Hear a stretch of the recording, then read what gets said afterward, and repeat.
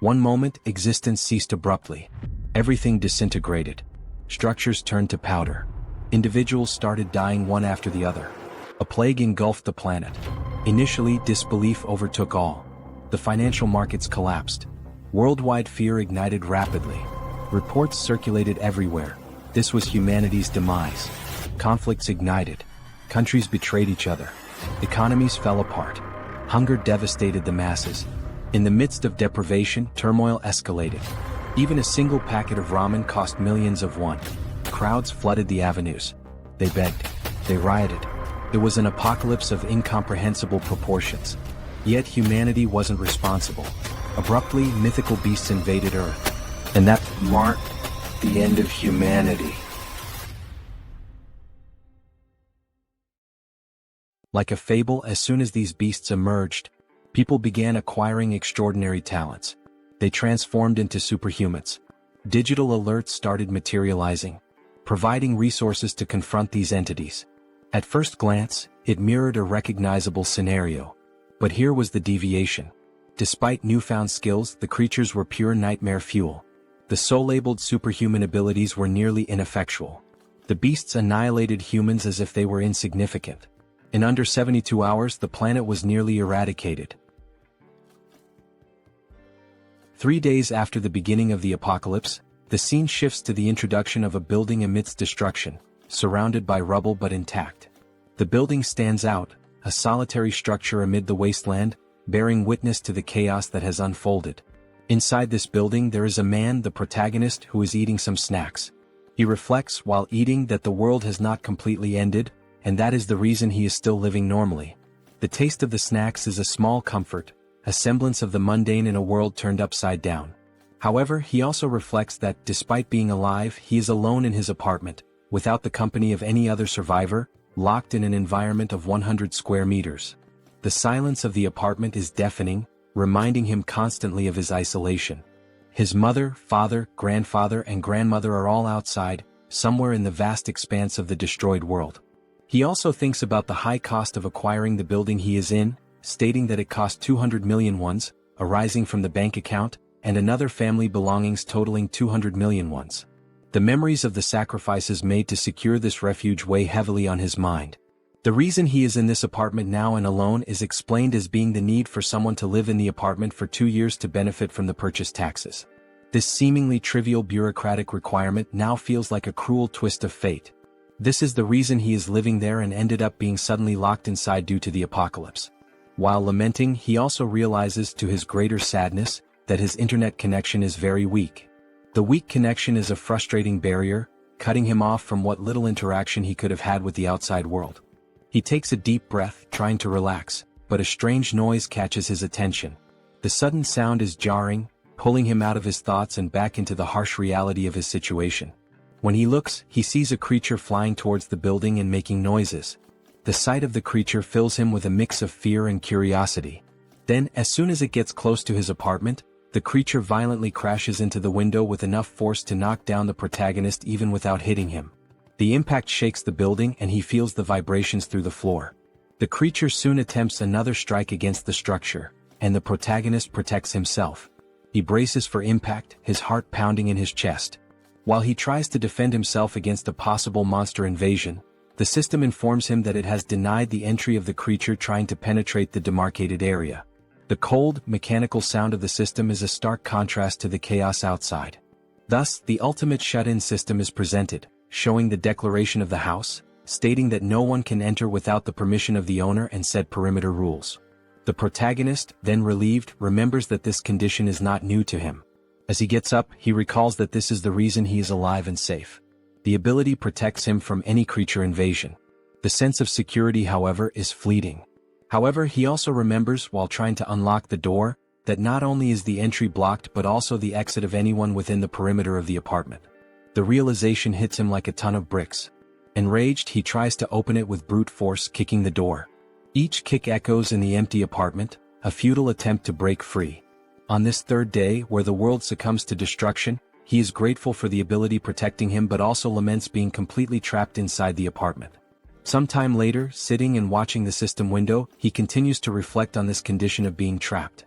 The cold glow of the screen is his only company. Irritated, he laments not having the power to do anything about it. The feeling of helplessness is overwhelming. As he looks to the side, he notices that all his supplies are running out and that his refrigerator has lost power since the previous day. The ticking clock of his survival is a constant reminder of his predicament. His only source of energy is some food cooked in pans, which will not last much longer. The realization sets in, deepening his sense of urgency. Suddenly, the system shows a new notification. The unexpected beep of the notification is a jarring interruption. He has hunted a Calican, level 23, and gained a significant amount of XP and some new skills have been added. The notification is a glimmer of hope in the darkness. His attention is entirely focused on the system as he analyzes the reason for this unexpected notification. The details on the screen are a puzzle he needs to solve. Looking out the window, he sees the ground floor, where the bird that had hit his window is lying on the ground lifeless and being attacked by goblins. This makes him realize that the death, even not caused by the animal's impact on the window, made him gain experience after the monster's life ended. The macabre scene outside is a grim reminder of the new rules of this world. The system continues to notify him, saying that a new skill has been unlocked, and resources have been acquired from the surroundings, and these resources are being calculated. The protagonist also notices a change in the goblin's behavior and wonders why. The shifting dynamics of the creatures are yet another uncertainty to navigate. Now, in desperation, the goblins face the monster's death, while they desperately try to scavenge something else. The system completes the resource calculation and informs him that 2,203 wands have been deposited in his wallet. The number on the screen seems surreal. This generates confusion about how this should work. The new reality of his resources is a puzzle he needs to piece together. Suddenly, the apartment's power returns, to the protagonist's surprise. The sudden return of power is a shock, a small miracle in a world gone mad. Everything was now working normally, and the house declaration evolved to level 3. The sense of normalcy, however fleeting, is a balm to his frayed nerves. With the XP gain, the dignity preservation ability was also unlocked, and this is the reason why all the basic resources of the house have been restored. The acquired money is now in his wallet, and the protagonist reflects on the return of the house functions with joy.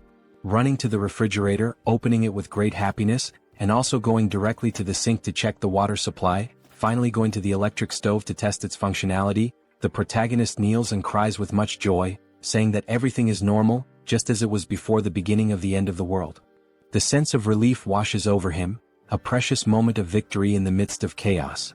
However, when he picks up his cell phone and tests his internet connection, he notices that the phone is not working.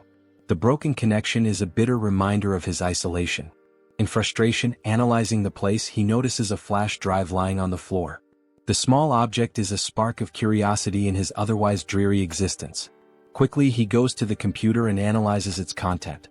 There were photos of his mother holding him as a baby, taking him to school, and also photos of the united family. The images are a bittersweet trip down memory lane. In parks, at birthdays, making him reflective and planting in his head the idea of having to bring his family back no matter the cost. The determination hardens in his heart. Determined, he gets up and goes to the window when he is surprised by another notification.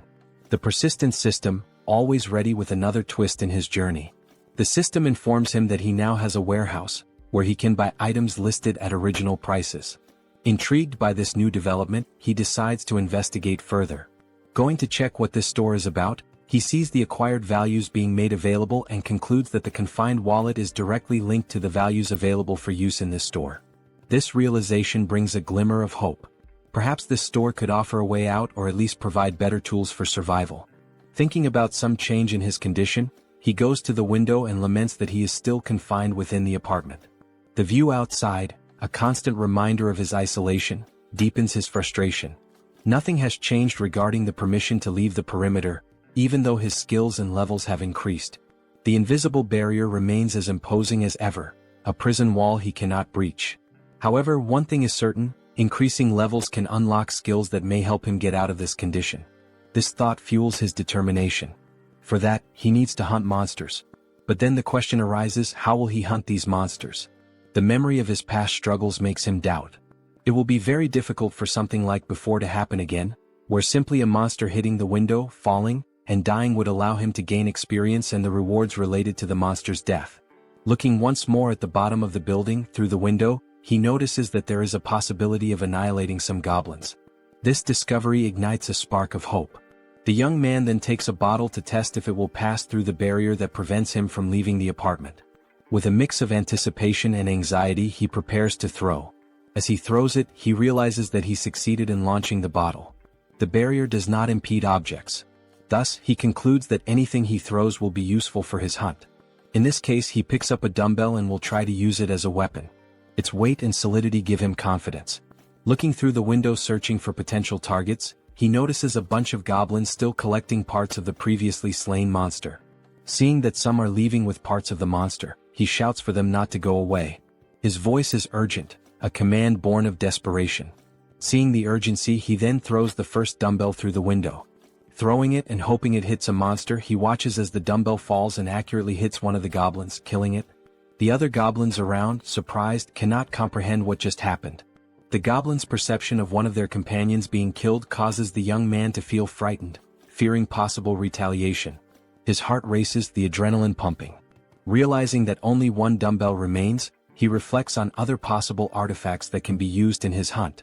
He needs to be creative. Artifacts that are strong enough to perform a kill when thrown, even considering throwing the TV or computer. His mind races with possibilities. The goblin screams on the ground floor of the building catch the protagonist's attention, who becomes scared as they howl more and more with the intention of making some kind of counterattack. With the goblins advancing against the building, the protagonist realizes that this may be a good opportunity, as they are now closer, and he will be able to hit his targets more easily. The proximity could be an advantage. To solve the shortage of throwable artifacts, he goes back to the store and activates the function to list items, picking up his last dumbbell and registering it in the store to test the functionality. While scanning the dumbbell, he receives a notification of the artifact's characteristics and also the price registered in the store for the item acquisition. Surprised, he compares the listed price with the price he paid to buy this item online previously, concluding that the price of the items he registers will indeed be the same as normal stores from the period before the end of the world. This realization reassures him. With the item ready and scanned, the system suggests buying the item he just registered. Confirming the purchase, the dumbbell is projected and materialized in front of the young man. He now shouts with joy, considering that everything worked as expected. His plan is coming together. Now the second part, testing the purchased items by throwing them through the window to hit more targets. In the first throw, there is already success as the dumbbell hits a goblin. The thrill of the successful hit fills him with confidence. The system confirms the hit by showing the EXP obtained and the ones from the goblin's death. Meanwhile, the group of goblins watch the lifeless body. Not having much time to lament, they are surprised by more dumbbells falling from the sky, literally, a rain of dumbbells. Some, now smart, try to run to avoid being hit, causing the protagonist to become irritated with the situation and decide to take other strategies. He cannot afford to waste any more time. Buying now 3 dumbbells at once, he quickly uses them, generating more hits and gaining more XP and more one. Now happy, the protagonist is surprised by another notification from the system. The messages keep coming. Now the store would also function as a warehouse, where he can store items for later use. While opening his warehouse, he activates the function to store one of his acquired dumbbells. The ability to store items opens new tactical options. Realizing the perfect functioning of the tool, he rejoices and then thinks of a new strategy to make kills in a more optimized way. His mind races with new ideas. He can now summon items from his warehouse and place them anywhere he wants. Soon, a brilliant idea comes to mind. He will summon the dumbbells outside to fall directly on the goblins. The precision and efficiency of this method are compelling. Opening the warehouse with a large quantity of dumbbells, he watches as all the dumbbells fall towards the goblins, performing an absurd sequence of hits and a flood of system messages with all the kills and ones acquired. The system notifications are a testament to his success. Shortly after finishing his hunt, the protagonist had already acquired and allocated various items in his warehouse. Several of them are food and drinks so that he can stay healthy for as long as needed. Ensuring his survival is paramount. Additionally, he managed to acquire more one by selling the items he used to hit the goblins. The influx of resources is a welcome relief. Suddenly, he realizes that there was a reduction of 1 unit of one. Thus, he begins to reflect on the preservation of dignity ability, questioning if it is responsible for the reduction of someone. He then starts to scan his apartment, meticulously observing the electricity, gas and water expenses. He realizes, with a growing sense of frustration, that the only active thing at the moment is his refrigerator. The thought nags at him, why just the refrigerator? Could it be this is what's consuming the precious resources he so desperately needs? In frustration, he recalls his hunt against the goblins, a memory that brings a fresh wave of irritation. He reflects on how, later, several goblins fled, abandoning their former home, and since then he had managed to hit only 2. His efforts had yielded such meager results, leaving him to wonder if all this exertion was worth it.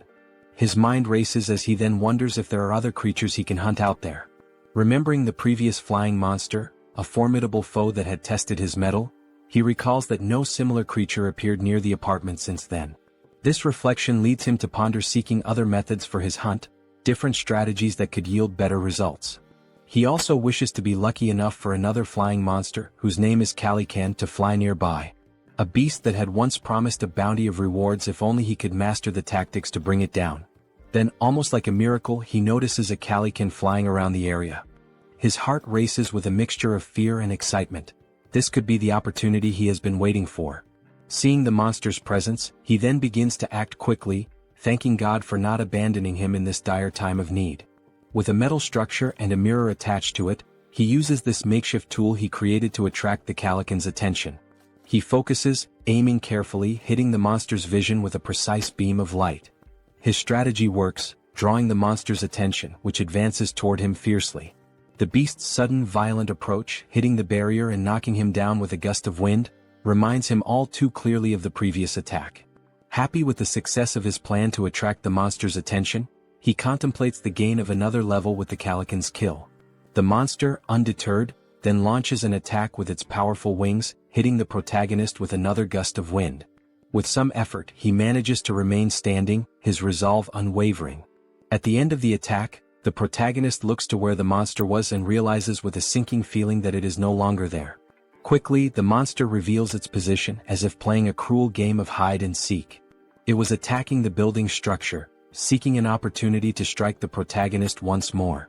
While the system alerts that an unauthorized entity is trying to enter the zone, the protagonist observes, his mind racing. He wonders if the creature will be strong enough to break the ability's barrier.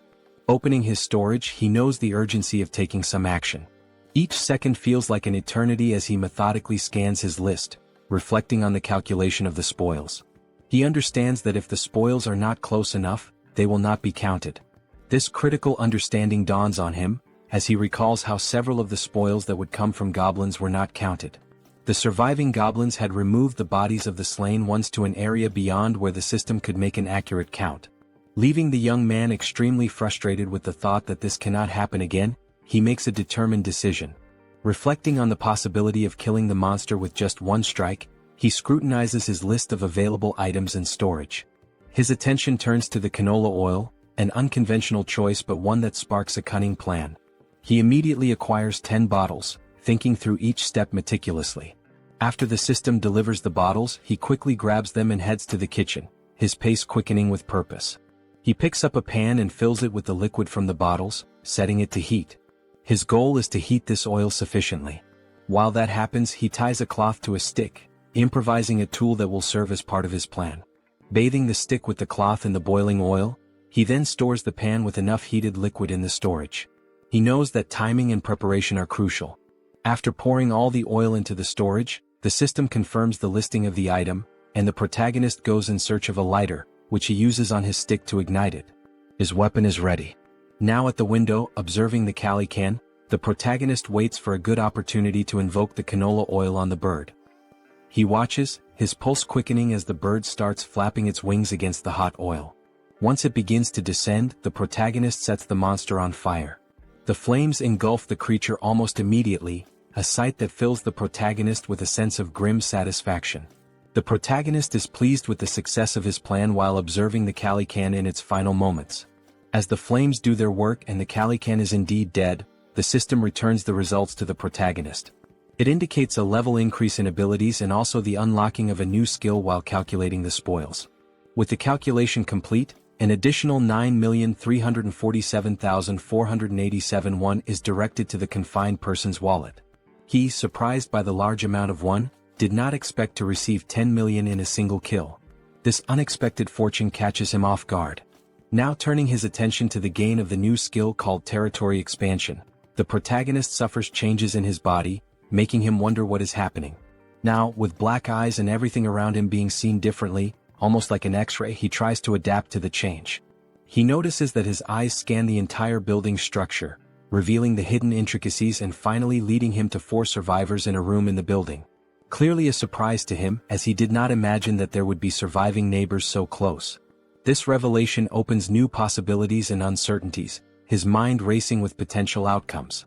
Attempting to understand the situation, the young man, still with his eyes blackened, is overwhelmed by feelings of despair, confusion, and doubt. Suddenly, his eyes perceive the presence of people inside the building in a strange manner, leading him to a single question. What is happening?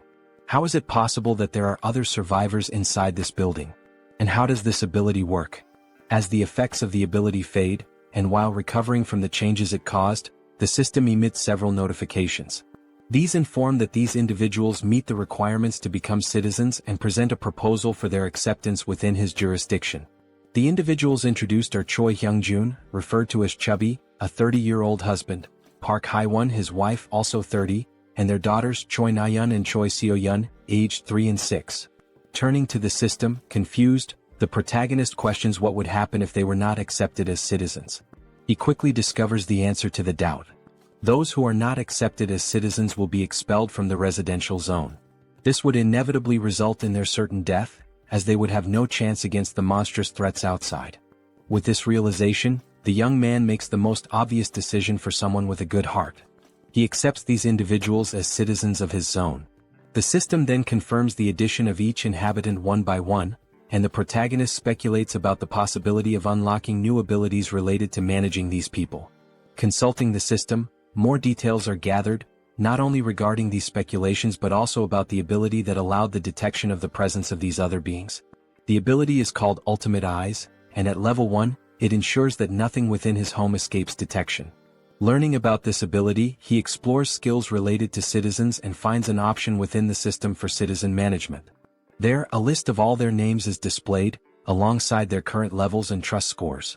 Below the list, a population counter shows 4 out of 600. The number is surprising. 600 people is a lot. Diving into the details about Chubby, information is found about awakened skills. Currently none, XP distribution at 0%, and money distribution also at 0%, with options to assign a mission to Chubby or remove him from the citizen list. Data such as XP and money distribution rates raise questions about the possibility of sharing gains with the host of the house, sparking curiosity about how much control there might be over these rates. Could this also be a way to grow stronger? Returning to the system, under the option to assign a mission to Chubby, the system presents a form requesting details such as description, time limit, mission rewards, and penalties for failure. This detail is surprising, especially the need to specify all these elements. In this case, the mission is described as Goblin Hunt, giving Chubby 168 hours to complete it. The reward is a small amount of XP with no penalties for failure. When confirming the mission, considerations are made to alter the form's details, balancing penalties for failure with the mission's complexity and its rewards, even contemplating imposing elimination as a failure penalty. However, back at the confirmation screen, the assignment is cancelled, deemed too dangerous and unfair to arbitrarily decide the lives of citizens. Reflective, the protagonist wonders what should be done with this ability. Then, an idea arises: use Ultimate Eyes again to check what is happening in the room where the citizens are. Observing everything, the family, sitting around a table, seemingly desolate, begins a dialogue with the wife questioning what they can do now.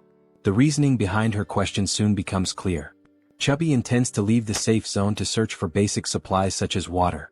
Though he wishes to stay with his family and daughters, he knows the necessity of obtaining essentials for their survival. The wife shouts that he cannot do this, emphasizing the extreme danger involved. Chubby understands but, given their circumstances, fears they have no other choice. He wonders aloud if there might be any place with at least water. He answers that even if there isn't, it is necessary to try the nearby convenience stores, mentioning one particularly large store that will surely have something usable.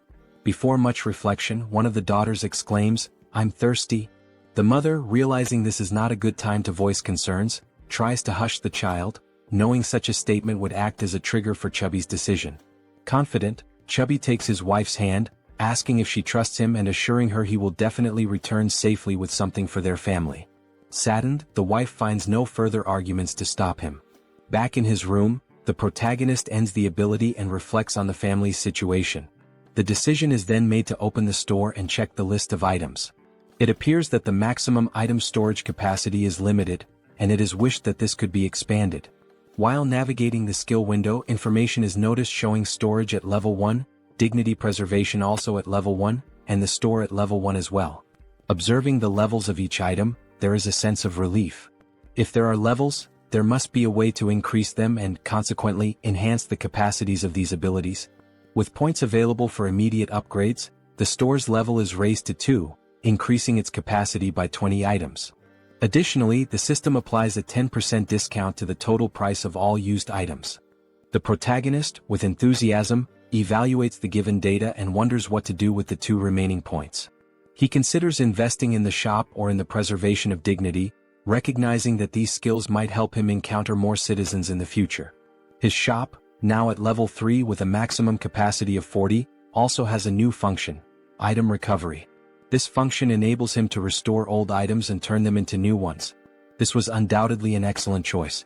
Without further ado, he visits his shop again to acquire water and some fruits. With the remaining points, he decides to allocate them to other skills, particularly the preservation of dignity. Still at level 1, the choice to upgrade is based on the ability to request various things in return if he provides energy and water. With the preservation of dignity skill at level 2, he can now register vassals, leaving the protagonist puzzled about what vassals might be. The scene shifts to the living room where the family is gathered, and Chubby is seen preparing for his journey. Looking back, his wife and daughters appear distressed, wishing he would reconsider before it's too late. However, Chubby responds with a display of affection and protection, promising that he will return and asking the children to protect the house while he is away. The children ask if he really plans to go, and he responds as if it's a simple task, saying he is merely going to fetch some food and water. He also requests that they obey their mother in the meantime.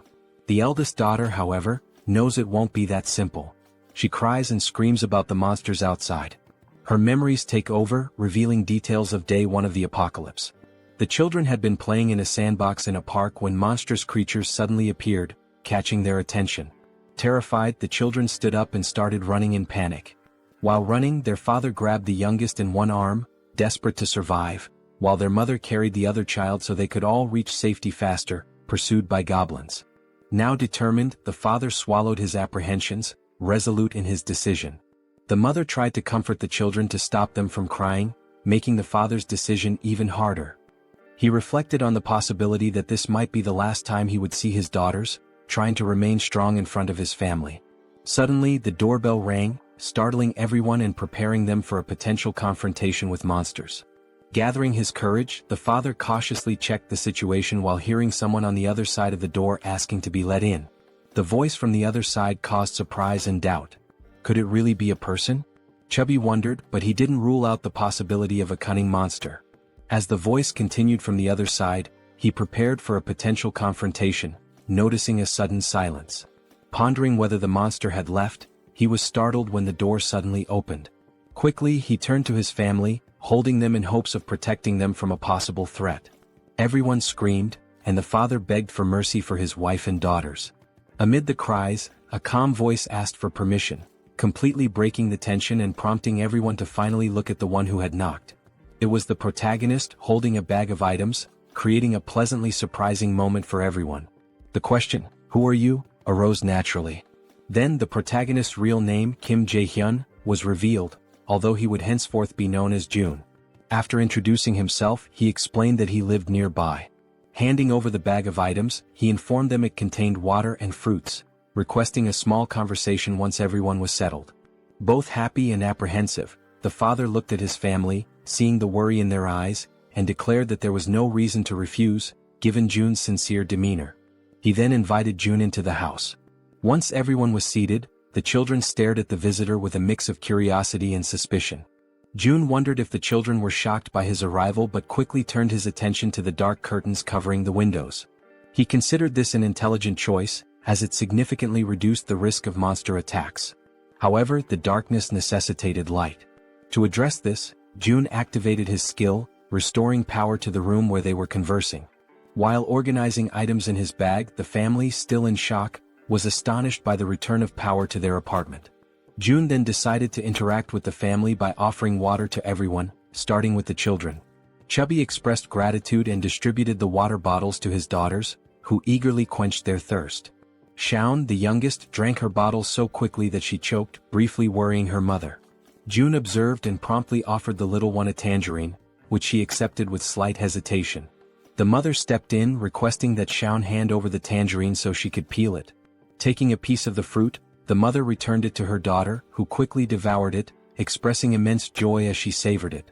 The mother asked if it was good, and Shaun enthusiastically confirmed.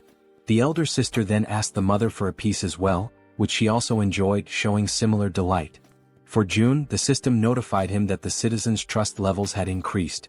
It reported that Shaun's trust score had reached 50 points and her loyalty level had exceeded 30 points, meeting the requirements for her to become a vassal. Now at level 2, Shaun, with 57 trust points, no skills and no XP or money allocated, had new options available for missions to be assigned by June. He then reflects that this little girl has met the requirements. However, she is still too young to receive missions. Another thought that crosses June's mind is that the number of registrable vassals is highly limited compared to the number of citizens. Therefore, he needs to be very cautious in selecting vassals to avoid filling these slots carelessly. Looking at Chubby, whose trust level is at 31, June realizes that this score must be raised further. While contemplating, he is interrupted by Chubby, who asks if there is a way to repay June for his actions toward the family. June invites Chubby to talk in the hallway. Surprised, Chubby agrees and both move outside the room.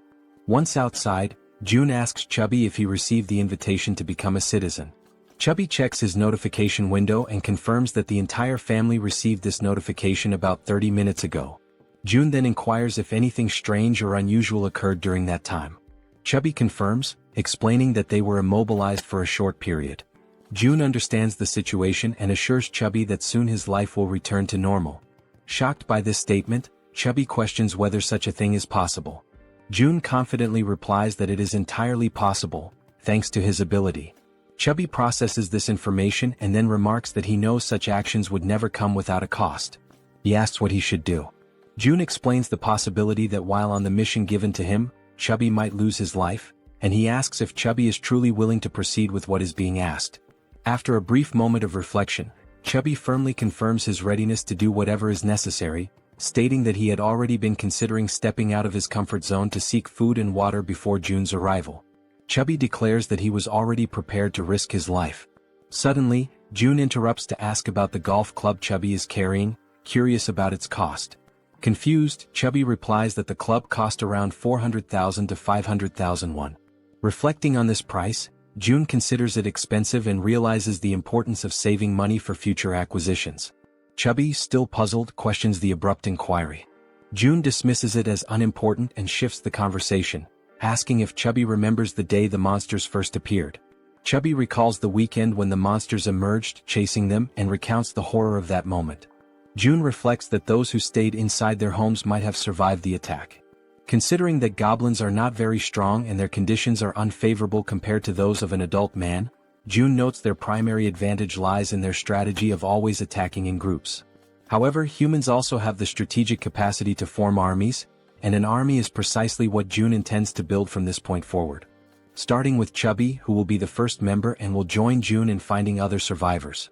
Sometime later, back in his apartment, June analyzes the system, which notifies him that his trust level with Chubby has risen further. Checking his list of citizens, the system displays Chubby's trust level at 40 points. Reflecting on having an entire family as citizens, June considers the possibility of his own family being added to this list as he continues to develop the system. Suddenly, a goblin screech catches June's attention. He gets up and goes to the window to investigate the commotion. Looking down, he is surprised to see other people fighting against a large number of goblins. Contemplating how he could assist and how challenging it would be, June formulates a plan while observing the goblins' assault on the group of humans. One individual, armed with a baseball, prepares a powerful throw at one of the attacking goblins. The ball strikes the goblin's face, knocking it out instantly.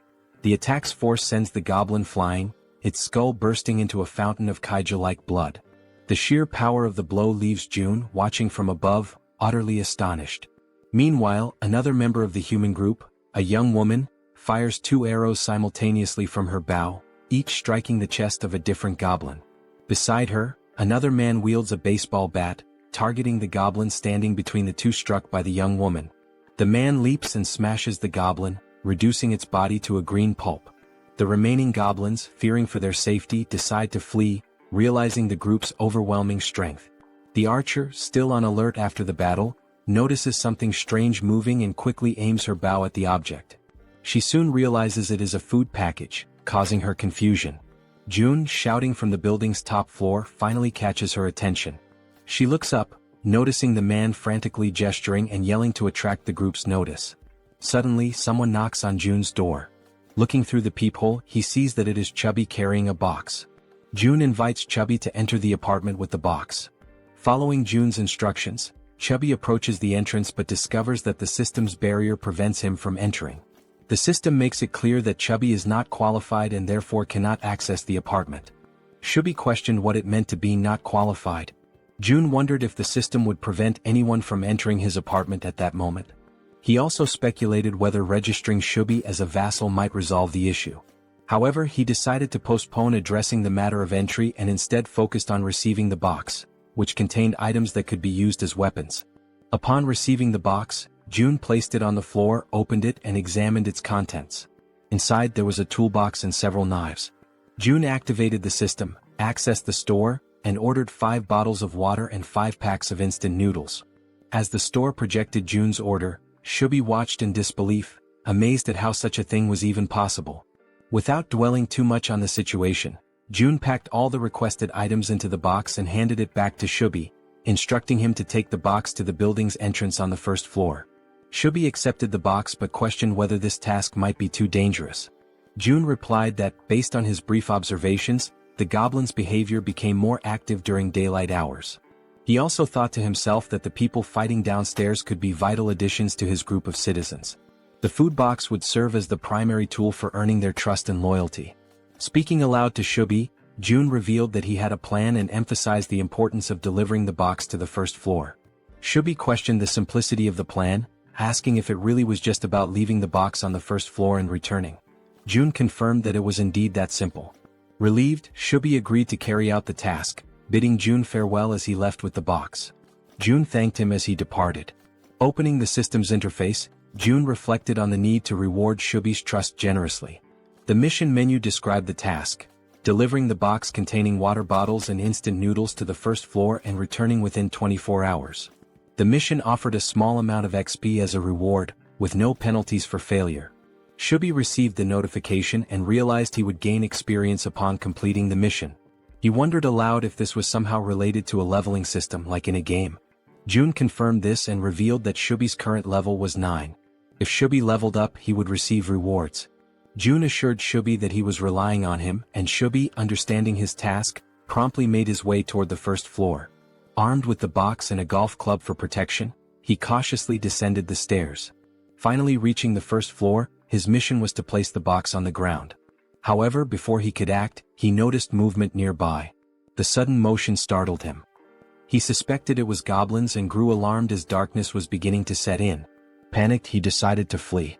Yet, in his haste, he twisted his ankle and fell, causing the box of supplies to spill across the floor. Items scattered everywhere, and Chubby, now lying on the ground, desperately tried to regain his composure.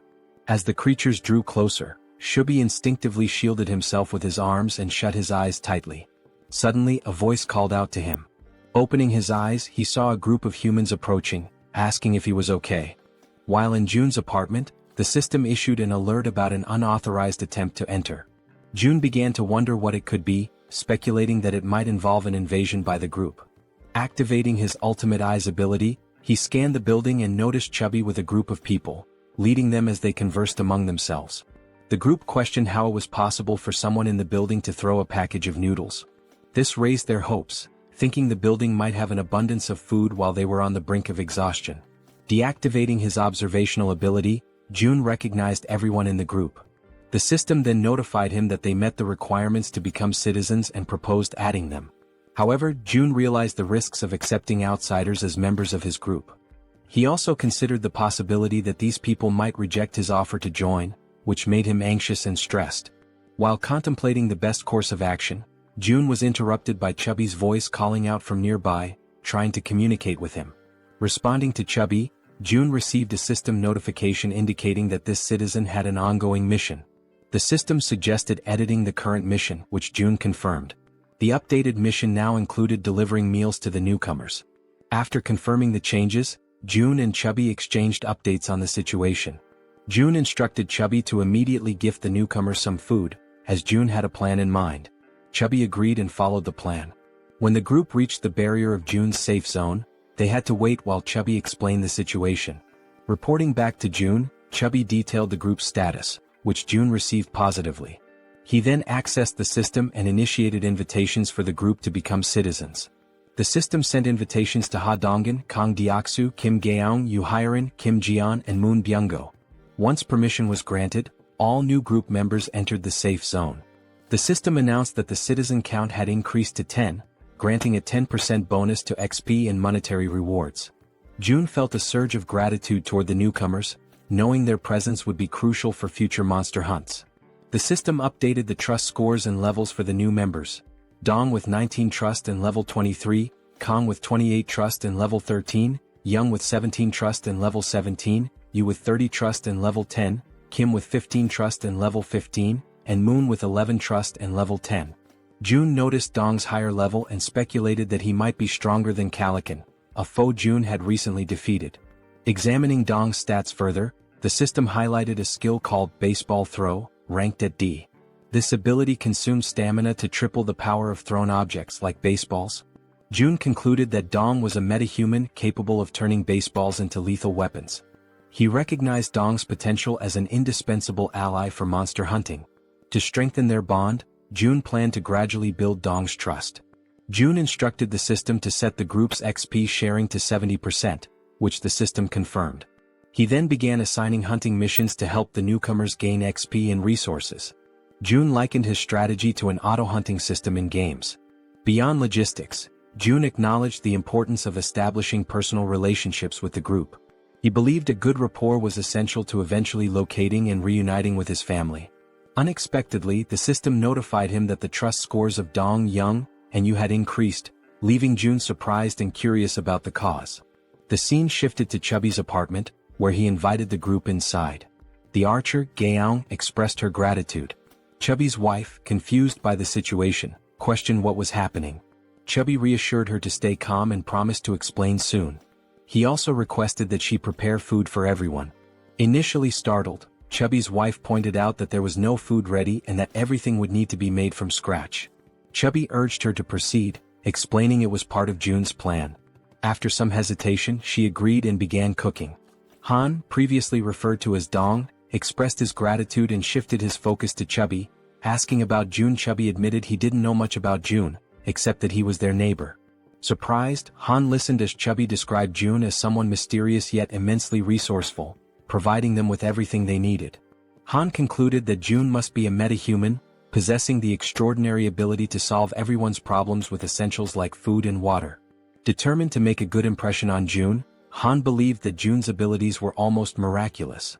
Chubby informed the group that they could take a shower while waiting for the food. The female members were stunned by the idea of taking a shower amidst the chaos. Han observed that, given the building's functional resources, such luxuries were indeed possible. Chubby elaborated, mentioning the availability of hot showers, leaving the women speechless. Chubby added that there were 2 showers available for simultaneous use. Another group member, who bore a resemblance to Toji, jokingly suggested challenging June to a fight. Han immediately dismissed the idea, calling it absurd and emphasizing the importance of impressing June instead. The group agreed on the need to prioritize securing food, recognizing this as a rare opportunity that couldn't be wasted. They turned their attention to Moon, who appeared lost in thought.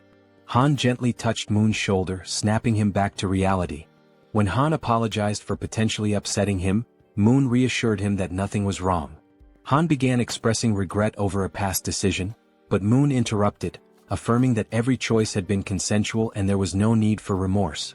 The group collectively strategized about obtaining supplies for Moon's grandmother. However, Moon internally lamented that it might already be too late for her. As Han discussed their plan further, the sound of the door opening startled everyone. Han readied a baseball in his hand, prepared for confrontation, but quickly realized it was June. June's presence radiated warmth and reassurance, instilling hope in the group. They felt certain that June was the key to lifting them out of their despair. A few minutes went by and they sat in silence around the table. The atmosphere was tense until Haewon, a fatty's wife, feeling the strain, finally spoke. She apologized for how cramped the room was. Han, striving to be courteous, replied that it was fine. Since they had arrived unannounced, it didn't bother them. Just then, Fatty entered the room and announced that the food was ready. One by one, Fatty placed bowls of rice before them. They could hardly believe they were about to enjoy a real meal and began to wonder when they had last eaten something proper. Haewon, feeling slightly awkward, hesitated before admitting she wasn't sure if the food she had prepared would match their tastes. What seemed like a simple meal to Haewon left the group's archers stunned with admiration. As she stared at the dishes laid out before her, she couldn't contain her amazement. She told Haewon that the food was incredible, confessing it had been a long time since she had eaten something so delicious. Haewon, shyly brushing off the compliments, explained that it was all thanks to the ingredients Seo Jun had provided. She admitted that, without Seo Jun's help, she would have only been able to serve rice and tangerines. Meanwhile, Seo Jun noticed that Haewon's trust level had reached 50. He smiled quietly to himself, reminded of his mother, who always beamed with joy when guests praised her cooking. But as the thought lingered, he realized with some surprise that Haewon's trust had surpassed Jun's. Later on, they all started eating, expressing their gratitude to Haewon for the meal.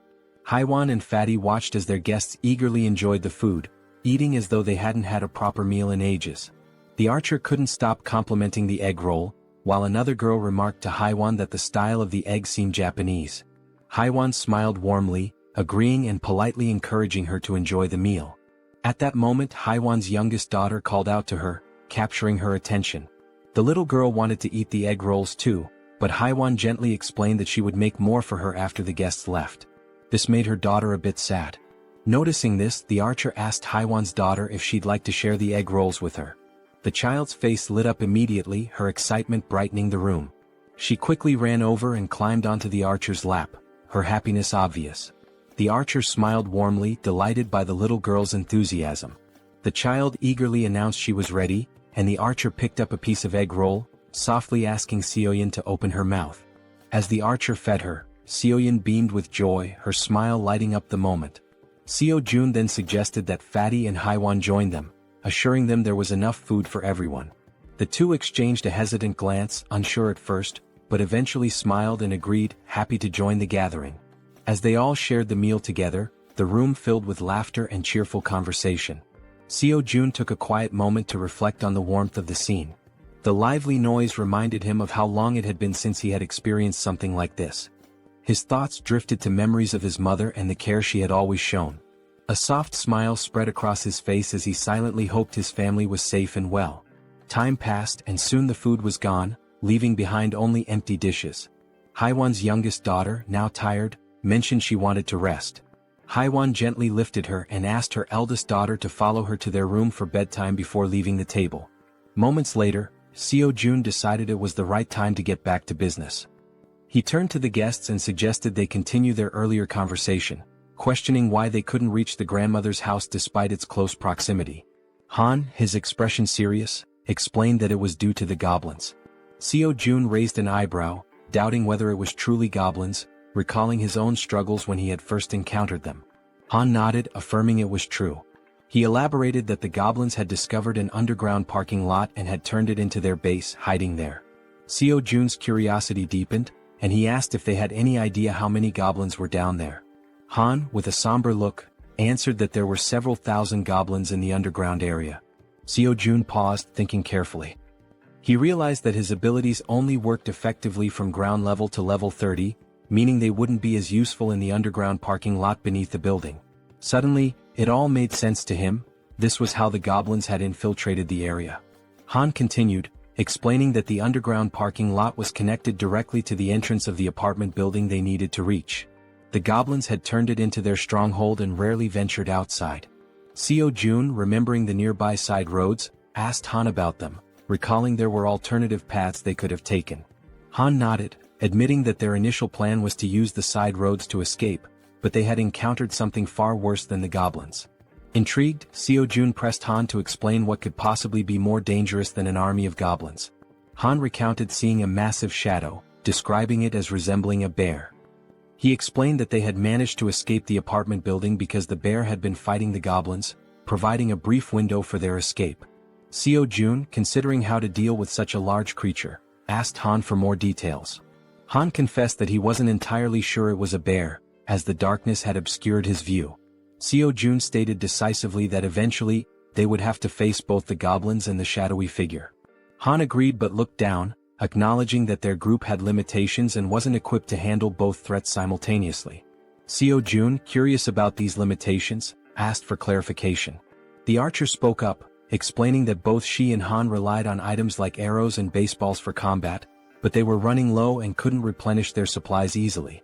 Despite the challenges, Han remained composed and suggested he could find a solution. He asked to inspect their current weapons, the arrow and baseball. Without hesitation, the archer handed over her equipment. The system then prompted Seo-jun, asking if he wanted to list the new items. Seo-jun agreed and the system began scanning them. Moments later, it displayed the cost to replicate the items. When asked if he was certain, Seo-jun confirmed. Seo-jun glanced around the table and asked if everyone could use the archer's weapon.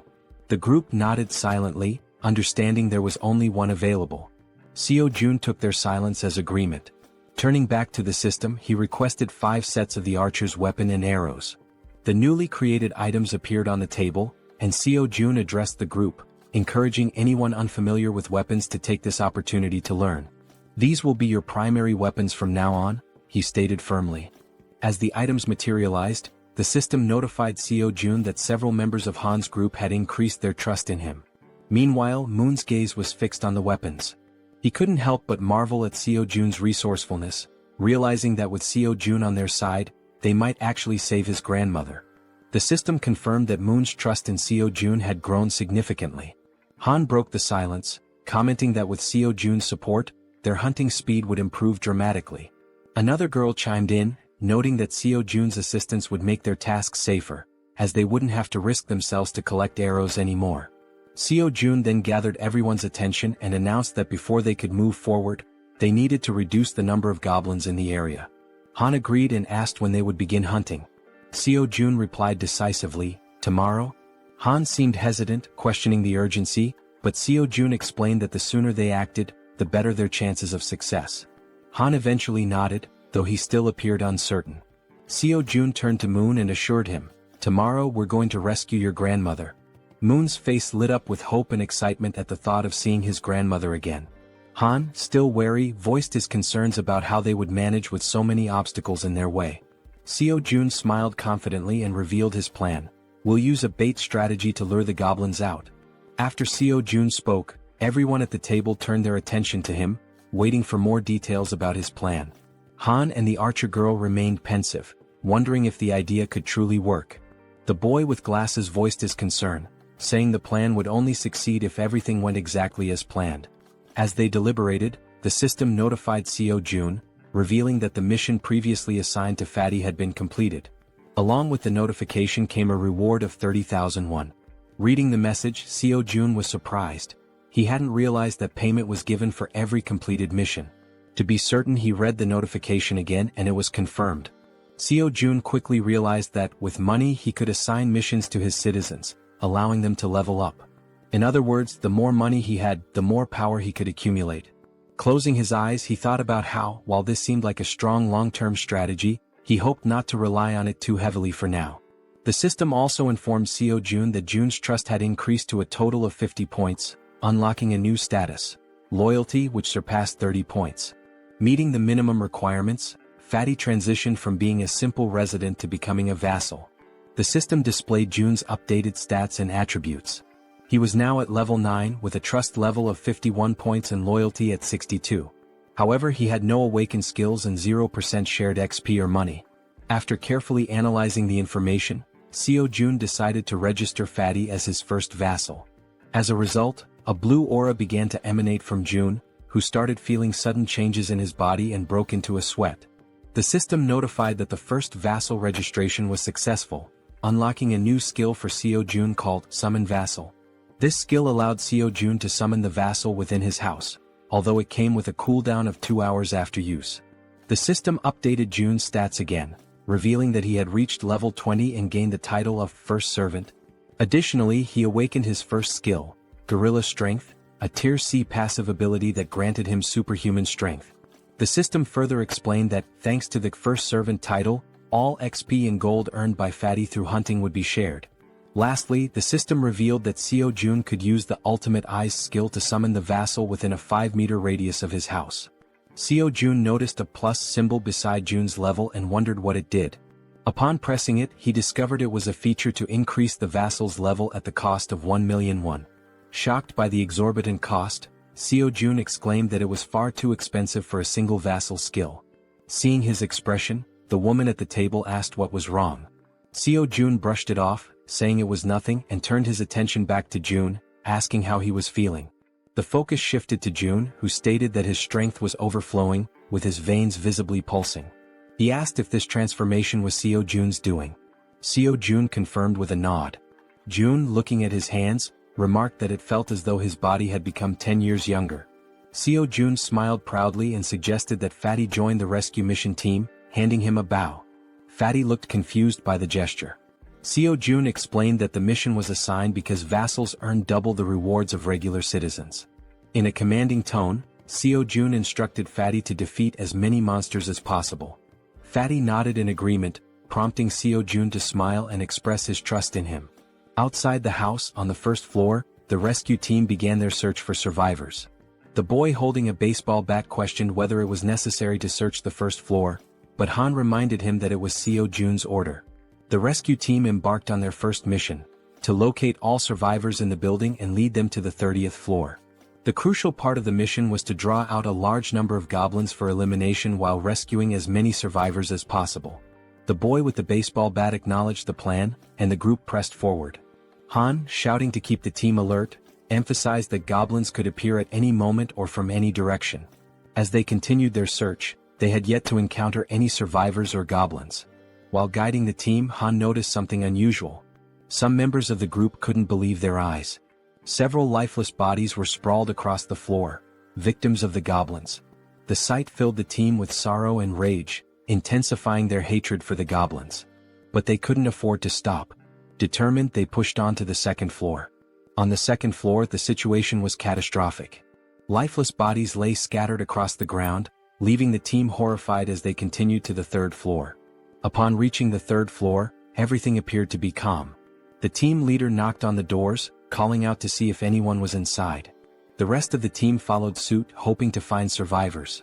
After several unsuccessful attempts, the team lowered their heads, burdened by a sense of sadness. However, the boy with the baseball bat refused to give up, encouraging the team to press on to the next floor. On the fourth floor, they resumed knocking on doors, announcing themselves as the rescue team. Suddenly, a door creaked open, revealing a man with a tired expression. He asked if they were truly part of the rescue team, mentioning that he was extremely thirsty and begging for water. Han quickly pulled out a bottle and handed it to him. The man, still skeptical, asked again if they were really from the rescue team. Han reassured him, confirming their purpose and explaining that, as a resident of the building, he was helping to lead all survivors to a safe location. The man seemed surprised to hear this. He closed the door momentarily but reopened it shortly after, revealing 2 others inside the apartment. Introducing himself as Hong Young-soo, he stated that he would rely on the team. Han introduced himself as well, expressing his hope for good cooperation between them.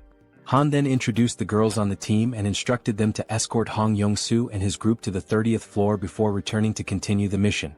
Hong Young-soo hesitated, questioning the safety of the 30th floor and expressing his reluctance to leave.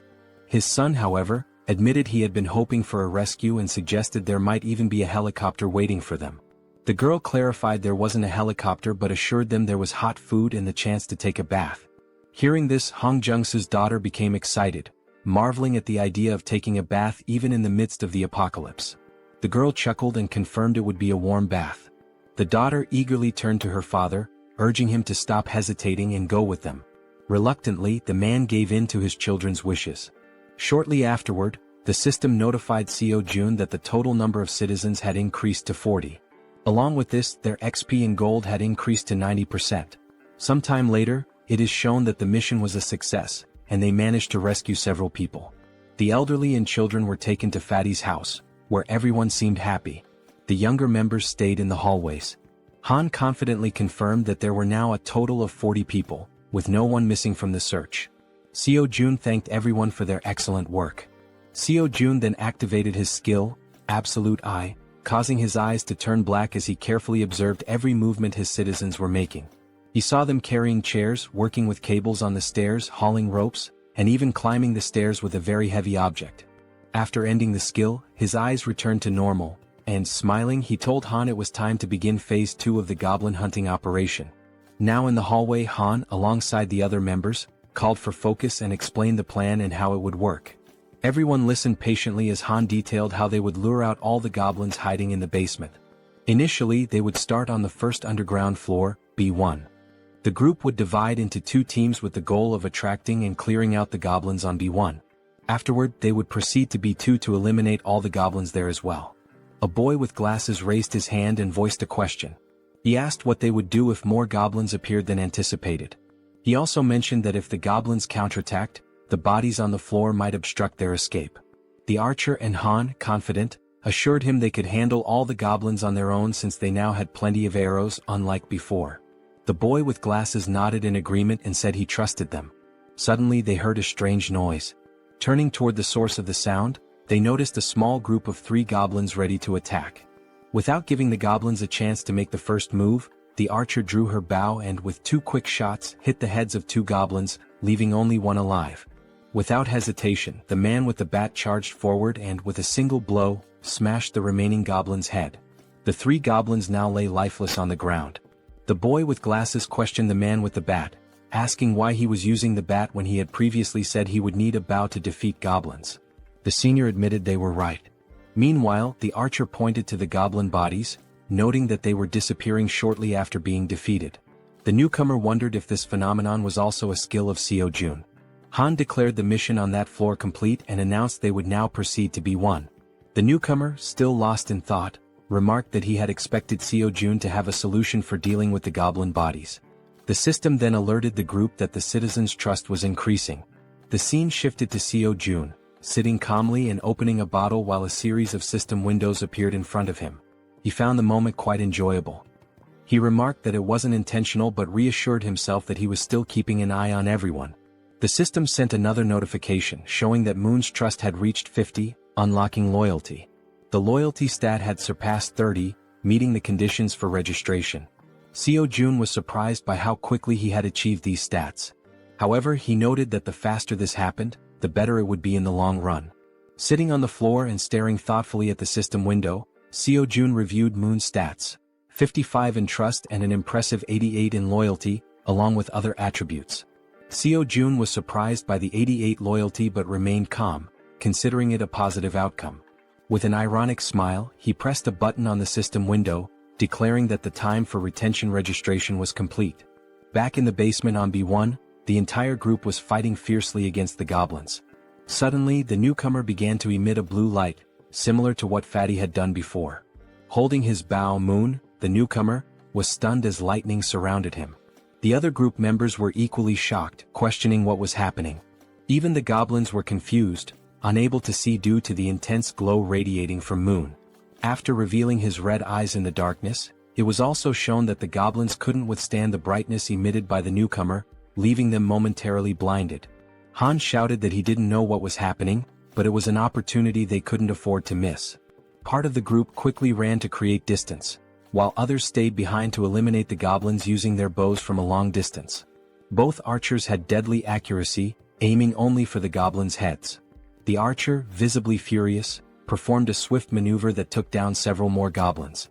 Seeing what had just unfolded before them, the goblins became enraged and charged forward to attack. Despite the number of goblins they had already killed, their numbers only seemed to increase. While running, the group realized the sheer aggressiveness of their opponents and remarked how they hadn't expected them to be so relentless. The archer shouted, ordering everyone to retreat to the emergency stairwell, while the man with the baseball bat speculated that all the goblins from the B2 floor had likely converged on their current location. Reaching the emergency stairs, the group ascended frantically without daring to look back. To slow the goblins' advance, Han held the door shut. One of the goblins managed to wedge its hand through the gap and sarcastically asked if Han was holding the door by himself. Hearing this, the boy with glasses and the man with the bat joined Han to push the door shut. The goblins, however, were slowly forcing the door open. While the group struggled, they admitted it was getting increasingly difficult to hold it shut due to the overwhelming number of goblins. Suddenly, a voice from behind reassured them of help.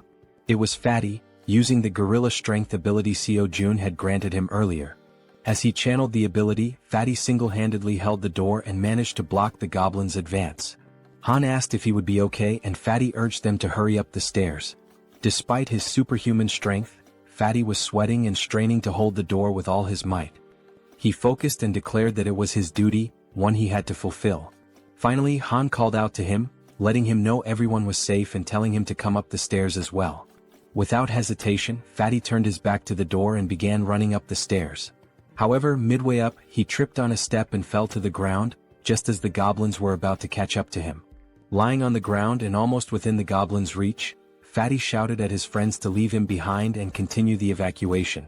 While Han hesitated, trying to decide what to do, someone suddenly and without hesitation rushed down the stairs to help. It was the boy with the baseball bat who, with a single powerful swing, smashed the goblin threatening Fatty. He called out to June, urging him to hurry, and extended a hand to help. Still on the ground, Fatty tried to crawl closer to his rescuer, but one of the goblins managed to grab his leg. Before he could even react, Fatty vanished without a trace, leaving his savior stunned and speechless, unable to comprehend what had just happened. Looking ahead, however, the goblins continued advancing in an unrelenting horde. Suddenly, one of them leaped toward the boy with the bat, but he swung his weapon and struck it down mid-air. Meanwhile, the other group members provided support with their bows, urging Deok-su, the boy with the bat, to move faster. Running in desperation as the goblins closed in, Han and the archer shouted frantically, pleading with him to hurry. Clutching his bat and without looking back, Deok-su pushed forward, racing up the stairs. Meanwhile, outside, under a full moon, the scene unfolds. A monstrous bear-like creature with glowing red eyes effortlessly devours a goblin, whose agonized screams pierce the night. With every passing second, the creature exudes a sinister aura, finishing its gruesome meal of the small goblin. Its sharp fangs and blazing eyes make it clear that its hunger is far from sated. It growls, declaring it wants more. From behind the beast, eerie screams echo, a sound that should not exist in the stillness of the night. Turning around, the creature notices the noise is coming from a massive building behind it. Coincidentally, the top floor of the building is still illuminated. The creature's bloodlust intensifies as it snarls, proclaiming that it will devour everyone in that building. In a sudden twist, Fatty is seen falling from a swirling purple portal. Don't worry, our Fatty didn't die. Instead, he was teleported to safety using Jaehyeon's ability. Jaehyeon, who had been observing from afar, pulled Fatty out of danger just in time. Fatty lands on the ground in a clumsy hero's pose, feeling relief despite his confusion about what just happened. Jaehyeon, standing nearby, remarks, "That was close." Fatty rubs his eyes to make sure he's not imagining things and sees Jaehyeon offering his hand to help him up. Jaehyeon explains that, just in case, he kept an eye on the situation using his absolute eye ability. He's glad to see that the vassal summoning ability worked perfectly. As Fatty tries to stand, he notices a sharp pain in his leg. It's then that he realizes the goblin had managed to cut him when it grabbed hold of him earlier. He hadn't even noticed how fast it happened, given the brief struggle. Jaehyeon immediately asks if Fatty is okay, but Fatty brushes off his concern, insisting that the wound will heal faster than he thinks. Jaehyeon, however, notices a shortage of medical supplies in his inventory and mentions that he should register some medicine to the system as well. He asks Fatty not to overexert himself and to wait for a moment.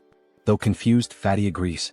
Inside, Jaehyeon searches for medical supplies and finds a first aid kit. Looking at it, he recalls how essential medicine is in situations like this. The sight brings back memories of his childhood with his mother, leaving him momentarily deep in thought. Opening the kit, he discovers it contains far more than he expected. Sitting on the floor, he examines the items and mutters that his inventory has only 40 slots left, but there's still so much to register. After a brief moment, he has an idea. he decides to register the entire kit instead of the individual medicines. The system initiates the registration process, scanning the kit. A system notification pops up, confirming that it's a standard first aid kit valued at 77,331. Without hesitation, Seo-jun accepts. Back in the corridor, Seo-jun brings the first aid kit to Fatty, who notices Seo-jun's genuine concern for someone he barely knows. Kneeling down, Seo-jun asks to examine the goblin-inflicted wound. Fatty rolls up his pant leg, revealing a cut near his calf.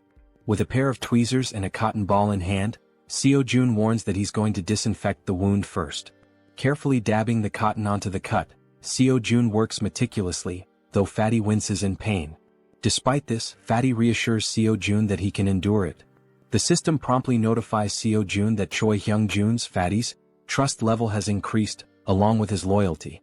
After partially cleaning the wound, Fatty thanks Seo-jun for his care. Seo-jun, while packing the first aid supplies back into the kit, expresses his concern for the others. He stands and instructs Fatty to rest, explaining that he has something important to attend to. Fatty nods and agrees to follow his boss's orders. Seo-jun closes his eyes, focuses, and activates his ultimate eyes ability. His eyes darken as he scans the building, allowing him to see everything happening within.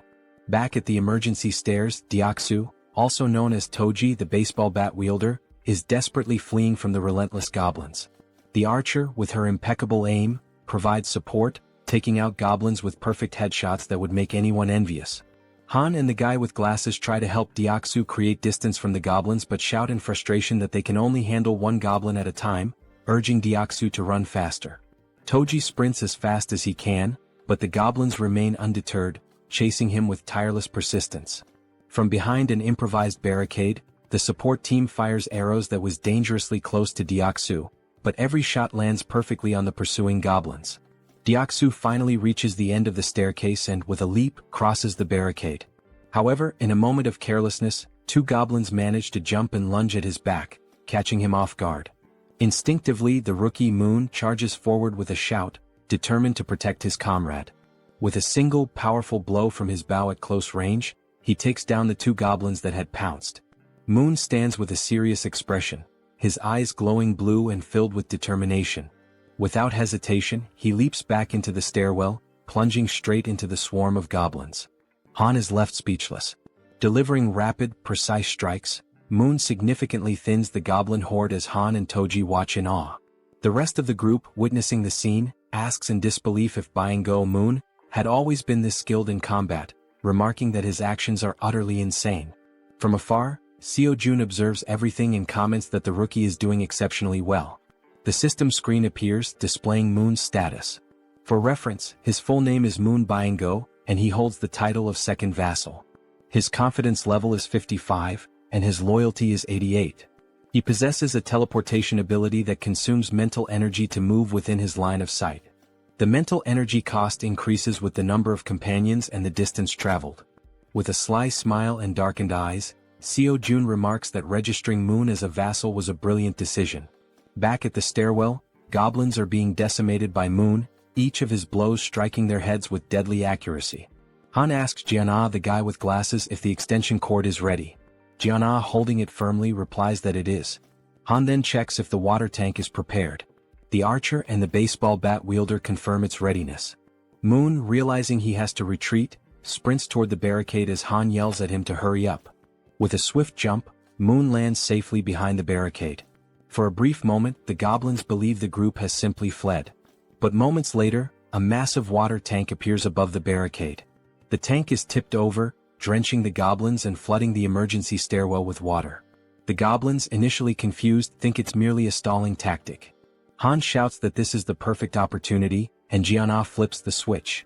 An electrical surge travels down the now-soaked stairwell through the wires they had previously laid, electrocuting all the goblins that had been pursuing them. Seo-jun's system screen notifies him that he has hunted numerous goblins of varying levels, including some at levels 6 and 7. Another notification pops up, showing that Seo-jun has gained significant XP and earned a total of 334,464 won, which has been deposited into his account. Additionally, his skill level has increased, and a new ability has been unlocked. While using his ultimate eyes ability, Seo-jun suddenly feels a strange pressure. A sharp pain begins to spread through his body, causing him to writhe in agony. Upon closer inspection, a purple wave expands outward from him, covering an increasingly large area.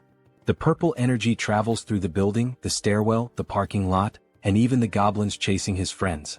The purple wave appears to function as a scanning mechanism because Seo Jun's ability screen indicates that hostile entities have been detected. After the scan, the system declares that the hostiles will be eliminated.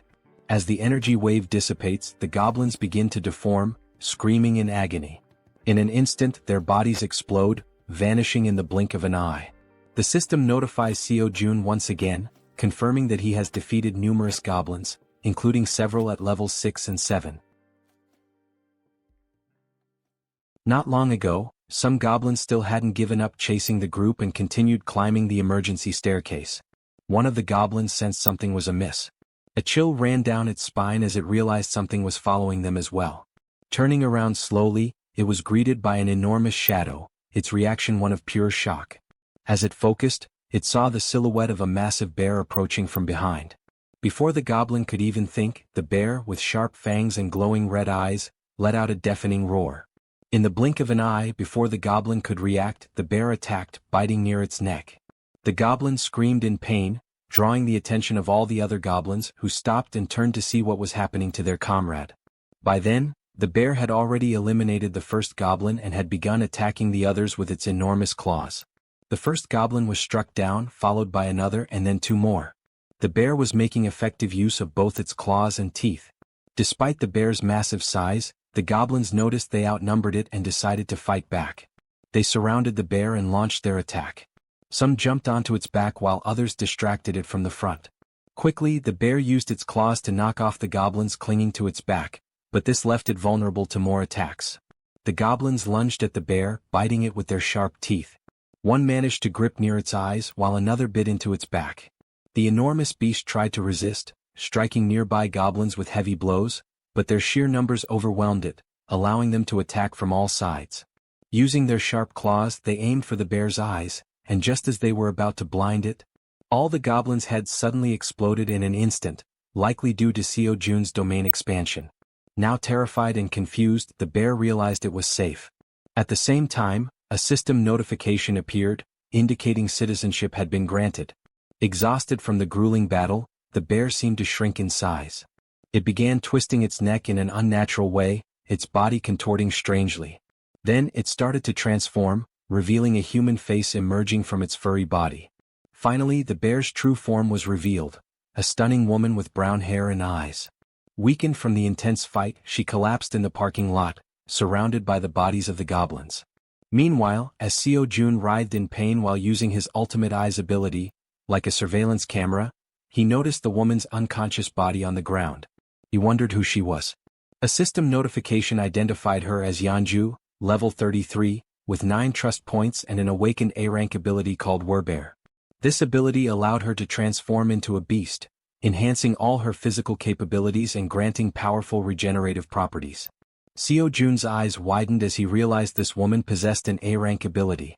Additionally, the system revealed that both Dongan and Hyerin had reached 50 trust points, unlocking their loyalty.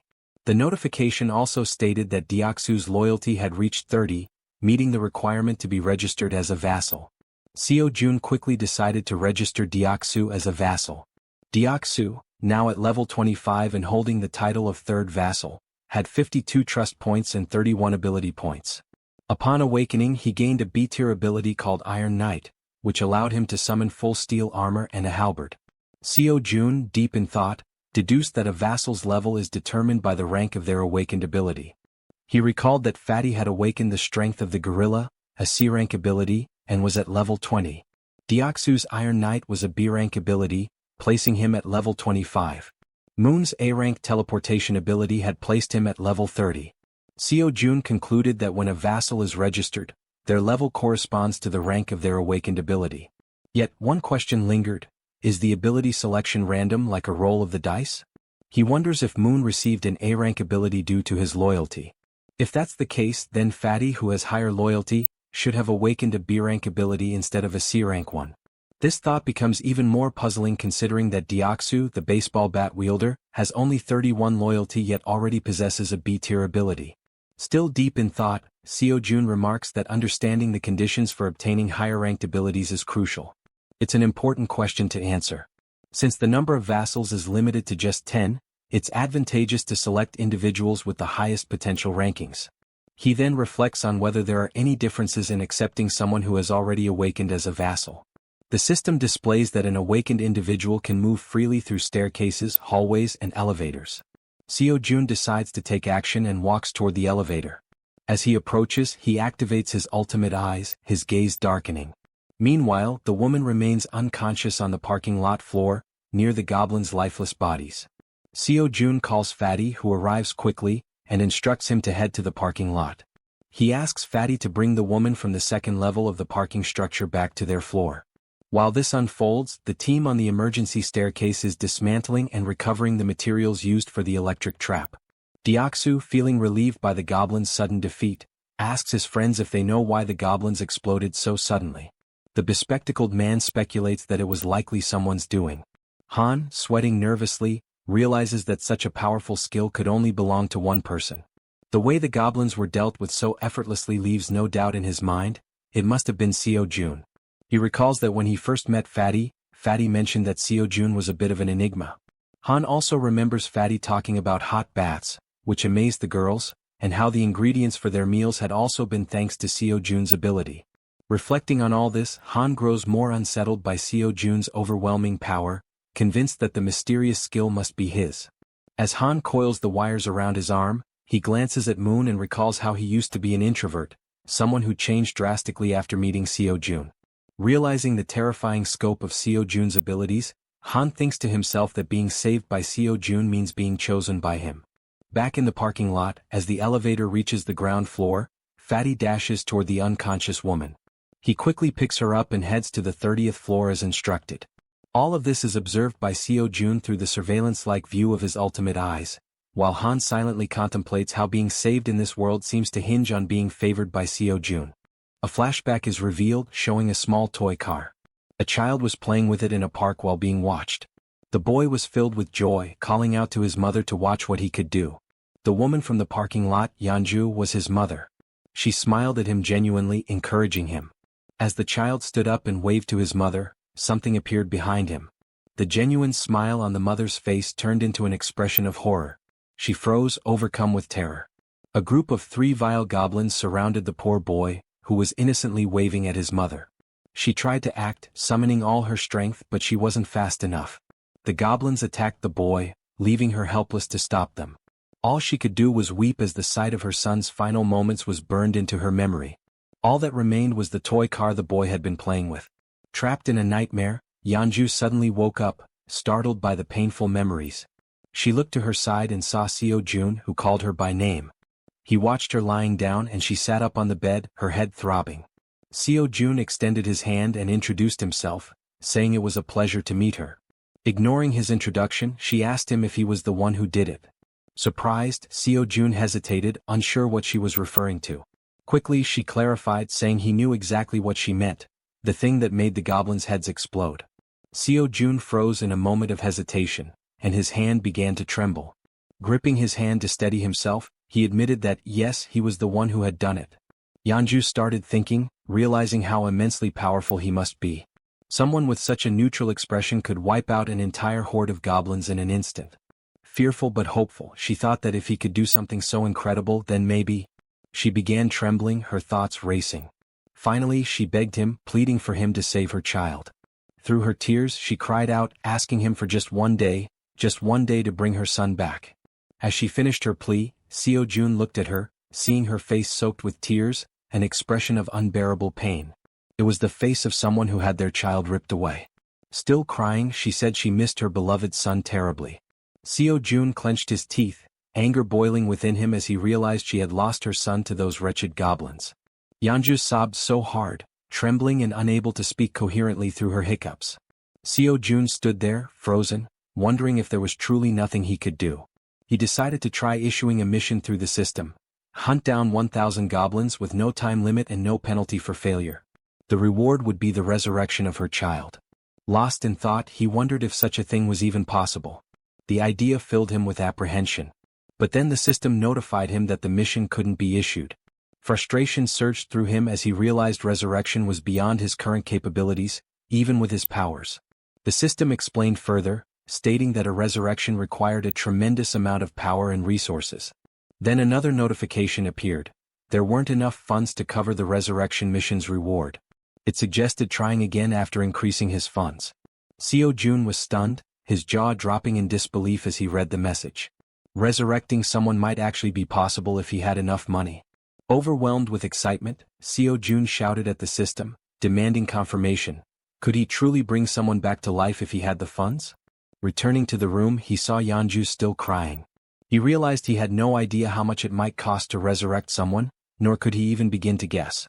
But knowing the possibility existed, he decided to act. He called out to Yeonju, who quickly looked up, wiping her tear-filled eyes. With a serious expression, Seo-jun told her that he thought he might be able to help her. He explained that there might be a way to bring her son back. Upon hearing this, Yeonju feels a sense of relief. Though not a certainty, the idea that there might still be hope offers her comfort. Still crying, she grips the bedsheet tightly and asks if what he said is truly real or just a cruel joke. Seo-jun reassures her that he would never joke about something so serious. However, he explains that while it is possible, it cannot happen just yet, and she nods in understanding. He adds that he doesn't know exactly how long it will take, but there is definitely a way. Yeonju turns to him, saying she'll do whatever it takes and asks what she should do to make it possible. Seo-jun considers the situation. With Han's group, which now includes Moon, Toji and Fatty with their awakened abilities, they already have a strong team. Adding Yeonju, a level 33 fighter, would make them capable of handling most monsters. He thinks the best course of action is to transform all 7 of his minions. Changing his expression to a smile, he asks Yeonju to get up, saying he'll introduce her to some people. Shortly after, Han introduces himself, and Yeonju politely returns the greeting. She then asks if he's the one who was throwing baseballs to hunt goblins, which startles Han that she knows about that. Yeonju also turns to the archer, saying she recognizes her too since she was shooting arrows at the goblins, leaving the archer equally surprised. Nervous, the archer asks how Yeonju knows her. Yeonju, growling and mimicking claws with her hands and sharp teeth, asks if they really don't recognize her, saying they've met before. Toji, the archer, and Han look confused about her growling while cute bears appear in the background. Deciding to clarify, Yeonju begins transforming. Gradually, fur starts appearing on her body as she focuses. Her bear form becomes evident, complete with a snout and brown fur. The archer, shocked, points at her and asks if this is actually happening. Now a massive bear stands in the room before the group.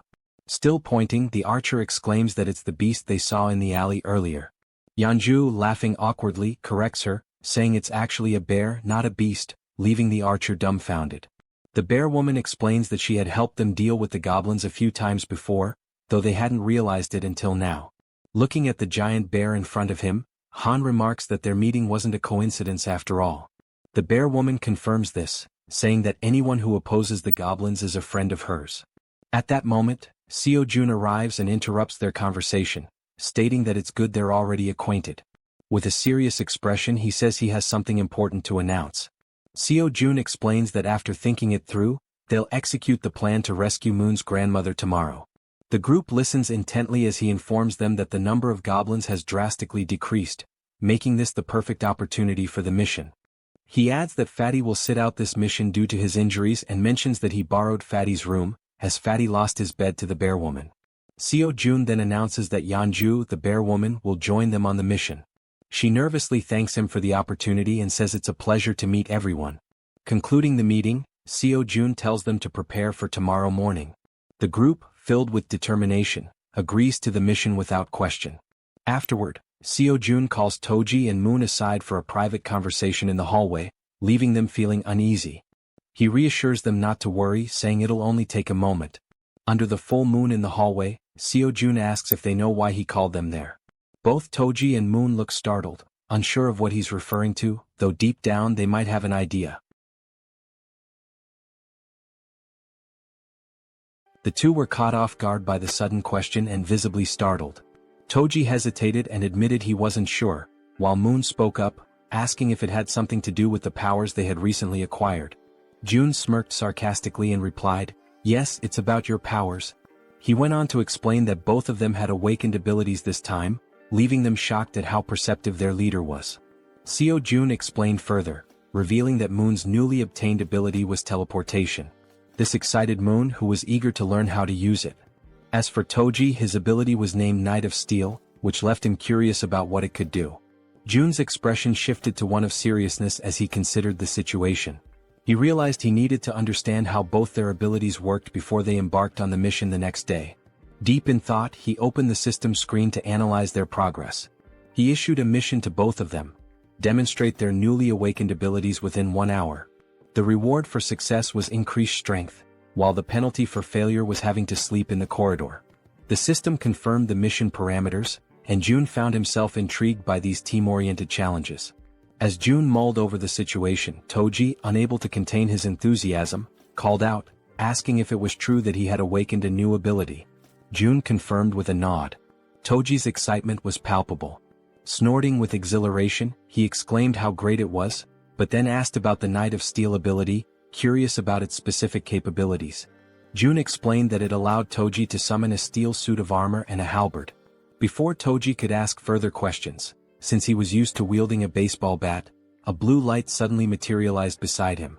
The light was Moon's teleportation ability activating. In an instant, Moon vanished, leaving Toji stunned by how quickly he had picked up the skill. For a few seconds, Jun and Toji exchanged wide-eyed, speechless glances, both trying to process what had just happened. Moments later, Moon reappeared in the corridor, slightly wobbly as he landed. Looking down at his hands, Moon's face lit up with excitement as he marveled at the functionality of his power. Clenching his fist, he declared, "With this power, rescuing my grandmother will be a breeze." The system notified Seo Jun that Moon's confidence had increased, along with a rise in his loyalty. Overcome with gratitude, Moon bowed deeply to Jun, thanking him for everything he was doing. The gesture took Jun by surprise. After a moment, Jun urged Moon to pause and carefully assess the situation. "Even though you've managed to use your powers," Jun explained, "going to your grandmother's house right now is impossible." Moon, puzzled, asked why that was the case. Jun patiently elaborated that there was no guarantee he could fully control his ability, even though it had worked once. "It's possible you just got lucky," Jun said, causing Moon to lower his head in disappointment at the realization that rescuing his grandmother would have to wait. Jun reassured him, saying, "For now, we'll figure out the maximum range of your teleportation and determine if there's any penalty for using it multiple times." Moon nodded silently in agreement. As the conversation continued, they noticed something unusual happening down the corridor. Turning to investigate, they saw a knight clad in gleaming steel armor wielding an enormous halberd. Toji's eyes widened in amazement as he realized the sheer magnitude of his power. Ecstatic, he couldn't help but comment on how well the ability suited him. The system then notified Jun that Toji's confidence and loyalty had also increased. While Toji celebrated, swinging the halberd to test its weight, Jun called Moon over. Pointing toward a nearby building, Jun asked if Moon could test his teleportation by attempting to reach it. Moon studied the building carefully, gauging the distance and calculating the effort it would take to make such a leap on only his second try. Finally, he turned to his leader and said, "I'm not sure I can make it, but I'll try." The system presented a new mission: teleport to the rooftop of Building 113 within 3 minutes. The reward was an improvement to Moon's teleportation ability, while the penalty for failure was having to sleep outside. While focusing intensely, Moon positioned his hands in a stance resembling a Kamehameha to channel his energy for teleportation. In the background, Toji cheered him on enthusiastically, offering words of encouragement and telling him he could do it. After aligning his thoughts and gathering his energy, Moon opened his eyes. In that instant he vanished once again, enveloped by a burst of blue light. The force of his ability was so intense that Toji instinctively shielded himself from the shockwave. Moon reappeared on the rooftop of the other building, landing in a dramatic superhero pose. However, his face contorted in pain, and his eyes turned completely white. From his new vantage point, Moon felt a wave of relief knowing the teleportation had worked. Looking across at his friends, he waved to ensure they saw him and shouted that everything went as planned. The system notified Jun, confirming that Moon had successfully completed the mission. Seo Jun let out a sigh of relief and smiled, praising Moon for his impressive and quick mastery of the ability. Moon, still waving happily, basked in the moment. But suddenly, without warning, Moon's strength gave out. His eyes rolled back and he collapsed unconscious on the rooftop, leaving him vulnerable. Both June and Toji froze in shock, their previous excitement quickly replaced by concern. Everything had been going so well, until it hadn't. Acting swiftly, June used his ability to summon a servant, bringing Moon's unconscious body back to their corridor. Moments later, they laid Moon down in one of the beds to let him recover. "Is he going to be okay?" Toji asked anxiously. June, studying the system's readout, reassured him, "Yes, he's just unconscious. The teleportation ability took a lot out of him." He explained that with enough rest, Moon would be fine. The system confirmed that Moon was healthy and in a deep sleep. June added, "This probably happened because he's not used to using the ability yet." Relieved, Toji sighed and said he was glad to hear it. June then shifted the focus. "Now it's your turn," he said, surprising Toji with the sudden declaration. "Wait, my turn?" Toji asked, caught off guard. The system displayed Toji's mission: perform 100 push-ups and 100 squats while wearing the steel armor. The time limit was 10 minutes and the reward was increased strength. The penalty for failure? Sleeping outside. Without hesitation, Toji began the exercises, starting with the push-ups. Clad in his heavy steel armor, every movement required an incredible amount of effort. Sweat poured down his face and dripped onto the floor as he pushed himself to the limit. Determined, he moved on to the squats, completing the second half of the mission with gritted teeth and unwavering resolve. When he finished, Toji stood tall, exhausted but triumphant, shouting, "Mission accomplished. I did it." The system confirmed his success, notifying June that Kang Deoksu, Toji, had completed the mission. Breathing heavily, Toji leaned against the wall to catch his breath while June observed him, impressed. With a body like his, so athletic and resilient, it's no wonder he has such endurance, June thought to himself. Suddenly, the system displayed a new message, something June had never seen before. "What's this?" June muttered, his eyes narrowing at the unexpected notification. As he studied the screen, Toji asked, "Is that really all for the mission?" June nodded, smiling warmly. "Yes, great job. You can go rest now." The system finished calculating and displayed a notification. Toji's strength had slightly increased. Turning to June, Toji expressed his gratitude. "Thanks for taking the time to help us. I really appreciate it." June, surprised by the sudden notification and watching Toji feel the changes in his body, noticed a new sense of energy radiating from him. Looking at his own hands, Toji clenched them into fists, feeling the power coursing through his veins. "This reward changes everything," he said with a confident smile.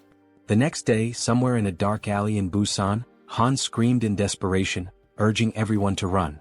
The group scattered, fleeing for their lives as a ferocious horde of goblins pursued them. Toji, however, stopped running and turned around, his fury evident. Assessing the situation, he decided to act. The goblins, focused on their chase, were suddenly blinded by a brilliant light shining in front of them. As they adjusted their vision, they saw a towering figure clad in a steel suit of armor wielding a massive halberd. Without hesitation, Toji charged forward and struck the nearest goblin, impaling it with his halberd in one swift, powerful motion. Then Toji unleashed a flurry of diagonal strikes in rapid succession, cutting down goblins one after another. But the goblins, fueled by rage, refused to give up and surged forward with a determined attack. Expecting a direct assault, Toji braced himself, but the goblins cunningly outmaneuvered him, slipping past to target the more vulnerable backline. In an instant, arrows struck the goblins' heads in swift succession, ending their rampage permanently. Toji turned to see what had happened and spotted Moon wielding a bow and arrow. "Don't worry," Moon called out confidently. "I'll handle any goblins that get past you. Focus on the ones ahead." Gripping his halberd tightly, Toji turned back to the remaining goblins. A smirk spread across his face as he responded, "Got it?" Seeing Toji's renewed focus, the goblins froze, hesitating in their attack. One by one they began to retreat, turning back to where they came from. Frustrated, Toji yelled at them to come back and face him. As the goblins retreated, terror gripped them when a massive shadow appeared before them. It was the bear girl, her glowing red eyes piercing through the chaos. This was her dramatic first appearance, emerging from an ambush prepared for the retreating goblins. The goblins had no choice but to surrender to their fate, collapsing in despair and lamenting their past misdeeds. The group showed no mercy. Moon's arrows flew with precision, Toji's halberd struck powerfully, and the bear girl slashed through the goblins with her razor-sharp claws. Together they defeated the goblins one by one. Seizing the opportunity, Han shouted to Moon, "Now's your chance. Go." Moon, understanding the urgency, broke into a sprint toward his grandmother's house. "Thank you, Han," he called back as he ran, grateful for the opening created by his comrades. Meanwhile, the system notified Jaehyeon that the citizen Moon had completed his mission. A pop-up appeared, stating that it was now evaluating the missions Moon had completed. Back in the comfort of his room, Jaehyeon sat with his ultimate eyes ability activated, observing the system screen while slurping on cup noodles. The system pinged again, declaring the evaluation complete and awarding him 132,966 won, which was deposited into his Shutin's wallet. June paused mid-bite, stunned by the reward. This time it was actual money. Returning to his meal, June reflected on the situation. When Toji completed his mission, the reward had been strength, suggesting that additional rewards were now randomized. It makes sense, June thought. The missions are getting harder, so the rewards should scale with the difficulty. The system chimed again, confirming that Moon had completed all the missions available to him for the day. It also announced it would begin evaluating the rewards for Moon's completed tasks. The assessment concluded instantly. Still savoring his noodles, June grinned and said, "All right, let's see what the reward is." The system congratulated him for hitting the jackpot. For those unfamiliar, it clarified that a jackpot is the maximum prize accumulated in games of chance like slot machines or lotteries. Reading this, Jaehyeon froze, momentarily stunned. Paralyzed with anticipation, he stared at the screen, waiting to see what incredible reward the jackpot would bring. Still staring at the system notification, June remained frozen in shock, his cup noodles stuck in his throat as he tried to process what the jackpot could possibly be. Then the system displayed the reward, a skill point granted as part of the jackpot. Upon reading this, Jaehyeon's lips curled into a satisfied smile. This was perfect. He could choose exactly where to use the point. Back on the streets, Moon sprinted toward his grandmother's house at such an incredible speed that a faint blue aura trailed behind him. As he drew closer, exhaustion crept in, sweat dripping down his forehead. His mind raced with anxious thoughts. What if something had happened to her? Upon arrival, the house came into view, a small, simple home, completely unprotected against monster attacks. There were no barriers, no fortifications, just an ordinary house standing vulnerably amidst the chaos. Moon didn't hesitate. He rushed to the door and pushed it open, but a deep fear clawed at his chest. Frantically, he dashed through the house, checking every room as he called out, "Grandma, where are you?" Then he reached the bedroom. His eyes widened in shock. There she was, lying on a futon mattress, peacefully asleep, far calmer than Moon had ever imagined she would be. Cautiously, he approached, gently placing a hand on her shoulder. "Grandma," he whispered, shaking her lightly, hoping for any sign of response. Slowly, her eyelids fluttered open. Her voice was faint and drowsy as she murmured, "Who is there?" She reached out, her frail fingers brushing against his hand. "Moon, is that you?" And at that moment, ninjas cutting onions must have passed through the room, because Moon's vision blurred as he choked up, his chest tightening with overwhelming relief. Tears streamed down his face. His body trembled as he sobbed uncontrollably, overwhelmed by the sheer relief that she was still alive. Unable to hold back, he threw his arms around her in a warm, desperate embrace, whispering apologies between his sobs. "I'm sorry, Grandma. I'm so sorry it took me so long to come back for you." Despite his tears, the old woman smiled kindly and patted his back. "You're such a brave and kind boy, Moon. I knew you would come for me." At that exact moment, a system notification appeared in front of Jaehyeon. Moon's loyalty had reached 100. Moon was now officially registered as a vassal. The number of available vassal slots had increased. June squinted at the system window in confusion. What's this? Apparently, reaching a certain level of trust unlocked an additional vassal slot. The system then displayed his current vassals. Choi Hyungjin aka Fatty, level 20, Moon level 30, and Kang Deoksu aka Toji level 25. Scratching his chin, June was taken aback. Wait, so I can level them up too? Curious, he decided to check how much it would cost to upgrade Moon's level. He tapped the plus symbol next to Moon's name. A new notification popped up. Insufficient funds to level up. Then another window appeared, showing the required amount. 100 million won is needed to upgrade vassal Moon to the next level.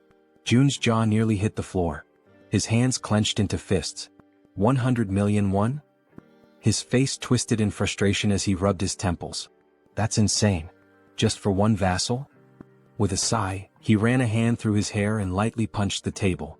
I'm sorry, Moon, he muttered under his breath. I'll make it up to you by assigning you missions every single day. At that moment, a noise snapped June out of his thoughts, his senses going on high alert. The elevator was moving. His brow furrowed. Who the hell could that be? His comrades were still out in the streets, fighting goblins. Narrowing his eyes, he activated Ultimate Eyes. His pupils darkened as his vision extended, scanning the entire building. Two people stood outside one of the apartment doors. A man and a woman. The man carried a box on his shoulder, while the woman knocked on the door, asking if anyone was inside. Something felt off. Their expressions weren't exactly friendly, and their dark under-eye circles hinted at exhaustion or something more sinister. June immediately recognized the apartment. Inside was Fatty's wife.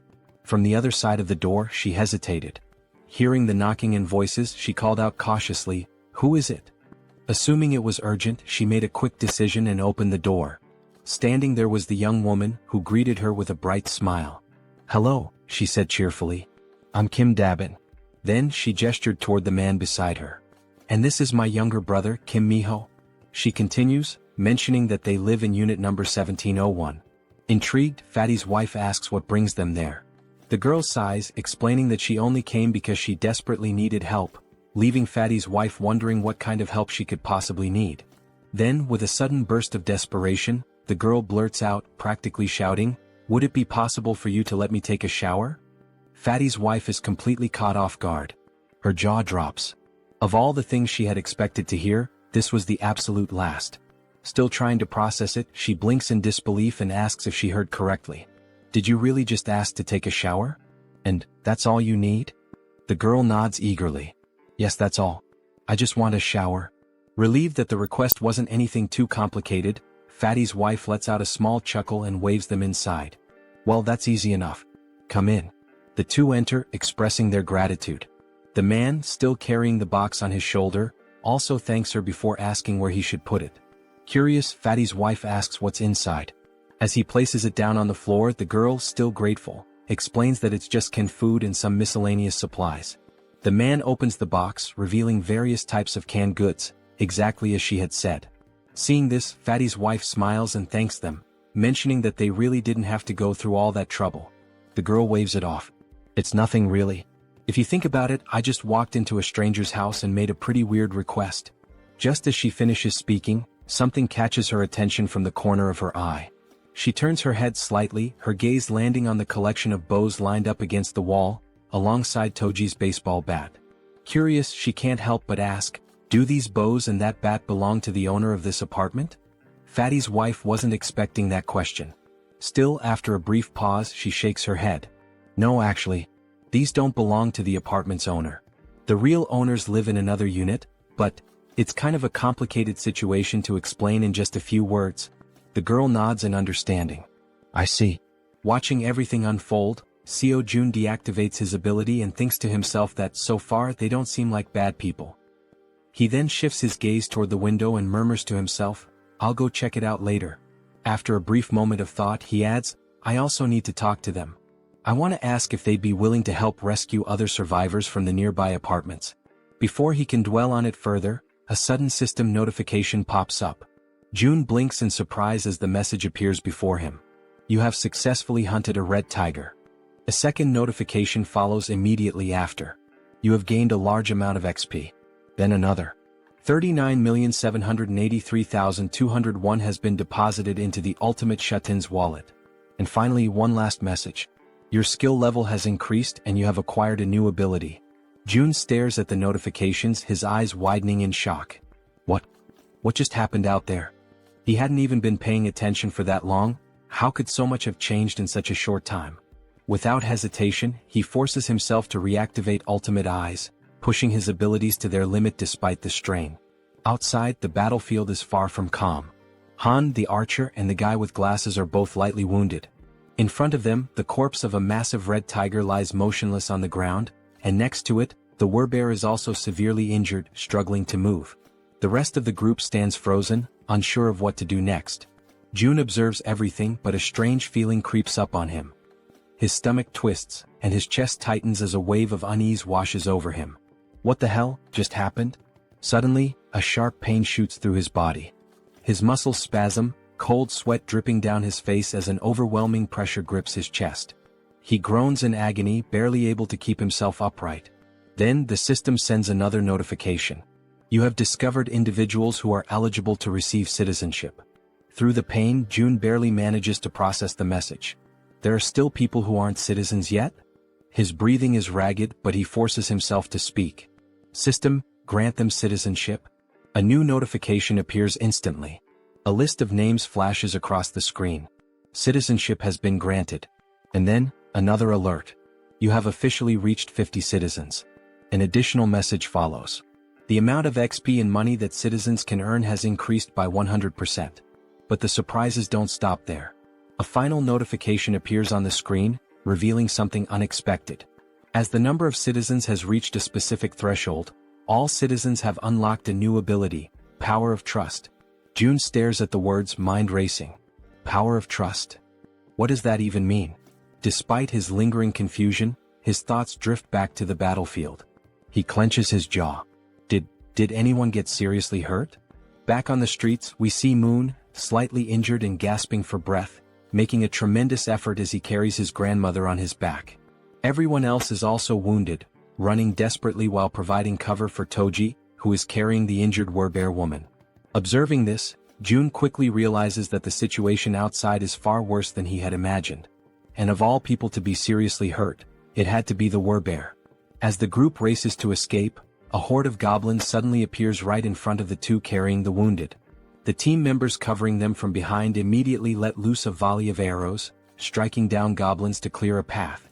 The archer, watching closely, is startled by the precision of the man with glasses. How the hell did you pull that off with a single shot? She asks, eyes wide. The man looks just as confused. I honestly have no idea. As they continue running, the archer suddenly realizes something. For some reason, my body feels lighter. Han, running beside her, nods in agreement. Yeah. And I just noticed, I'm not even out of breath anymore. Meanwhile, back with June, the system finally provides an explanation. The ability Power of Trust is a passive skill that increases all stats by X%, where X equals the trust level of each citizen. Seo June stares at the message in disbelief. This skill didn't even exist before. How the hell is it so strong? Then, another realization hits him. Every single member of his group has at least 50 trust points or more. This means that all their stats, including stamina, strength, reflexes, and more, have naturally increased by 50%. At that very moment, Moon's expression shifts as if something suddenly clicks in his mind. He has a hunch. This must be another one of June's new abilities. The system then notifies June of something else. Both of the girls have now surpassed 30 loyalty points. As a result, they are now eligible to be registered as vassals. Without hesitation, Kim immediately commands the system to register both of them. The moment it happens, the two women suddenly stop in their tracks, their bodies tingling as an overwhelming power surges through them. The system follows up with an update. Kim Gaeong, now at level 20, has acquired the piercing ability. Yu Hyerin, now at level 25, has awakened the skill Poisonous Mist. Now, brimming with their newfound power, the two turn back, ready to face the goblins chasing them. The archer steadies herself, drawing her bow. She fires an arrow straight at the goblins. Normally, her shots always land as headshots, every single time. But this time, something is different. The arrow doesn't just pierce through one goblin, it ricochets off and strikes several others, piercing through them effortlessly. Confused, the archer furrows her brows. What the hell? What just happened? The system promptly provides an answer. The ability Piercing is a tier C skill that uses mental strength to fire a penetrating arrow. June, standing with his arms crossed, watches as the information unfolds before him. Now that he knows what the ability is, he immediately issues a command to the system. Create a mission. A new quest pops up. The archer must use Piercing to hunt 10 goblins within a 10-minute time limit. Reward: increased piercing proficiency. Penalty for failure: fatigue. As he processes this, June shifts his attention to the other ability. Unlike piercing, this one seems far trickier. Poisonous Mist is a deadly attack, and while it's classified as a B rank skill, using it incorrectly could endanger the entire team. June exhales sharply, deciding to deal with it later. I'll figure it out when the time comes. Just then, the system sends another notification. The archer has successfully completed the mission. 10 goblins eliminated. A new message follows. The maximum number of missions available for today has been reached. Evaluating. June sighs, unimpressed. The rewards weren't that great this time. But now that the battle outside has settled, he decides it's time to check on the citizens living on the lower floors. Activating ultimate eyes, he scans the corridors. His gaze locks onto the silhouette of a man walking calmly through the halls, his hands tucked into his pockets. June watches as the man heads toward the bathroom, likely to collect water. Smart. June notes that this man has good survival instincts. He's gathering water before supplies run low. Shifting his focus elsewhere, June spots another pair, a man and a woman sitting together, preparing to eat. He observes them for a moment, realizing something important. They're already capable of gathering food and water on their own. Then, in another part of the building, something unexpected catches his eye. A woman. She's lying motionless on the floor inside a room. Without a second thought, June bolts toward her. The system immediately provides an update. Kim De-jung. Trust level, 18. Ability, healing, awakened. June's heart pounds in his chest. Healing? His eyes dart between the system message and the unconscious woman on the floor. He reads the ability description. She can heal wounds. A surge of urgency floods through him. She's the first healer they've found, and they desperately need her. Without hesitation, June sprints forward. He has to help her, no matter what. After sprinting through the hallways, June finally arrives in front of the door to the room where the woman had collapsed. His breathing is still heavy from the run, but he quickly composes himself and reaches for the doorknob. Slowly, he tries to turn it, hoping to gain access without any trouble. However, to his surprise, the door is locked from the inside. A deep frown settles on his face as he realizes there is no way for him to open it from the outside. The sudden obstacle causes his shoulders to slump slightly, and he takes a step back, frustration creeping into his thoughts. But just as he starts to contemplate another course of action, something unexpected happens. His eyes widen momentarily as a new notification from the system appears before him. By sheer coincidence, or perhaps fate itself, he has just acquired a new skill. The system promptly displays its details. The ability is called Invisible Hand, and it is currently at level 1. According to the description, it allows him to summon and control an invisible hand at will. Reading the notification, a surge of newfound determination fills his chest. His grip tightens into fists as he mentally acknowledges the absurd but undeniable reality of his newfound power. Silently, he expresses his gratitude for this sudden stroke of fortune. Closing his eyes for a brief moment, June focuses his thoughts entirely on the locked door before him. He visualizes himself breaking the lock, willing it to yield under his command. When he finally opens his eyes, he is met with an unexpected yet welcome sight. Right before him, materialized out of shut-in energy, is a lock-breaking tool, a sturdy bolt cutter formed entirely of the same strange energy he has come to rely on. Without hesitation, he reaches forward, taking hold of the newly formed tool. The cold sensation of the manifested object in his grip confirms its existence. Without wasting another second, he positions it against the lock and applies pressure. A sharp snap echoes through the quiet hallway as the lock gives way effortlessly. With a swift motion, he pushes the door open and rushes inside. The moment he steps into the dimly lit room, his gaze immediately lands on the unmoving woman lying on the floor. Now that he is seeing her up close, the eerie stillness of her body makes the entire scene feel unsettling. June quickly kneels beside her, concern evident in his expression. Reaching out, he gently nudges her shoulder, his voice calm yet firm as he speaks. He asks if she can hear him, if she is all right, urging her to wake up. There is no response. A deep sense of unease washes over him. He carefully observes her condition, scanning for any visible injuries. But what he notices instead sends a wave of worry through him. Her face is unnaturally pale, her lips dry and cracked. Severe dehydration. His mind races. Dehydration this extreme could be dangerous. She needs help, immediately. He quickly shifts his attention to the surroundings, searching for anything that might assist in stabilizing her condition. His eyes dart around the room, taking in every detail. Then, something catches his attention, something that makes him pause, confusion flickering across his face. There is water in the room. Yet, despite the presence of water, she is still in this critical state. It makes no sense. The contradiction unsettles him, sending a cold shiver down his spine. Glancing back at the woman, he forces himself to push aside the troubling thoughts. Now is not the time to question the situation. The priority right now is saving her. A sudden idea forms in his mind. Without hesitation, he opens the system interface. There is a chance this might work. June quickly assigns her a mission, a simple yet crucial task. The mission objective: breathe. The reward: immediate recovery from dehydration. The system processes the command, deducting 10,000 won as the cost for activating the mission. Almost instantly, a soft blue aura begins to envelop the woman's body. June watches intently, his pulse quickening as the energy works through her. Then faint sounds escape her lips, a weak, breathy noise, but a clear sign that she is beginning to stir. Relief floods through him. It worked. Slowly, her eyelids flutter open, her gaze hazy and unfocused. A blurred silhouette of a figure stands before her, a voice reaching her ears, asking if she is awake. Her mind struggles to process the situation. Her voice, weak but laced with confusion, manages to form a question. Who is he? And why is he in her room? June straightens slightly, meeting her dazed gaze. He introduces himself, explaining that he lives in a unit just above hers in the building. She blinks, her expression still foggy with exhaustion. The information doesn't seem to register right away. Still lying on the floor, she questions him again, her voice laced with uncertainty. How did he get inside? June, seeing no reason to hide the truth, states it plainly. He tells her that he saw she was unwell and decided to enter, by force breaking the door open to reach her. A moment of silence lingers between them. Then her breath hitches. Her expression shifts as realization dawns. Without warning, tears begin streaming down her face. And yet she does not say a word.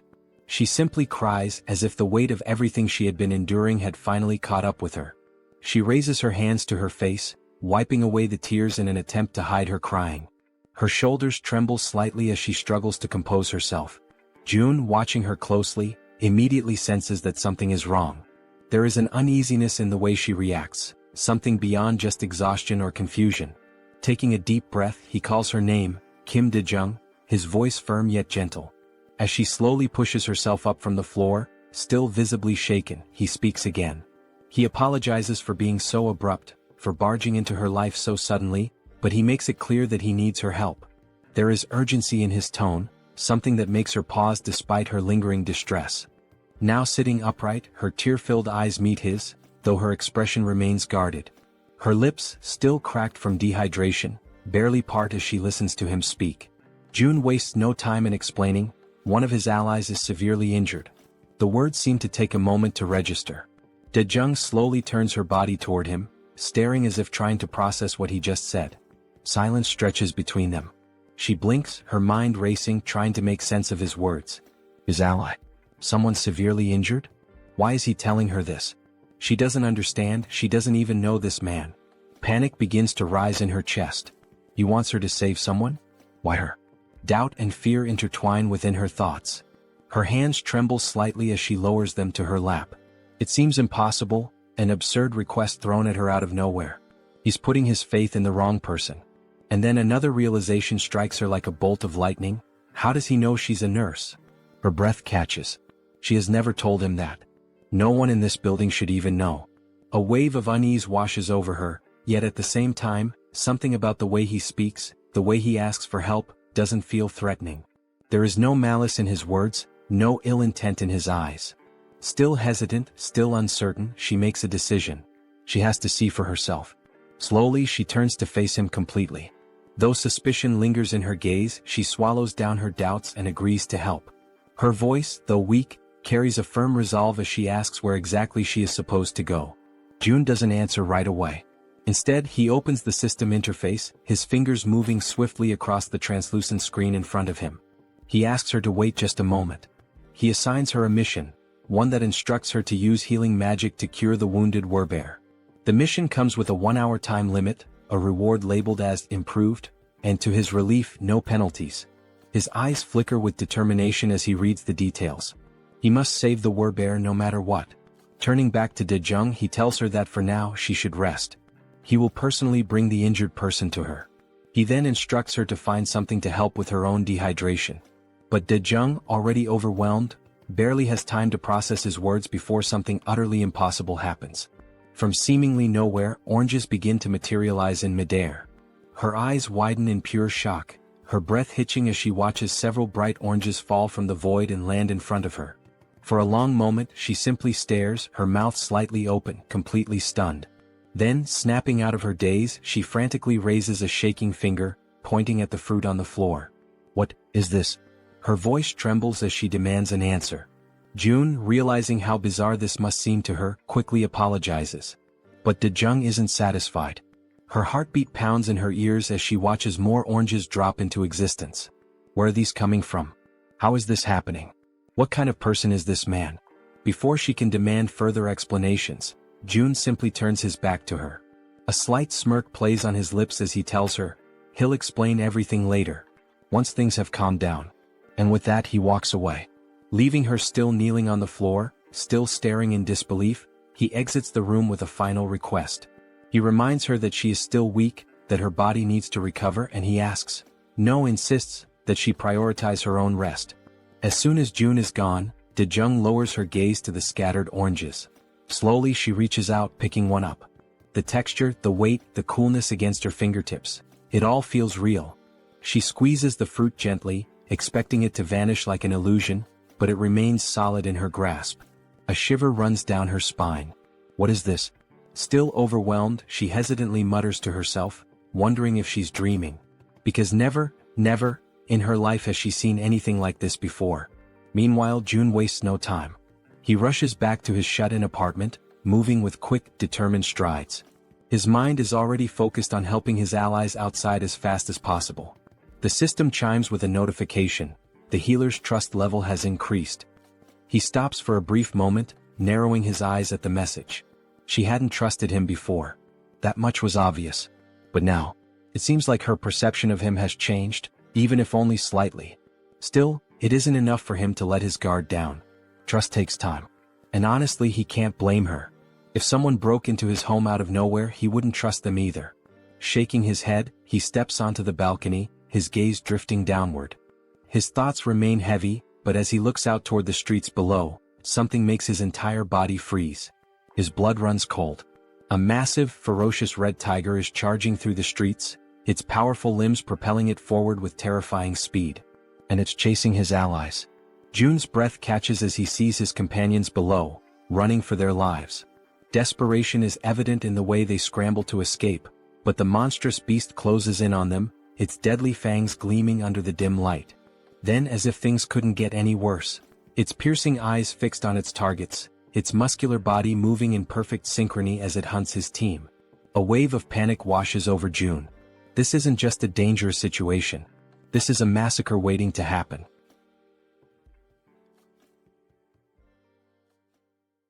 June stood frozen in shock as he took in the sight before him. There wasn't just one red tiger. Another had appeared, a second ferocious beast, separate from the one that had already fought the Werbear woman and left her gravely wounded. Down below, chaos continued to unfold. The massive red tiger prowled menacingly, striking fear into the hearts of the remaining group members, who were now running desperately, not daring to look back. Fear gripped them entirely, their survival instincts pushing them forward. Amidst the frantic escape, Jaehyeon, the girl who had received the power of poison, misstepped. Her foot twisted unnaturally, and pain exploded through her leg as she collapsed onto the hard ground. A sharp, involuntary cry of agony tore from her throat. Both the archer woman and Han immediately stopped in their tracks, their faces contorted with panic. Their eyes darted back to her, calling out her name with pure desperation. Gritting her teeth, Jaehyeon struggled to push herself up, trying to fight through the pain. But her body was already beyond exhaustion, her limbs heavy, refusing to obey her will. No matter how much she willed herself to move, she couldn't. The archer's voice rang out through the air, a raw scream of distress. Because the enormous red tiger was already preparing to strike. Its muscles coiled, eyes locked onto Jaehyeon like a predator savoring its helpless prey. It was ready to devour her, its powerful body lunging forward just as she finally managed to stagger back onto her feet. But she had yet to realize how dangerously close the beast truly was. Her mind was occupied by something else, perhaps a last-ditch plan or sheer disbelief at her predicament. Then at last she turned her head. And in that instant she understood. The beast was right there. The realization hit her like a tidal wave, crashing down and swallowing her whole. A cruel truth settled into her bones: there was no escape. For a brief, soul-crushing moment she stopped resisting. The fight drained from her eyes and she surrendered to the inevitable. She stood still, bracing for the end, waiting for the red tiger's jaws to clamp down and rip her apart. And then, in a sudden flash of light and violet smoke, she was gone. The tiger's gaping maw snapped shut on empty air. A growl rumbled deep in its throat, confusion flickering through its burning eyes. It didn't understand what had just happened. A heartbeat ago, its prey had been right there. And now, vanished. The frustration of the failed kill sent the beast into a deeper fury. At the same moment, Jaehyeon reappeared, disoriented, drenched in sweat, her breath ragged and uneven. Her mind reeled as she tried to comprehend what had just occurred. Had she died? Was this the afterlife? Pain surged through her limbs, sharp and unrelenting, reminding her that she was still very much alive. That was when she saw him. Jaehyeon. He was standing there watching her closely. It had been too close. A fraction of a second later and she wouldn't have survived. The weight of that realization pressed down on him. Jaehyeon, still trembling, looked up at him, but no words came. She was too exhausted, too overwhelmed to speak. Meanwhile, outside, the others were still running for their lives. Jaehyeon took a deep breath, his mind racing. At the very least, he had bought them some time. One less person in immediate danger meant the group below had a slightly better chance of escaping. Then his system screen flashed with a new notification. He had discovered individuals who met the criteria to be granted citizenship. The system prompted him: did he wish to approve their citizenship? Before he could process this, another sudden movement caught his eye. Moon appeared, using his teleportation ability to warp into the apartment, carrying his grandmother in his arms. As soon as he landed, he turned to Jaehyeon, his expression frantic. His breathing was unsteady, but his grip on the elderly woman remained firm as he pleaded for Jaehyeon to take care of her. Jaehyeon glanced at Moon, then at the frail woman in his arms. The concern in Moon's eyes was unmistakable, but Jaehyeon's mind was already occupied with something far more urgent. Raising a hand, he told Moon to wait. There was a bigger problem right now. Moon parted his lips, ready to argue, ready to demand an explanation. But then he looked at Jaehyeon's face, at the seriousness in his expression, and he understood. Whatever Jaehyeon was dealing with, it was far worse than he had realized. Without another word, Moon nodded. He could tell that, at this moment, his grandmother was not the priority. Down below, the relentless red tiger was still in pursuit, refusing to let up. It chased the remaining group members without mercy, its predatory instincts fully awakened. Jaehyeon clenched his fists, forcing himself to focus. He needed to act. Activating his new ability, Invisible Hand, he made a decision. That tiger needed to die, and he had to find a way to kill it. Down in the streets, the archer, Han, and Togi, who was still carrying the injured werbear, kept running. But no matter how hard they pushed themselves, the red tiger was catching up. Han risked a glance over his shoulder, his stomach twisting with dread. If this continued, they were all going to be devoured. He had to do something. Instinct took over. Without a second thought, Han skidded to a stop, planting his foot firmly on the ground. His fingers tightened around one of his baseballs. His heart pounded in his chest as he raised his arm, channeling everything he had into one throw. A faint blue glow began to radiate around him, intensifying with each passing second. He poured everything into it. Then, he hurled the ball with all the force he could muster. It soared through the air, cutting through the night like a bullet. For a moment, hope flickered. Maybe, just maybe, it would hit. But in the blink of an eye, the tiger dodged. The ball shot past it, colliding uselessly with the ground. A low, guttural growl rumbled through the air. Then, the red tiger threw back its head and roared, a deafening sound that reverberated through the city streets, a declaration of its dominance. The archer's voice rang out in terror as she screamed for Han, begging him to run. But it was too late. The red tiger, eyes gleaming with lethal intent, lunged at him. Teeth bared, claws outstretched. Han gritted his teeth, knowing he was out of time. There was nothing he could do to stop it. But there was one thing he could still do. A single desperate choice. He turned his head and shouted for his friends to keep running. Then, without hesitation, he broke into a full sprint in the opposite direction. If he could lead the tiger away, even if it cost him his life, then at least the others might make it out alive. His chest heaved. His legs burned.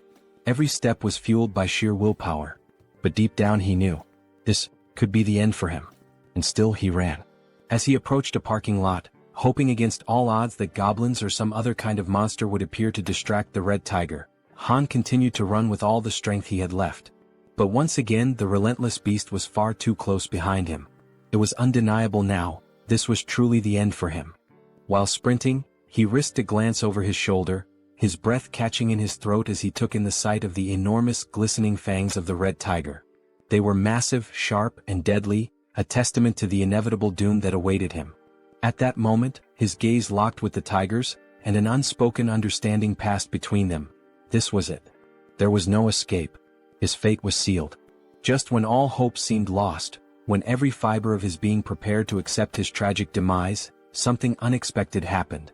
A strange, pulsating purple force suddenly materialized and coiled tightly around the red tiger's neck. It appeared out of nowhere, wrapping around the beast with a speed and intensity that defied comprehension. In an instant, the force pulled downward with such overwhelming strength that the tiger's head was violently slammed into the ground. The impact was so powerful that the very pavement beneath them cracked and shattered, sending debris flying in every direction. The tiger let out a guttural snarl of frustration, struggling against the mysterious force. Its powerful limbs instinctively clawed at the ground, attempting to regain stability, but the unseen energy was relentless. Slowly, its paws began to lift off the ground, its body suspended as if an invisible hand were hoisting it up. The purple force continued to constrict, tightening mercilessly around the tiger's throat, squeezing the life out of the monstrous creature. It was unmistakable. This wasn't a natural occurrence. This was someone's doing. And Han, still frozen in shock from witnessing the impossible, knew exactly whose work this was. There was no doubt in his mind, this was Jun's power. Moments later, the archer woman and the bespectacled man arrived at the scene, their breaths ragged from the exhausting chase. They had rushed there, fearing for Han's safety, but what they found left them momentarily speechless. Their eyes widened in disbelief as they beheld the red tiger, still writhing in agony, its body dangling helplessly as the mysterious force continued to choke the life out of it. As the archer took in the scene, a system screen suddenly appeared before her, glowing softly in the dim light. She hesitated for a brief moment before focusing her attention on the text displayed before her. Her expression shifted almost instantly. Her eyes widened in shock as she absorbed the information. Then, as though gaining a newfound sense of understanding, she took a deep breath, regaining her composure. With a newfound calmness, she turned to her companions and without hesitation, stepped forward. High above, watching the events unfold from his vantage point, Jun observed everything with sharp, calculating eyes. There was no need for him to intervene any further. He had already done what was necessary. Now, as long as Jaehyeon, the archer, landed the final blow, he would receive 4 times the loot. Below, the red tiger, still trapped and gasping for air, thrashed desperately in a futile attempt to escape. But its fate was already sealed. The archer, understanding the significance of this moment, took her time, preparing what would be her most crucial shot yet. The tiger's fiery gaze turned to her, desperation evident in its glowing eyes. It was pleading for mercy, seeking even the faintest glimmer of hope for survival. But the woman standing before it held no sympathy. Her expression was one of cold resolve. Mercy was not an option, not for this wretched beast. She pulled back the string of her bow, channeling an intense blue aura into her arrow. The pressure emanating from the charged shot was immense, causing the very air around them to tremble. Then with a swift, decisive motion she released the arrow. A powerful gust of wind exploded outward as the arrow soared through the air, its force cutting through the night like a spear of vengeance. The instant it found its mark, a system notification flashed before Jun's eyes. You have successfully hunted a level 28 red tiger. You have gained a significant amount of experience points. 62,311,776 one has been deposited into your shut-in wallet. As the tiger's body collapsed lifelessly onto the ground, another notification appeared, this one highlighting the growing dynamics among the group. Team trust and loyalty levels have increased. Another notification followed shortly after. Han's loyalty level has exceeded 30. He now meets the requirements to be registered as a vassal. A satisfied smile played on Jun's lips. Everything had gone exactly as planned. He nodded to himself before selecting the prompt to accept Han's registration as his vassal. A few moments later, the scene shifted to another part of the building where someone was being healed. It was the healer, the woman who had previously collapsed in exhaustion within one of the rooms.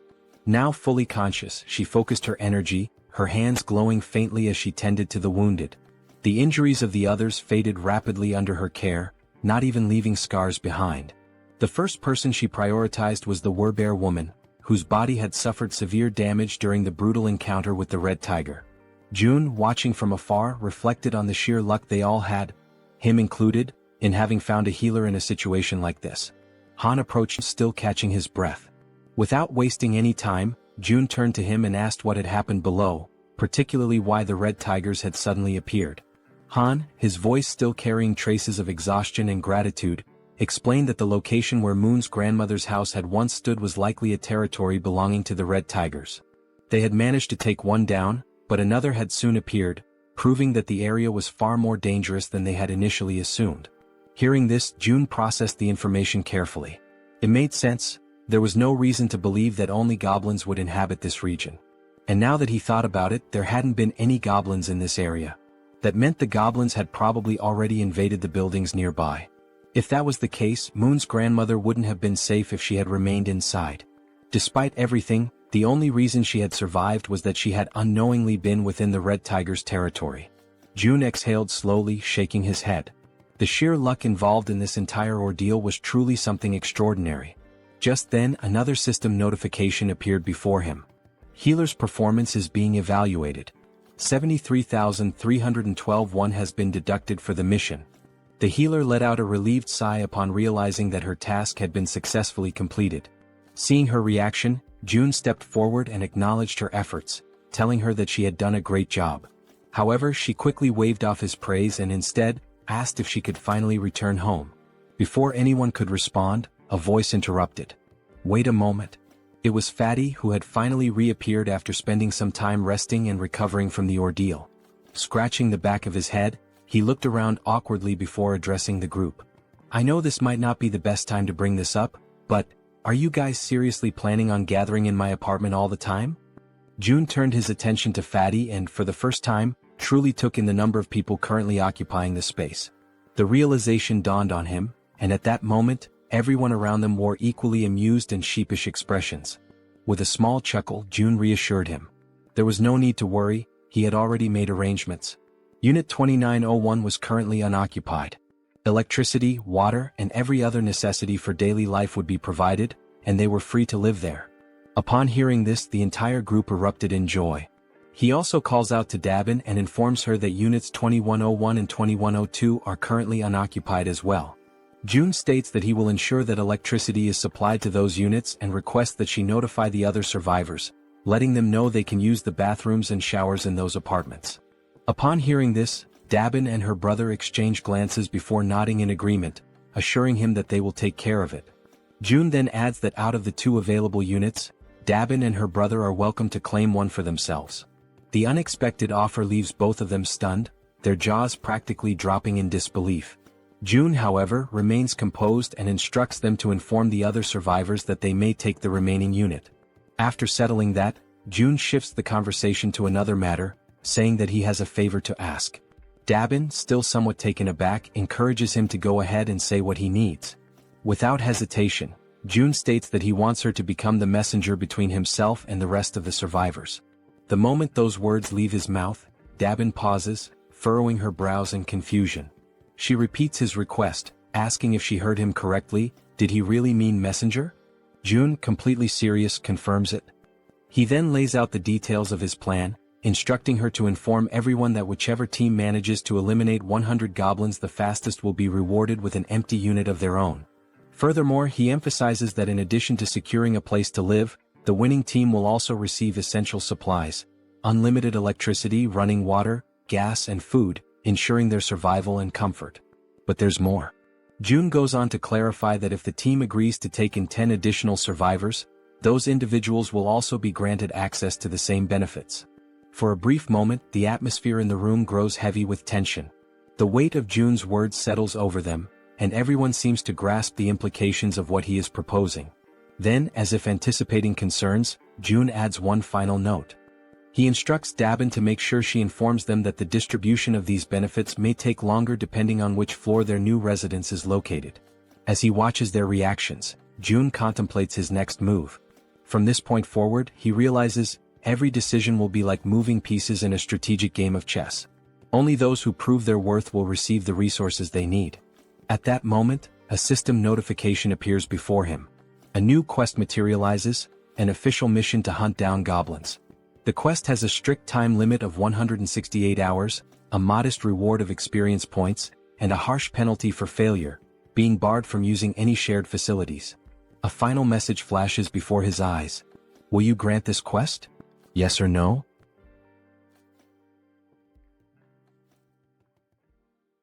After that, all the residents that June had helped began hunting the goblins. Outside, one of them was desperately running for his life, being chased by an enormous horde of goblins. His breath was ragged and his legs burned with exhaustion, but he had no choice but to keep moving forward. The goblins were enraged, shrieking as they pursued him, their eyes glowing with a savage hunger. The young man in the red jacket was already drained from all the running, and regret started creeping in. He cursed himself for getting into this situation but kept repeating in his mind that he just needed to endure a little longer. As he continued sprinting, his eyes locked onto a door ahead, leading into the parking lot. His last hope of survival. Behind him, the goblins, with their sharp claws outstretched, were closing in rapidly, almost managing to grasp him. But at the last second, the young man threw himself forward, sliding across the ground as if making a desperate soccer tackle. His body barely squeezed through the doorway just before the goblins could reach him. With whatever breath he had left, he screamed in desperation, urging the others to attack immediately. His voice rang with panic as he warned them that the whole thing had been a trap. 3 other members of the group, armed with spears, stepped forward, assessing the situation with calm determination. They acknowledged the red-jacketed man's efforts, commending him for doing a great job in luring in even more goblins than they had initially expected. Without wasting a second, the spear-wielding men began their assault. Their weapons thrust forward in swift, practiced movements, piercing through the goblins before they could force their way through the door. Some of the goblins, already wounded, stumbled back, while others still fought desperately, pushing forward with wild fury. One by one, the goblins were cut down, their bodies being flung backward with every powerful strike. Realizing the overwhelming disadvantage, one of the goblins, seemingly higher in rank, let out a sharp, commanding screech, a call for retreat. Upon hearing it, several goblins turned tail and began fleeing without even looking back. Noticing their retreat, the spear-wielding men shouted for everyone to attack faster before they could escape. One of the men suddenly grinned, a glint of mischief in his eyes, as if he had just come up with something interesting. He turned to the others and asked if they wanted to see something cool. His teammates, unsure of what he was planning but intrigued nonetheless, nodded in agreement. The red-haired man took a deep breath, steadying himself, his focus entirely on his target. Holding his spear tightly, he aimed at the fleeing goblins and, with a force that almost seemed superhuman, hurled it forward. The sheer speed and strength behind the throw made it seem as if he possessed some hidden power. But in reality it was pure brute strength. The spear flew past the twin brothers, slicing through the air at an incredible speed, heading straight for the escaping goblins. One of the goblins, foolishly thinking it had made it to safety, was struck squarely in the back. Its body convulsed for a brief moment before falling lifelessly to the ground. The red-haired man turned back to the twins, a triumphant grin spreading across his face as he asked if they thought that was amazing. The twins, eyes wide in awe, immediately agreed, saying it was absolutely badass. Stretching his arms as if shaking off the tension, the red-haired man then casually asked how many goblins each of them had managed to kill. The twin on the left proudly declared that he had taken down 22. The twin on the right smirked and smugly announced that he had won, having slain 23. Hearing this, the red-haired man grinned even wider and stated that they had officially completed their mission of defeating 100 goblins. After all, between just the 3 of them they had already slain over 100. The twins exchanged glances, surprised at how quickly they had achieved their goal. They had initially thought it would take an eternity to eliminate that many goblins. Just then Min, the man in the red jacket, stormed up to them, clearly irritated. He wasted no time in complaining, reminding the red-haired man that he had said there would be only about 10 goblins. Yet Min had barely escaped with his life. The red-haired man immediately bristled, veins bulging on his forehead in frustration. He snapped back, demanding to know what Min was whining about this time. Min, still seething, shot back that there was no way anyone could have mistaken that many goblins for just 10, and he had nearly died because of it. Rolling his eyes, the red-haired man brushed off his complaints, saying that the results had turned out well. Thanks to their success, they were about to get a brand new place to live, so Min should quit complaining. Irritated, he then told Min to pay attention and called him bro, which suggested they might actually be siblings. Then, with the veins on his face bulging even more, he reminded Min that he had come up with this hunting strategy himself, so there was never any chance of failure. He also pointed out that it was his idea to use the spears, which had been crafted by the twins. All Min had to do was run, something he was already confident in doing. With an exasperated sigh, the red-haired man then offered Min a way out. If he was that dissatisfied, he could simply leave the team. At this point, his presence wasn't even making much of a difference anymore. Sensing the tension between the two brothers, the twins quickly intervened to prevent the argument from escalating into an actual fight. One of the twins calmly asked the red-haired man to relax, reminding him that Min had put in effort as well. The other twin turned to Min and, with a playful grin, told him that he had done an excellent job acting as bait, pointing out that he had been running incredibly fast. The red-haired man clicked his tongue in irritation, saying that Min always managed to find a way to get on his nerves. He then demanded to know how Min dared to talk back to him like that. One of the twins, still grinning, urged Min to just apologize and get it over with. Realizing that arguing would get him nowhere, Min let out a sigh and begrudgingly muttered an apology.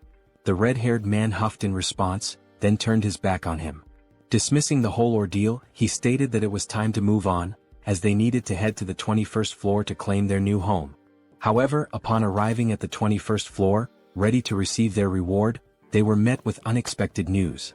Dabin, looking somewhat apologetic, informed them that another team had already beaten them to it and claimed the reward first. The entire group froze in disbelief, their excitement immediately turning into shock. In their minds, they had been incredibly fast. There was no way another team had completed the mission before them. The red-haired man's face darkened, his irritation flaring up again. He demanded to know if there was really another team that had managed to slay 100 goblins faster than them. Dabin nodded, confirming it. Still unable to believe what he was hearing, the red-haired man furrowed his brows and told Dabin to stop joking around. In a protesting tone, he once again asked Dabin to stop joking around and to just hand over their house already. Dabin, maintaining a serious expression, insisted that it was no joke, she was telling the truth. Then she revealed that the group who had finished the hunt even faster had just arrived. The group that had killed the goblins first. Seeing who they were made the red-haired man even more irritated. The group consisted of Dabin's brother and an elderly couple, both of whom were smiling cheerfully as if nothing had happened. Dabin turned to her brother and asked how things went with June. In response, her brother explained that they had made a deal. In exchange for giving up the new house, his own home and the elderly couple's home would now have electricity, food, and other necessities. On top of that, their daughters would no longer have to take part in missions. Upon hearing this, Dabin immediately pointed out that the elderly couple's daughters were minors, meaning they should have already been exempt from missions in the first place. The elderly couple continued smiling, unfazed, and corrected her by saying that their daughters were actually adults. Despite their youthful appearance, they were older than they seemed. The elderly woman then added that their daughters were probably quite skilled with bows and arrows, though her husband always worried too much about them. Dabin's brother also mentioned that part of the agreement included providing bows and arrows for their daughters. Dabin frowned, questioning the need for bows and arrows. Were they planning to continue hunting goblins? Her brother nodded, confirming that they were, but specified that June had only requested the goblins in the surrounding areas. Since the goblins were relentless and kept coming no matter how many were killed, it was necessary to keep them under control.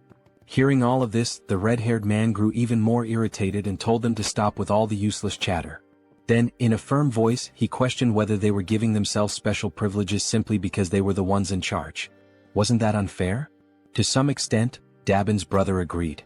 That's why, to balance things out, he explained that June had ordered the second and third groups to kill 100 goblins and head to the 30th floor to receive their rewards.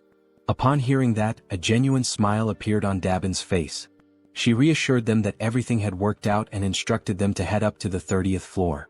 Dabin then added that Seo Jun would be waiting for them there, while the red-haired man, still visibly irritated, remained bitter about not being the first group. As they ascended in the elevator, the red-haired man suddenly asked if the guy's name was really Jun, since he looked younger than all of them.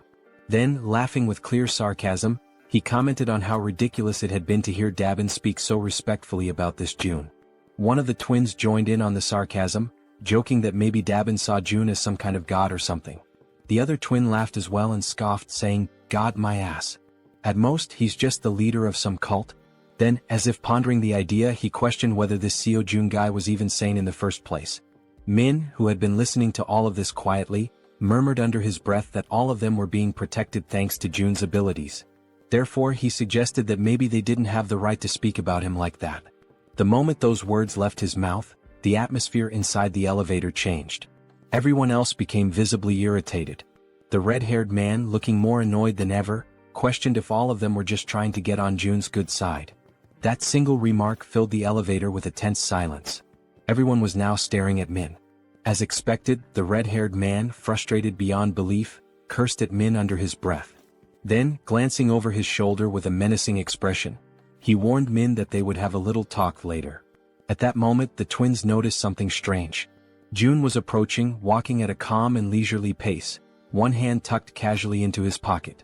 As he neared them, he gave them a small, relaxed smile and simply said, "Hello." That simple greeting, combined with the way Jun carried himself, sent a wave of shock through all four members of the group. Feeling a sudden nervousness creeping over him, the red-haired man extended his hand hesitantly, introducing himself as Baek Sunjeob.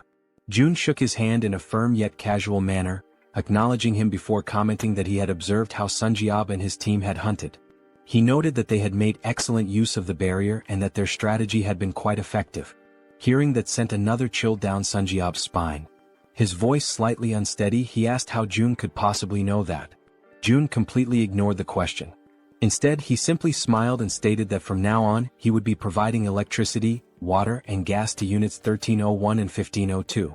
Sunjeob, still trying to make sense of what was happening, managed to thank him but couldn't hold back another question. How was any of this possible? Once again, Sunjeob asked how Jun was doing all of this, how exactly he was making it happen. And yet, for the second time, Jun ignored him. Instead, he casually reminded them that since they had successfully hunted 100 goblins, they were now qualified for these benefits. Then, as if the entire situation wasn't unsettling enough, Jun's expression shifted into a disturbingly eerie smile. With a tone that sent chills down their spines, he added, "By the way, I'm not some cult leader." His eyes glinted with amusement as he continued, "And I certainly don't have any intention of becoming a god." The weight of those words left the entire group frozen in place, completely paralyzed with fear and unable to react. Then, with that same eerie and slightly devilish smile, Jun raised his hand near his mouth, as if about to share a secret. "There's just one more thing." His voice carried an unsettling undertone as he announced that he had a request to make of them. Sometime after that, the new group is seen running at full speed, desperately fleeing from something. When the scene shifts to a front view, the four members are revealed to be escaping, but this time, it's not from goblins, it's from massive, bloodthirsty orcs.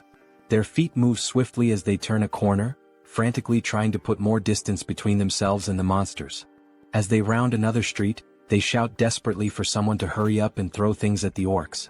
Standing in front of them is Han, holding several spears in his hands. With a subtle smirk, Han tells them they did a good job. As the orcs remain distracted by the fleeing group, Han channels his energy into one of his spears, causing a blue aura to radiate from its blade.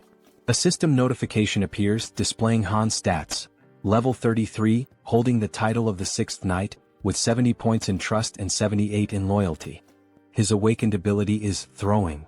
Han's throws were already powerful, but now, by consuming mental energy, he can amplify his attack power up to 5 times. As he focuses on his throw, energy visibly gathers along the blade of his spear. The system further indicates that his physical abilities increase by a percentage based on his loyalty, that the experience points and money dropped by monsters are tripled, and that knights can grow at an accelerated rate. Then, with immense force, Han hurls the spear, striking one of the leading orcs directly. Upon witnessing its companion fall, another orc becomes enraged. Gripping a massive machete, it lunges forward, ready to strike Han with a devastating blow. Despite facing such a formidable enemy, Han remains completely calm.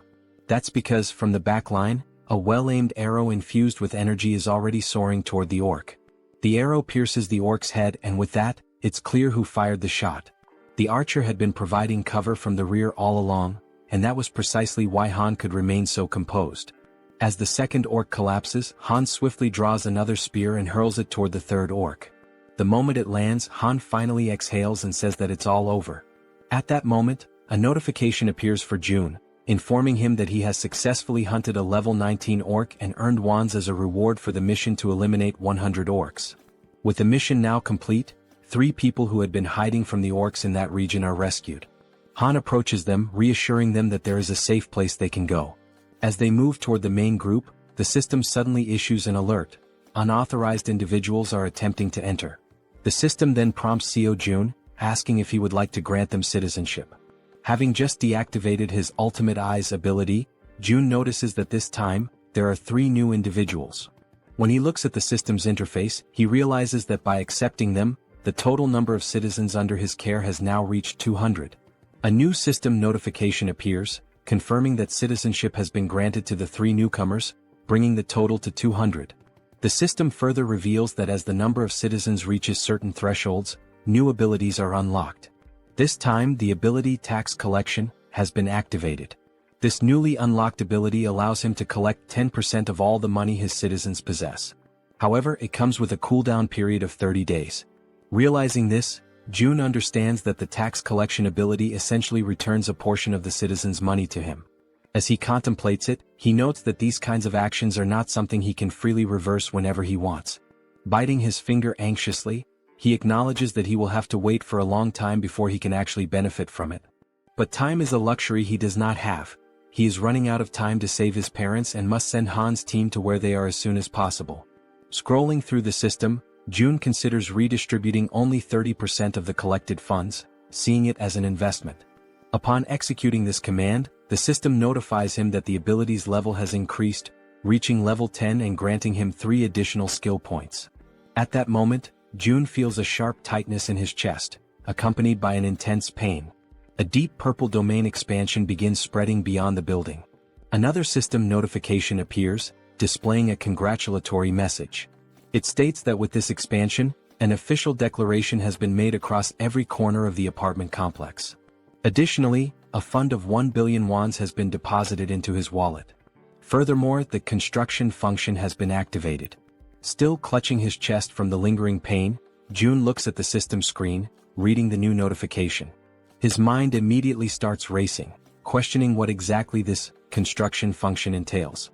The system then displays a list of available facilities that can be built, along with their respective costs. It also shows the value of the fund and an annual production revenue of 30 million wands. The available construction options include a solar power generator, a store, and a training facility.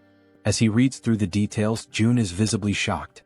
The annual revenue is only 30 million wands, yet installing a solar generator alone costs 130 million wands. That means he would need to maintain the solar power system for nearly 5 years just to break even. Following this realization, the system asks if he would like to proceed with installing the solar generator. For now, Jun declines, stating that his current priority lies elsewhere. The money needs to be allocated toward more immediate necessities, such as increasing the levels of his vassals. At that moment, Jun notices something different, something unusual. The system displays the total amount in the fund, exactly 1 billion wands, the same amount he had received upon leveling up. After investigating further, the system clarifies that this amount is exclusively available for construction purposes. Trying to process what he was reading, it takes Jun a moment for everything to click. But when it finally does, he smiles, realizing just how significant this is. This money is entirely separate from the funds in his personal wallet. Seeing this as an extremely positive thing, Jun quickly understands that there's no reason to hold back from using it all. Without hesitation, he accepts the installation of the solar power system. The system then informs him that the process will take 24 hours to complete and updates his remaining balance, which now stands at 867 million wands. Looking at the cost, Jun realizes that it was surprisingly cheap. This leads him to ask whether the system is capable of installing an additional solar generator. The system responds that only 1 solar generator can be installed per apartment building. With that in mind, Jun shifts his attention to the store option. As he selects it, he is met with an unexpected but pleasant surprise. The feature is far more impressive than he had initially thought. This store is directly linked to the one he already owns, allowing him to sell registered items to his citizens. However, what truly makes this ability unique is that it is not a physical store. Instead, the system produces items in real time, and as long as there are funds available, the system itself will handle the transactions. Up until recently, managing and distributing supplies had been a tedious and time-consuming task, with Dabin having to handle most of the distribution. But now, with a system-operated store in place, the citizens will be able to purchase what they need on their own. As he reflects on this, Jun realizes that he can personally set the prices, increasing overall liquidation rates even further. Without hesitation, he issues the command to install the store immediately. The system prompts him to select a location for the store's installation. He carefully considers the available locations before deciding to place it on the 101st floor. The system then displays the remaining construction time, 48 hours until completion. Finally, the third option, the training facility. The system notifies him that this training facility will allow citizens to improve their strength and endurance through basic training exercises, with a 200% efficiency boost. Additionally, for those below level 15, an extra 300% efficiency bonus will apply. Reading this, Jun feels a surge of excitement. He already knew that leveling up through training was possible, but with these additional boosts, progress would be significantly faster, making it even easier to reap mission rewards. The system also prompts him to choose a location for the training facility. Jun decides to install it across the entire second floor, converting the entire level into a dedicated training center. The system then updates, displaying a 72-hour countdown for its completion. Lastly, there are also the 3 skill points he had acquired. However, something new has also been unlocked, the itemization feature. This allows registered products to be purchased in different sizes and quantities. Intrigued, Jun taps on the system interface to learn more details. Until now, package deals were available, but individual purchases had only just become possible. Looking through the list, he sees various liquid-based items and notes that while not everything is there yet, the range of available options has expanded significantly. There are now different types of food and additional product variations. Now, with a slightly mischievous smile and a new plan forming in his mind, Jun realizes just how useful this could be. Meanwhile, back on the battlefield, Toji is clad in his knight armor, engaged in combat against an orc wielding a large knife. The orc lands a strike, but Toji's armor absorbs the impact, leaving him completely unharmed. Spotting an opening, Toji seizes the moment and delivers a decisive blow, eliminating the orc with a single strike. After defeating his opponent, Toki sighs in relief, muttering that it was a close call and that this battle is far more exhausting than expected. From behind him, Han calls out to Toji and poses a question. What would happen if he threw the halberd he was holding? Looking down at the weapon in his grip, Toji admits that he has never actually considered that possibility before. Han then asks him to hand over the halberd for a moment, wanting to try something. As soon as Han takes hold of it, a familiar blue aura begins to radiate from his hands.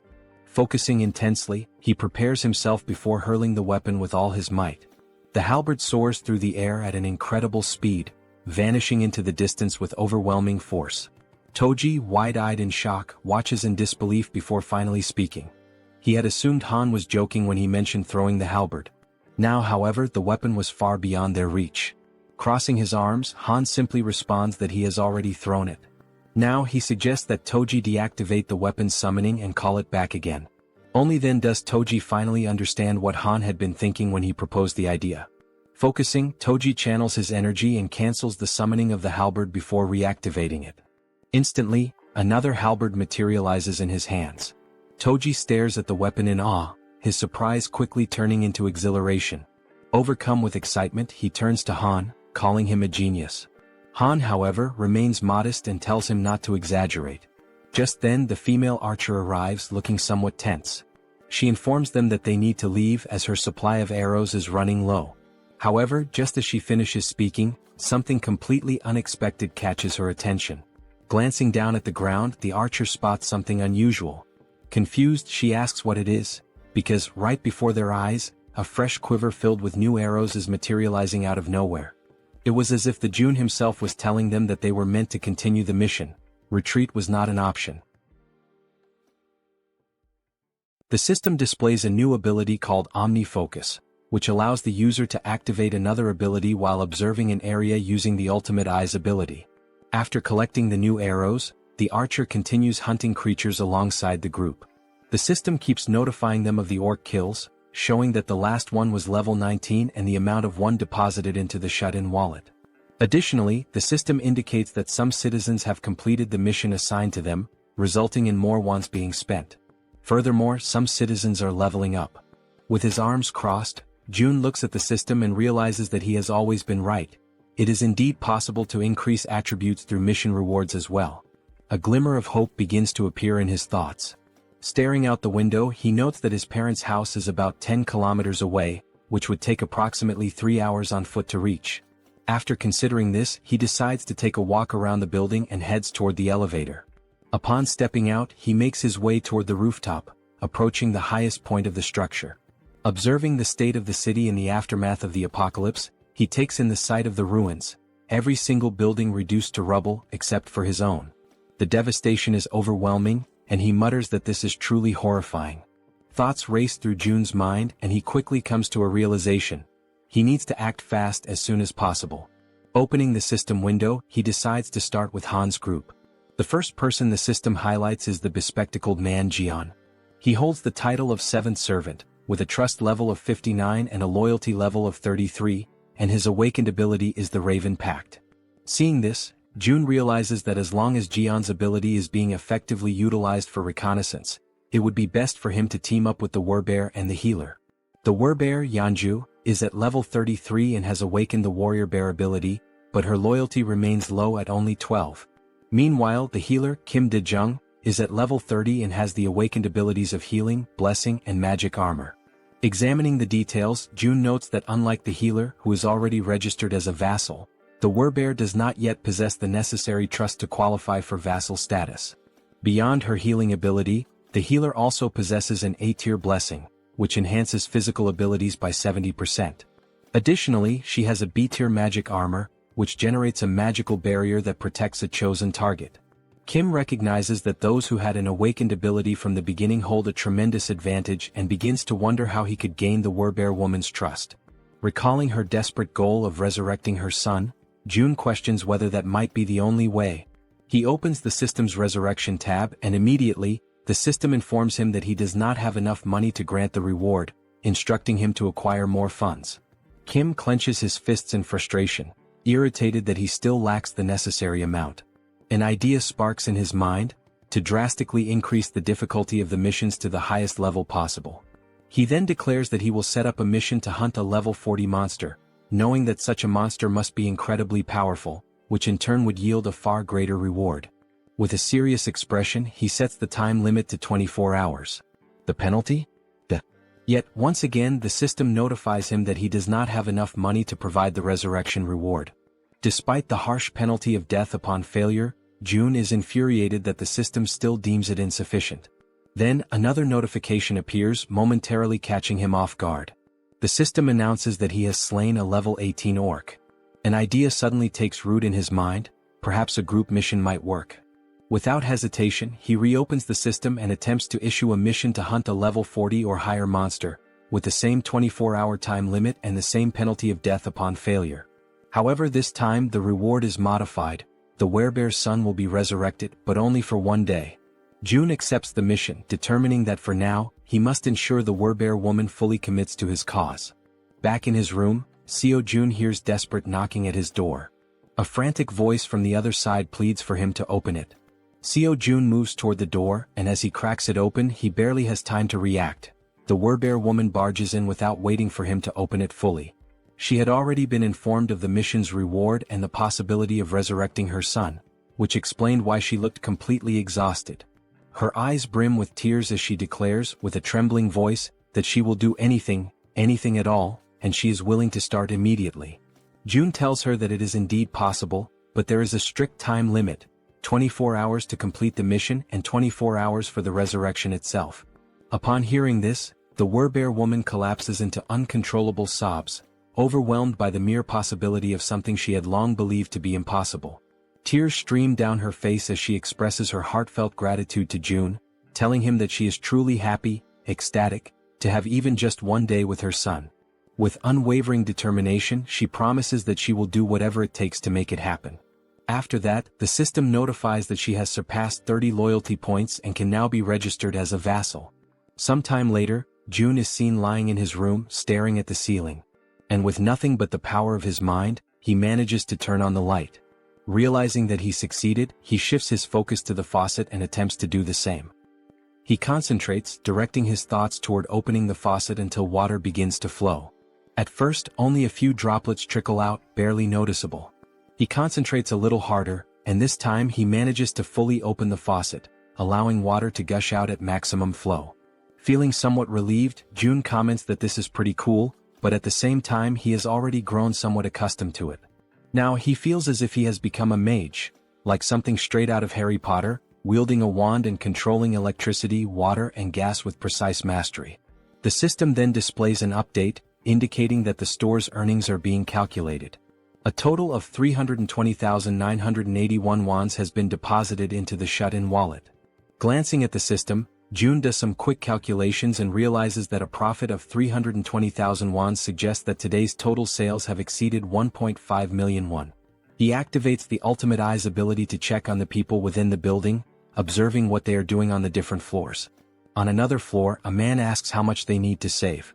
Another man, holding a bow, responds that the bow itself cost 150,000 won, and today they only earn 10,000 won, meaning it will take roughly 15 days. The first man calls the other an idiot, pointing out that he didn't even factor in the cost of water and food for the next 15 days. Frustrated, the man with the bow turns his back and says that since the other is so smart, he should calculate everything on his own. Observing the interactions and dynamics between the people, June notes how much the atmosphere has shifted ever since he started distributing the reward money. He also realizes that ever since the mysterious place known as the store appeared on the first floor of the building, the small amount of money earned from hunting goblins has begun to ignite a growing desire among the people to hunt even more. And now that there are no longer enough goblins left within the apartment complex, people are being forced to venture outside in search of prey. Looking at the system, he feels a certain satisfaction, as level-ups are progressing steadily, and the number of new citizens has grown significantly. The system shows that the current population is 789, with XP and money bonuses now at 100%. Fixated on the system screen, Seo Jun realizes that things are about to expand exponentially from this point forward. Then once again another notification appears. Another level 18 orc has been slain. Sometime later, down below, the Werbear woman, with her immense superhuman strength, is tearing through wave after wave of goblins, crushing them without hesitation. Now she is emitting a golden aura, striking fear into the goblins before they even have a chance to fight back. Without wasting a single second, her thoughts consumed by the possibility of seeing her son again, she charges forward, completely obliterating the remaining goblins. Once no more goblins are left standing, she begins to revert to her human form. The exhaustion catches up with her, and she breathes heavily, struggling to steady herself. From a distance, the healer calls out to her, asking if she is okay and whether she is injured anywhere. The Werbear reassures her that she is fine, stating that even if she were hurt, it wouldn't be enough to stop her. The healer, concerned, urges her not to push herself too hard, mentioning that she is eliminating all the monsters before anyone else even has a chance to fight them. The Werbear apologizes, insisting that she isn't trying to steal anyone's kills. The archer, curious, asks why she is apologizing in the first place, pointing out that by taking down the monsters so quickly, she is making things much easier for everyone. Hearing this, the Werbear feels a sense of relief. Her companions are not upset with her after all. Watching from afar using the ultimate eyes, June acknowledges that forming this team was indeed a good decision. The system then updates, displaying the Werbear woman's status. Her name is Yun, and she has now reached level 40, with her trust and loyalty both rising to 66. She has also acquired new abilities beyond just her Werbear transformation. The newly awakened abilities are Ancestral Vital Blood and Primal Frenzy. These new abilities grant her a 50% boost to melee attack damage. Additionally, whenever she sustains wounds, Vital Blood drastically increases her regeneration. Furthermore, her eyes turn crimson upon witnessing blood, triggering an effect that amplifies her physical abilities by an astonishing 300%. Before she has a chance to process these new developments, the women suddenly hear a terrifying, unfamiliar roar echoing through the air, immediately putting them on high alert. The growls grow louder and closer, signaling that whatever is coming is approaching fast. Then, out of the shadows, a monstrous figure appears, stopping just a short distance in front of them. Without hesitation, the archer swiftly pulls back her bowstring, while the Werbear instructs the healer to fall back slightly. Standing before them is an orc, its presence alone exuding an overwhelming aura of menace. Its crimson eyes gleam ominously, and its body is riddled with deep scars, evidence of countless battles. In its massive hands, it grips a weapon resembling a giant club, and it begins to speak in a language that none of them can understand. Faced with the imminent threat before her, the Werbear woman does not hesitate for a single second and immediately begins her transformation. In an instant she completes the shift into her full beastly form, her massive figure standing in a battle stance directly in front of the orc. Now, enveloped by her golden aura, she lunges forward to attack the enemy, while in the background both the archer and the healer call out, urging her to be careful. As she charges, she lets out a deafening roar in an attempt to intimidate the orc, but he remains unfazed, standing his ground and locking eyes with her. With his club firmly in hand, the orc also assumes a battle-ready posture, prepared to engage the Werbear head-on. At that very moment, the Werbear woman unleashes her first strike. However, the orc reacts swiftly, managing to block the attack with his weapon. Without hesitation, she delivers another blow, but the orc remains solely on the defensive, skillfully withstanding the onslaught of her relentless attacks. Noticing an opening, she quickly shifts her angle, launching a strike from a different direction in an effort to land a clean hit on her opponent. Meanwhile, as the fierce exchange of attacks continues, the archer readies her bow. With unwavering determination in her eyes, she focuses intensely on her target, and a brilliant blue aura begins to radiate from the arrow. Observing the battle closely, she notices a brief moment when the orc becomes slightly distracted while fending off the Werbear's strikes.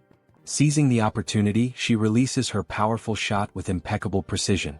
Catching sight of the incoming arrow, the Werbear woman swiftly retreats a few steps to avoid being hit. The orc, displaying impressive reflexes, swiftly swings his club to deflect the projectile, narrowly avoiding the attack. However, this movement momentarily exposes a weakness, and without wasting a second, the Werbear, fueled by raw fury, surges forward with overwhelming force. With the full weight of her massive body behind her charge, she manages to slam into the orc, sending him crashing to the ground. Not allowing him even a moment to recover, she bares her enormous, razor-sharp fangs. The orc's eyes widen in terror as he realizes that this could very well be his end, and with a single devastating bite she finishes him off, bringing an abrupt end to his life. At that precise moment, the system notifies June that he has successfully hunted a level 28 orc captain, and as a result, a larger sum of wands has been deposited into the shut-in wallet. Additionally, a certain condition has been fulfilled, one that allows for the construction of a new forward outpost. This forward outpost resembles a defense tower, and according to the system, it serves as a safe zone located outside of the main home. When activated, it temporarily exerts the same protective influence as the house itself. There are two conditions for its activation. The first is that it will only be operational if a citizen holding the rank of knight or higher resides there. The second condition states that if an unauthorized individual remains inside for more than a day, the outpost will automatically be destroyed. Reading this information, June is caught off guard, surprised by the realization that he now has the ability to construct something entirely new. A grin spreads across his face as he remarks that, despite the staggering cost of 1.3 billion wands, his bank account has more than enough funds now that all the orcs have been dealt with. He decides that this forward outpost is well worth the investment. The system also displays additional details, revealing that the construction process will take 7 full days and will require 3 citizens of knight rank or higher to be stationed there. With that in mind, June realizes that his only option is to wait for those 7 days while the 3 necessary members return to occupy the outpost. As various thoughts race through his mind, the one that troubles him most is the sheer amount of time that will be lost, an entire week spent waiting. Deep in thought, he acknowledges that he cannot afford to waste too much time. Furthermore, most of the monsters near the outpost site have already been eliminated thanks to the efforts of his citizens. Understanding this, Seo Jun decisively presses the button on the system to initiate the construction of the outpost. Even though it will take 7 days, he realizes that it is not a bad option at all. If he can build this within the main house's territory, it will at least provide him with some peace of mind. As these thoughts occupy his mind, he finds himself recalling memories from his childhood, moments of pure happiness spent with his family. And now, by strengthening his domain, he believes he will be able to protect his family more effectively. Staring out the window at the ruined city beyond, he feels a deep sense of unease, knowing that bringing his grandparents here will not be an easy task. Closing his eyes, he silently wishes for his family's safety. When he opens them again, his resolve strengthens. Since things have reached this point, he decides that tomorrow he will send Han's group to begin the rescue mission. The following day arrives and once again they find themselves back at the train station. A bespectacled man watches the events unfolding before him in absolute disbelief. At the front lines, the Werbear woman is tearing through enemies, completely unstoppable, while he observes in utter shock from the sidelines. Witnessing her eliminate the monsters one by one, he struggles to comprehend how a single person could possibly be capable of taking down an orc with nothing but her bare hands. With every orc she slaughters, the realization dawns on him: she is no ordinary human. She is a Werbear. Even though he is still overwhelmed by everything happening before his eyes, he acknowledges that it all makes sense. After all, she was already incredibly powerful even before receiving June's blessing. As she continues her relentless rampage, crushing orcs with ease, one thought refuses to leave the bespectacled man's mind. How the hell did June manage to win her over? After all, not too long ago this Werbear woman was utterly obsessed with hunting goblins. The bespectacled man then considers the possibility that she may have acquired new abilities, despite already being incredibly strong. At that moment, the system displays a notification indicating that there is a mission with a strict time limit of 1 hour. They must complete the mission and return home within this time frame, though there is no penalty in case of failure. Back at the station, the bespectacled man takes position at the front to scout the area, carefully scanning his surroundings. Not far from him, he spots the rest of the group who had accompanied him on this mission. Han calls out to him, suggesting that it would be best to head back home.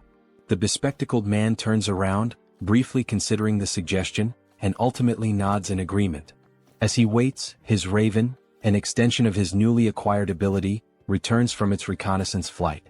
The bird lands gracefully on his arm, having completed its task, and the bespectacled man gazes at it with pride. Gently stroking the raven's sleek feathers, he decides to name it Black and expresses his gratitude for its good work. Han steps closer, placing a firm hand on his shoulder before asking if he can now take the lead in patrolling ahead, given his new ability. The bespectacled man turns to Black, instructing it to be cautious before sending it forward on a new scouting mission. The raven, its dark eyes filled with an eerie intelligence, silently observes its surroundings before taking flight once more. With a powerful beat of its wings, Black soars high above the station, climbing as high as possible among the towering buildings to gain a broad vantage point of the area. It moves in calculated circles, carefully surveying the entire perimeter. Thanks to the bespectacled man's new ability, he is able to access everything the raven sees as if their visions are linked, distance proving to be no obstacle to their connection. Once he fully processes the information relayed by Black, the bespectacled man turns to Han and reports that the area outside appears to be clear, confirming that it is safe to proceed. Han acknowledges the report with a nod and promptly signals the rest of the group. Upon receiving the order, everyone quickly moves into formation, positioning the strongest members at the outer edges while the healer remains securely in the center. As they march forward, the bespectacled man suddenly senses an unusual presence near his back. His instincts kick in and without hesitation he whirls around to check for any threats. A faint rustling sound reaches his ears and after a brief moment he identifies the source, a small rat scurrying along the path. Since he is positioned at the back line, the bespectacled man swiftly climbs onto the platform, stepping away from the train tracks to avoid obstructing the others. His companions continue moving ahead, yet an uneasy feeling lingers. Unable to shake it off, he turns once more to scan the area behind them, double-checking to ensure that they are not being followed.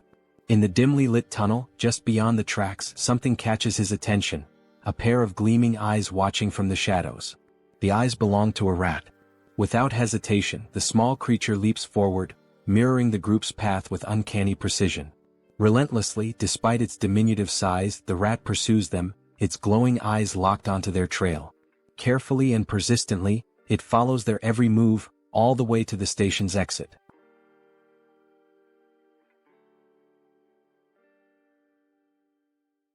A short while later, back at the apartment, Seo Jun expresses his desire for everyone to help him. Lowering his head slightly, he humbly asks for a favor and begins to explain the situation regarding his family. The other members of the group exchange glances, silently processing his words without uttering a single response. Jun continues, acknowledging that the chances of his family being alive are slim, given the current state of the world. Han then asks if his relatives are also within the apartment complex, to which Jun replies that it is difficult to say for certain. At that moment, Moon steps forward and without hesitation, exclaims that they will help rescue Jun's family. The sudden outburst catches everyone's attention, and all eyes turn to Moon as he fervently insists that they should be allowed to assist with this.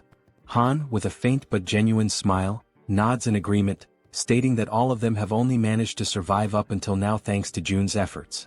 Turning to face Jun directly, Han firmly declares that they will help, but only if Jun provides clear instructions on what needs to be done. Hearing this, Jun lets out a small, relieved smile and expresses his heartfelt gratitude for their willingness to assist him.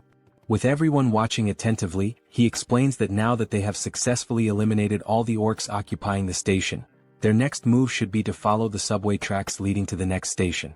He then elaborates further, saying that this station is the closest one to his home. However, they can exit through exit number 2, and once outside he will provide them with more specific instructions. Jun reassures them that he is not asking them to go there immediately in one direct mission, as that would be too selfish on his part. Instead, he clarifies that their current objective is simply to secure the station first.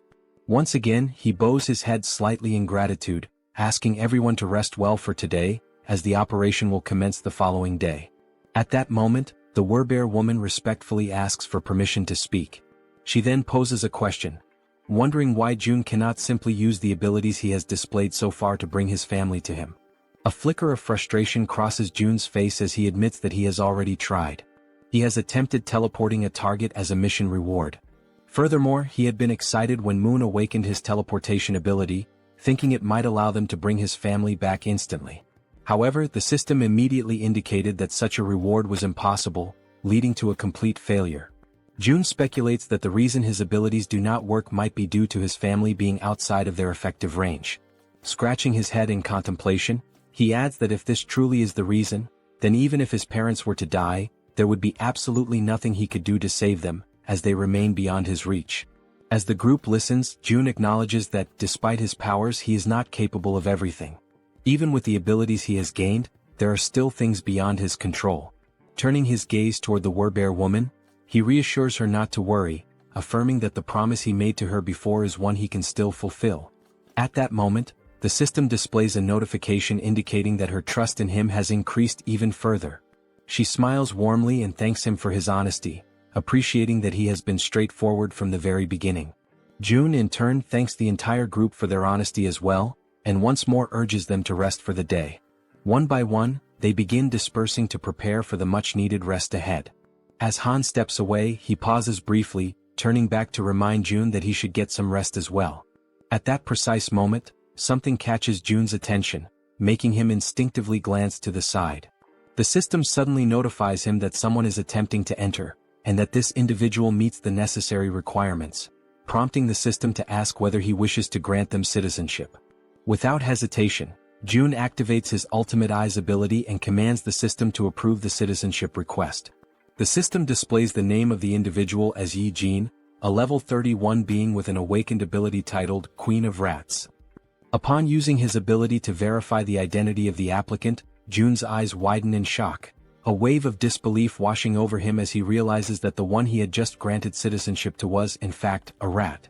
1 hour earlier, while they were still inside the subway station, the rat had been observing the group closely, curiously wondering who these people were. These individuals were so powerful that they had managed to eliminate the orcs with remarkable ease. As the group ascended the stairs, the rat pondered whether their strength was due to the fact that they all had awakened abilities. But at the same time, it questioned if such a thing was even possible.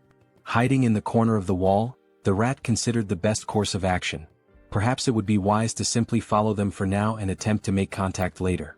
The thought lingered in its mind that such an endeavor might be challenging, but with its abilities, it should be much easier. Determined, the rat took off in pursuit of the group. Now outside the station, amidst the city's ruined streets, the rat continued tailing them, convincing itself that it was only taking a quick look around. Upon arriving at their destination, the rat's ears twitched as it picked up the sound of human voices, children's laughter and other noises that were incredibly unusual in this world. Looking ahead, it saw children playing carefree, as if untouched by the devastation that plagued the rest of the world. The sight left the rat in complete shock. In a post-apocalyptic world, such a scene was simply unnatural. Turning its gaze to the other side, the rat found itself questioning why so many people were gathered inside that particular building. Fixating on the only structure that remained completely intact, it wondered what in the world that place was. With a deep sense of curiosity, it decided to take a closer look. However, as it attempted to leap up the steps and enter, it slammed its head into something invisible. A dull ache surged through its skull, and a large lump immediately began forming on its tiny head. The sudden pain caused the little rat to let out a pitiful cry. It had collided with a system-generated window that displayed a message stating that entry was prohibited. While rubbing its sore head and trying to make sense of what had just happened, another system window appeared before it, asking whether it wished to acquire citizenship. Still slightly irritated from the unexpected collision, the rat, without much thought, accepted the citizenship offer. Yet, despite agreeing, the system window stubbornly remained in front of it. A flicker of frustration crossed the rat's face as it muttered that such a thing was probably impossible for a mere rat. But in the very next instant, the system confirmed that citizenship had indeed been granted. Overwhelmed with excitement, the rat raised its tiny fist triumphantly, as if celebrating a great victory. A part of it still wondered if this had actually worked. Stepping forward, it entered the building, reassuring itself that everything was fine now. However, the moment it crossed the threshold, panic erupted. The sight of a rat inside sent the people into a frenzy. Instantly, several individuals reacted, attempting to stomp on the small creature to eliminate it. The rat, realizing the danger, frantically dodged their feet, twisting and leaping in desperate evasive maneuvers. It barely managed to escape the chaotic scene, but in the process, it lost its balance, tumbled forward, and ended up rolling into another area entirely. The new location was a training facility, where the group's members were actively working out. Han and Togi were lifting dumbbells, training their biceps. Moon and the glasses-wearing man were performing bench presses. The archer and the poison-wielding woman were working out on the other side of the room. Meanwhile, the healer and the werbear woman were taking turns using the lat pull-down machine. Observing the sheer intensity of the training, the little rat found itself in awe, its tiny mind racing as it marveled at the sight. What kind of place was this? At that very moment, elsewhere, a new figure appeared. A woman, clutching her head, muttered that she was experiencing pain. She had been inside that very subway station earlier, and now she was suffering from a splitting headache. Perhaps this pain was a lingering effect of when the rat had collided headfirst into the system's invisible barrier. Bringing her hand to her mouth, she let out a smile, one that gradually morphed into something filled with twisted excitement. She spoke softly to herself, claiming that now, at long last, an opportunity had presented itself. A low chuckle escaped her lips, and soon she was grinning almost maniacally. She had finally found a way to survive. However, she quickly realized that the real challenge was how to actually reach that place. For now, she only needed to make her way to the station where the group had been. As she gnawed at her nails, she considered the possibilities. Perhaps the only viable method would be to traverse the subway tracks. But there was a major obstacle in the way, the monster that currently occupied the station, blocking the path forward. And yet, instead of despairing, she clenched her fists with determination. That was precisely why she still had a chance. There was nowhere in this world that she could not reach. At her command, a swarm of rats began to emerge, flooding the entire area. At that moment, a system notification appeared, indicating that he had hunted a trained level 2 rat and had gained a small amount of XP. The woman's ability was called Queen of Rats, a skill that compelled any rat she encountered to swear loyalty to her, allowing her to share their senses. Observing the notification, June, deep in thought, quickly realized that this woman was controlling the rat's spirit. Without hesitation, he activated his ability, Ultimate Eyes. Someone with an awakened Tirei ability had arrived on their own, so no matter the circumstances, he had to accept them. He carefully examined each room, searching for any sign of her, but there was nothing to be found. Turning his gaze outside, he scanned the surroundings, yet there was no trace of her there either. June then considered summoning her through a mission, as she had already been accepted as a citizen. The mission he devised was simple: visit the apartment within a 48-hour time limit, with a reward of cola and a choco bar. However, just before confirming the mission, June paused, realizing he was forgetting something. A memory resurfaced, the conversation he had with the werbear woman, where she had asked if he simply couldn't bring someone there using his abilities. June had tried multiple times before and had never succeeded. But perhaps that was because those people had been outside his sphere of influence at the time. Now, however, things were different. Everyone who had obtained citizenship was undoubtedly under his influence. No matter how far away they were, the system still registered the bodies of the monsters they hunted, calculating them accordingly. This proved Jun's theory. With this realization, he ordered the system to modify the mission. The new objective remained the same: visit the apartment. However, the time limit was now only 10 seconds, and the penalty for failure was immediate summoning to the location. After confirming the changes, Jun felt a hint of surprise that the system had allowed it to proceed without imposing any restrictions or additional penalties. Deep in thought, he considered that this was a worthwhile attempt. If he could successfully summon a citizen from the outside just once, then he could safely bring his own family there in the future. Once the forward base was activated, he would temporarily gain the same authority as his original territory. Only then would Han's group be dispatched.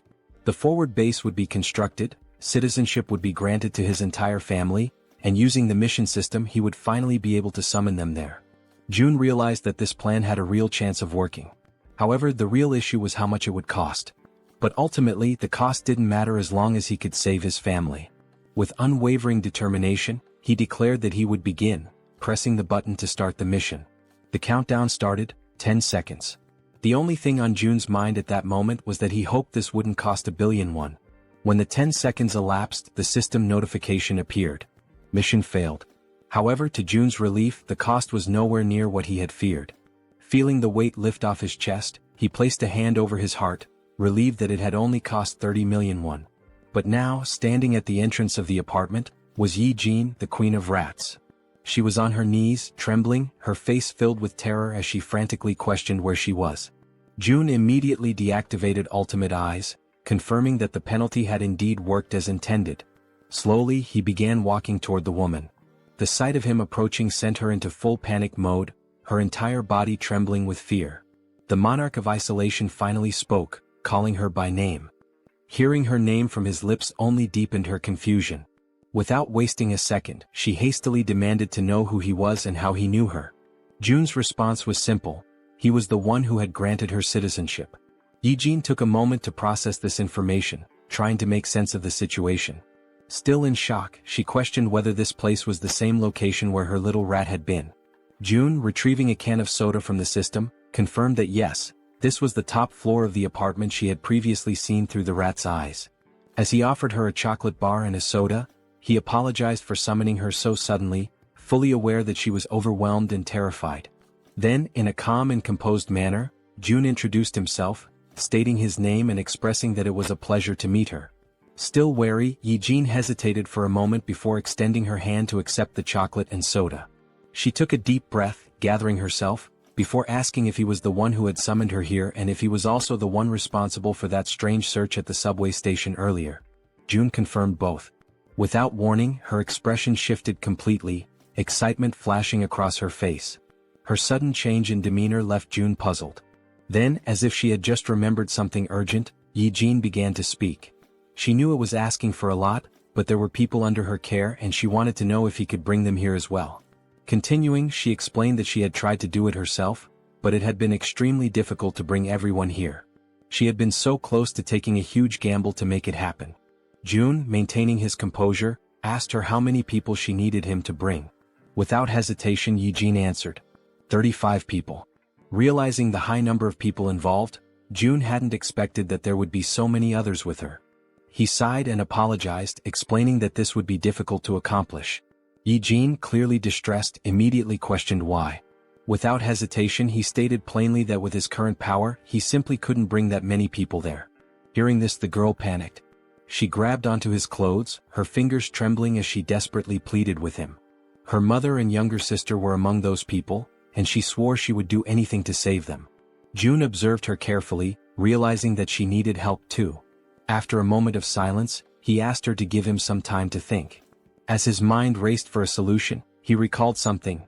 Jaehyeon hadn't needed to interact with him directly to receive citizenship. That meant the system had recognized her rat as an extension of herself. If that was the case, perhaps something similar could work again. A system window appeared before Jun, displaying Jaehyeon's current stats. Her trust level was at 37, and she was at level 31. Seeing this, he noted that her trust had already increased, and given her situation and everything she had just said, it was only natural for her to trust him even more. Still kneeling in front of him, her eyes full of desperation, she listened as he called her name. She immediately asked if she really could do anything. Without hesitation, Jaehyeon confirmed that she would, She would do absolutely anything. June took a deep breath before finally speaking. There was a way to make what she wanted possible. But first she had to trust him completely, 100%. He asked her if she understood. Then, speaking in a calm and steady voice, he told her that if she placed her absolute trust in him, he would undoubtedly save them. Hearing those words, the girl's eyes lit up with hope. She clasped her hands together, almost as if in prayer, and shouted that she truly trusted him. With unwavering determination, she declared once more that she would do anything if it meant saving her family. At that moment, the system notification appeared.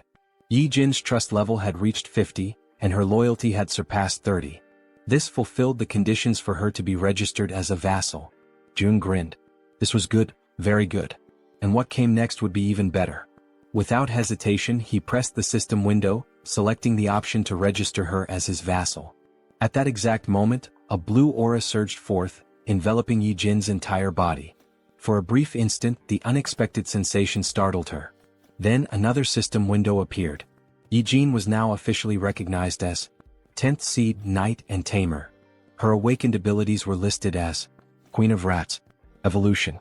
June read through the details carefully. The Tamer title granted her the ability to enhance the stats of her tamed creatures based on their loyalty. Additionally, their growth speed would accelerate according to her trust level. On top of that, the evolution ability was classified as Tier A+. It allowed her tamed creatures to continuously grow, and once they reached a certain threshold, they would evolve. As he watched the glowing energy flow through her body, June asked her a critical question. Were there tamed rats near where her family was located? Yi-jin, still feeling the power coursing through her, nodded quickly. June immediately issued an order. She was to send those rats to where her family was right now. Without hesitation, the Rat Queen confirmed she would do it. She sat down cross-legged, closing her eyes in deep concentration. She needed to direct her consciousness to her rats, guiding them to her family's location. June seized the moment and activated Ultimate Eyes. As soon as he did, his vision expanded and he was able to see through the eyes of the rat. The system recognized it as an extension of Yi-jin herself. A system window popped up, identifying the creature. Tame Mouse, Level 2. The small rat scurried forward, stopping in front of a group of people. They watched it carefully, recognizing it almost immediately. Whispers spread among them. Was this one of Yi-jin's rats? Then, to their surprise, a system window appeared above the rat. The unexpected sight made the people uneasy. And then, something even more shocking happened. One after another, various supplies began to materialize from the system. Food, water, necessities, all appearing out of thin air. The people stared in disbelief, struggling to comprehend what they were witnessing. Someone muttered a question. Was this Yi-jin's doing? With this, the system updated once more. Yi-jin's trust level skyrocketed, increasing several times over. From a distance, June observed it all. This was exactly what he had anticipated. He continued watching as the rats moved. A realization struck him. Yi-jin's ability and his absolute eyes were a perfect combination. From this moment on, the tens of thousands of rats crawling through the sewers would now serve as his eyes. June couldn't help but smile. This was insane. And now he had acquired the ultimate scout. The Rat Queen politely asks for permission to speak, her voice calm but firm. She then inquires if the place June wants to know about is the one located near the beach. June nods in confirmation, stating that yes, that is indeed the place he is referring to. A realization dawns upon him. Coincidentally, Yi-jin had gone to Nambu-Mindong, which happens to be where his family's house is located. Naturally, this puts her in a far better position than Han's team, who are still unfamiliar with the area. On top of that, all she needs to do is send a single rat. Even just one rat alone makes it possible to confirm his family's survival, and now with her abilities, it will also be much easier to send supplies. After June explains the plan to her, Yi-jin smiles, confidence shining in her expression, and assures him that he can leave everything to her. Right at that moment, the system notifies that both her loyalty and trust have increased. Not wanting to waste any more time, June immediately asks if she can go right now. Yi-jin, still smiling playfully as she absent-mindedly plays with one of her rats, confirms without hesitation that she can. June then gives her a specific request. He asks if she could follow the subway tracks on her way. Her expression shifts slightly, and she asks if he is seriously suggesting that. June confirms without hesitation. His plan is to use that route for the rescue mission later. However, Yijin's expression changes drastically. A look of sheer panic washes over her face as she quickly exclaims that this will not work. June is momentarily taken aback by her sudden reaction and questions why his plan would fail. Yijin, still visibly shaken, explains that a monster lives inside Siamayan Station. June freezes for a moment, completely caught off guard by the unexpected information. In disbelief, he asks her if she is serious.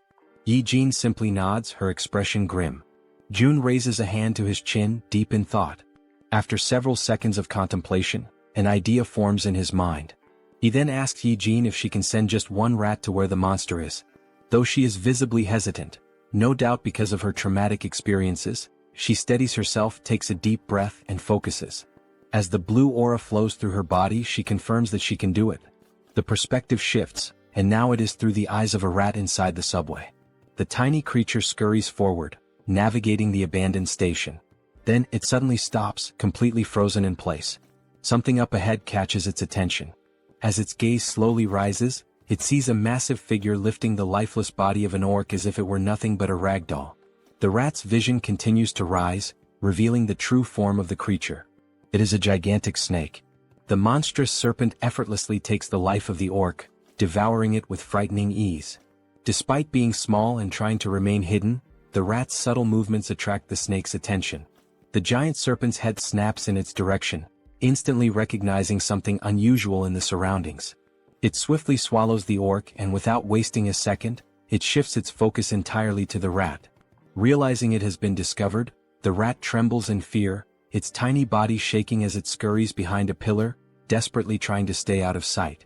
For a brief moment, it feels safe, believing it has managed to hide successfully. But its relief is short-lived. The gigantic snake moves with terrifying speed, heading directly toward the spot where the rat is hiding. The serpent's enormous mouth opens, revealing its razor-sharp fangs, poised and ready to end the tiny creature's life. As the attack closes in, the rat is paralyzed with fear, a cold chill running through its entire body. At the very last second, it manages to leap away, barely escaping the deadly strike. Now, its only chance of survival is to run as far and as fast as possible. However, the snake does not relent. It hunts mercilessly, pursuing the rat with unstoppable determination. For a brief moment, the gigantic serpent appears to hesitate, and the rat uses that single opportunity to flee for its life. Back in the apartment, June watches in complete silence, his ultimate eyes ability fully activated. After seeing just how massive and powerful the snake is, June wonders what level the monster could be. He has a strong suspicion that it is at least above level 40. Yijin, her voice trembling slightly, asks June if he saw that thing. Then, without waiting for a response, she states firmly that this is exactly why they cannot use Siamayan Station. She then offers an alternative plan. They should skip that station entirely and move on to the next one instead. Yijin adds that she has seen the strength of June's companions firsthand. She is confident that getting to the next station won't be a problem for them. June ponders for a moment and then realizes that Yijin is absolutely right. He nods in agreement, thanks her, and states that her idea sounds like a good plan. With a grin, he then tells her that she can head to Unit 2701, which is the next station. From today onward, that will be her base. However, she will need to do some cleaning up first. Yijin nods in understanding, then stands up and expresses her gratitude. She asks for permission to leave and informs him that she is heading out now. June reminds her to be careful. As Yijin walks away, June finds himself lost in thought. Had it been before he met her, this would have likely been his exact plan. A small smile plays on his lips as he acknowledges this fact. With that, he opens the system interface and gives the command to install solar power generators. The system confirms that the installation process will take 24 hours to complete. Outside, numerous photovoltaic panels begin automatically installing themselves on the rooftops, as the system efficiently carries out the task. Gazing out the window, June watches the progress. This system is impressively efficient, that much is clear. However, even with its current capabilities, it is still not enough to sustain the nearly 800 people under his care. And if they want to raise funds to install more facilities, they will need more people working. At the very least, they must establish a 3-shift system. The same applies to the new common facilities, which include solar energy, the store system, and the training center. Still standing and looking at the system, June says that now is when it truly begins. More hunts. The scene shifts to Han's group, who are running in fear from something chasing them. As they sprint forward, Han quickly glances back and realizes that their pursuers are closing in. Knowing they won't be able to outrun them forever, they decide to stop and prepare for battle. The creatures chasing them are massive bats, flying at incredibly high speeds. The entire group launches their attacks at once, unleashing powerful projectiles. Arrows soar through the air, and as everyone knows, they are infused with a brilliant blue mana. They pierce the bats in multiple places, causing the creatures to screech in agony. After a relentless barrage of attacks, they finally defeat all the bats that had been pursuing them. Once the battlefield falls silent, and none of the bats show any signs of movement, the archer turns to the group and asks if anyone is injured. The group reassures her that they are all unharmed. The poison-wielding woman then shifts the topic, asking the archer about the giant serpent that June mentioned residing in Siamayan Station. She questions whether they truly believe they can take it down on their own. The archer responds confidently, saying that everything should be fine since, if things go south, June can summon them back to the apartment at any moment. The poison-wielding woman nods in agreement, realizing that she is worrying too much. Listening to their conversation, Han grins and reassures her, saying that she doesn't need to overthink things since June is monitoring everything from afar. He then issues the order to move forward. After walking for some time, they finally arrive at the station where the giant serpent is lurking. The first sight before them fills them with horror and an overwhelming sense of dread. Scattered across the ground are the lifeless bodies of goblins and orcs, torn apart in a gruesome display. Among the carnage, a train car has been derailed, lying on its side off the tracks. The grotesque sight is enough to make the poison-wielding girl gag, barely able to hold back her nausea. Han orders the rest of the group to proceed while she takes a moment to recover. As they advance slowly, exercising extreme caution, Han suddenly senses something off, an eerie, unsettling feeling, accompanied by the distinct sound of a snake hissing. His instincts scream at him, and he immediately shouts for everyone to stop and be on high alert. The group tenses up, readying themselves for whatever might come next. Being at the front, Han is the first to see it, and his body freezes in terror. Emerging before them is the giant serpent. Its scales shimmer with a deep purple hue, and its golden eyes gleam with an insatiable thirst for blood. Faced with such an overwhelming presence, the entire group trembles in fear, unable to utter a single word as adrenaline surges through their veins. Toji is the first to break the silence, shouting in desperation, asking how they are supposed to fight a monster like this. At that moment, each of them frantically tries to think of a way to survive. Despite his own fear, Han instinctively pulls the archer into his arms as she, too, is frozen in place. With a firm voice, he yells for everyone to drop to the ground immediately. Without hesitation, the group obeys, crouching low as a series of devastatingly fast strikes slice through the air above them. The attacks are so rapid that they can only hear the sharp sound of the wind being cut, followed by the impact of the strikes smashing into the metro walls. At that moment, a system notification appears, revealing a new party quest. The objective: eliminate the giant serpent. Time limit: 10 minutes. The reward: a massive amount of XP. There is no penalty for failure, but everyone knows the truth. Failing this battle will cost them their lives.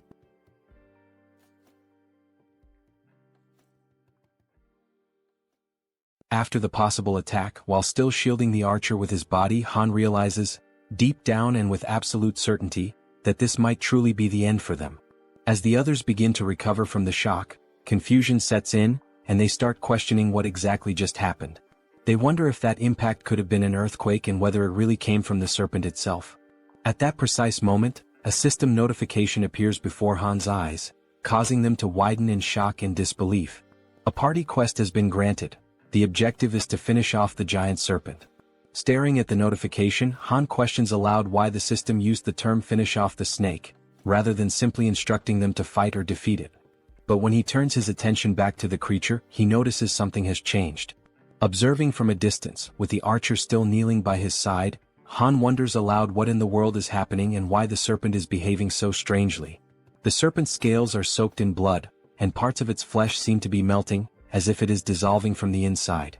Han glances over at the Werbear woman, and they exchange a meaningful nod, silently agreeing to take initiative.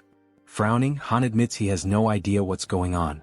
As equipment materializes across his back, he draws a spear and, summoning all his strength, hurls it with great force. The spear strikes the serpent squarely in the center of its massive head, already weakened and writhing, and the beast lets out a final echoing cry of pain. At this point, it is revealed to us that giant serpents have a habit of consuming their prey while it is still alive. And this detail is far from insignificant. A living creature swallowed whole poses a real and serious threat if it manages to act or strike in the final moment. This is precisely why the giant serpent uses venom to completely subdue its prey or strangles it until it suffocates before swallowing. However, this rule only applies to prey of a certain size. Something as small as a mouse, in comparison to its enormous body, is not a concern. Then we see a flashback, how the mouse deliberately and with striking precision leapt directly into the serpent's mouth, allowing itself to be swallowed in less than a second. And this small, calculated move would bring about consequences no one could have ever imagined. However, Jun had been clever enough to come up with such a plan, and now he lets out a quiet laugh while giving the command to open the warehouse. Watching the little mouse with his ultimate eyes ability, he notices two skills that are now available: warehouse and shop. With the mouse already inside the serpent's body, Jun issues the command to summon gas, causing the serpent's belly to bloat and swell. On top of that, he also summons burning papers, already ignited. The combination of gas and fire results in a massive internal implosion. In other words, the serpent explodes from the inside out, unable to withstand the pain and pressure building within. After the blast, the Queen of Rats experiences a sharp discomfort, as if she is directly connected to the pain the little mouse suffered. Jun walks over to her, noticing her unease, and asks if she's all right. She responds that she is. It just startled her a bit. Jun acknowledges her efforts, saying she did a good job, and she exhales in relief, finally relaxing a little.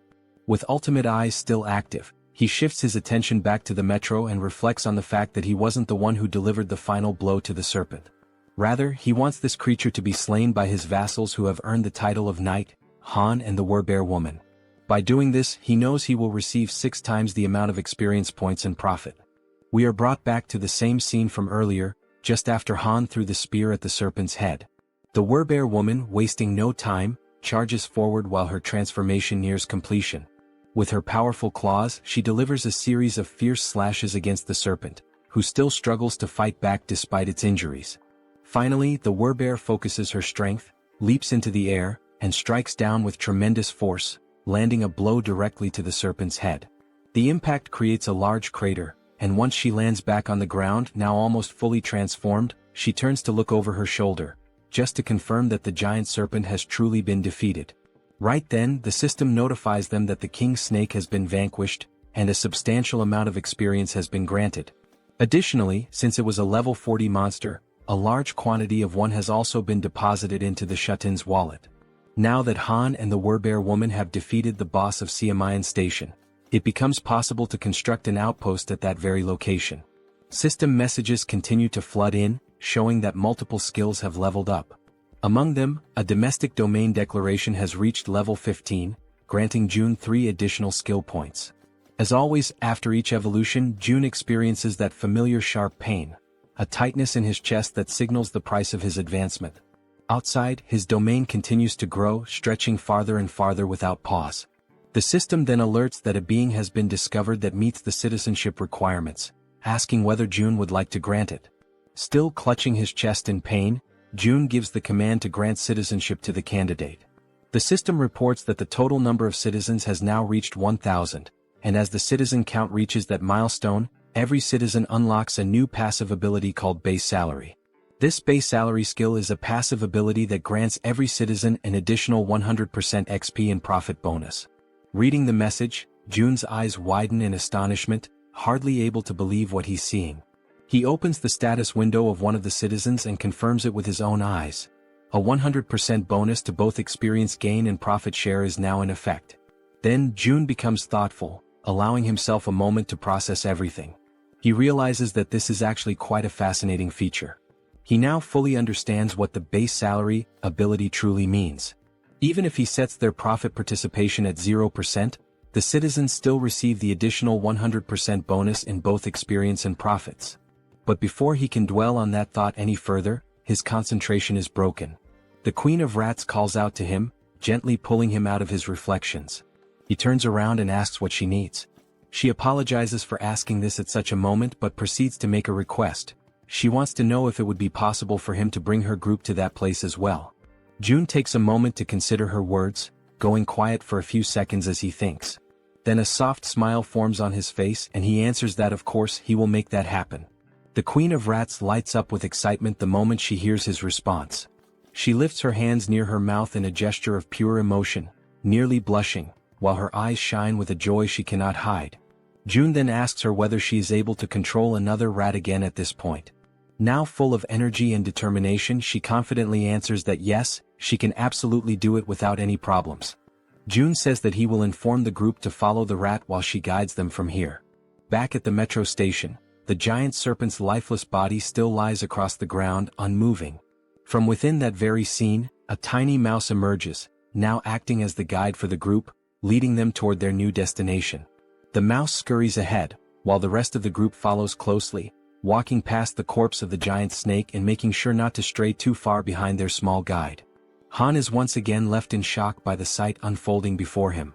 The Werbear woman urges him to compose himself and asks whether it was his group that defeated all of the orcs lying lifeless across the floor. He immediately denies it and turns the question back to her. But she also says that she didn't do it either. When she arrived, the orcs were already in that state. That leads them to conclude that this must be an orc territory, and whoever defeated them must be far more powerful than they are. As they keep walking, all the group can see are orc corpses and splashes of blood staining the ground, while they continue following the mouse that is showing them the way. Han points out that now that the giant serpent has been dealt with, the major threat is gone. However, he warns that they must not lower their guard just yet. The archer agrees with his assessment, noting that there could still be hidden groups of monsters lurking in the shadows nearby. At that moment, the little mouse turns back to the group, squeaks, and gestures with its tiny paws as if to say, "Come on, hurry up." Seeing this action, Toji comments that this mouse is actually pretty clever, and Moon asks whether the mouse is part of June's skill set. The group presses on, continuing forward while June watches from a distance.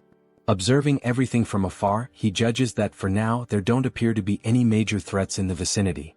He shifts his gaze slightly toward a system notification, which informs him that he currently has 3 available skill points. Looking at the system message with a bit of anticipation, June begins to wonder where he should invest those points.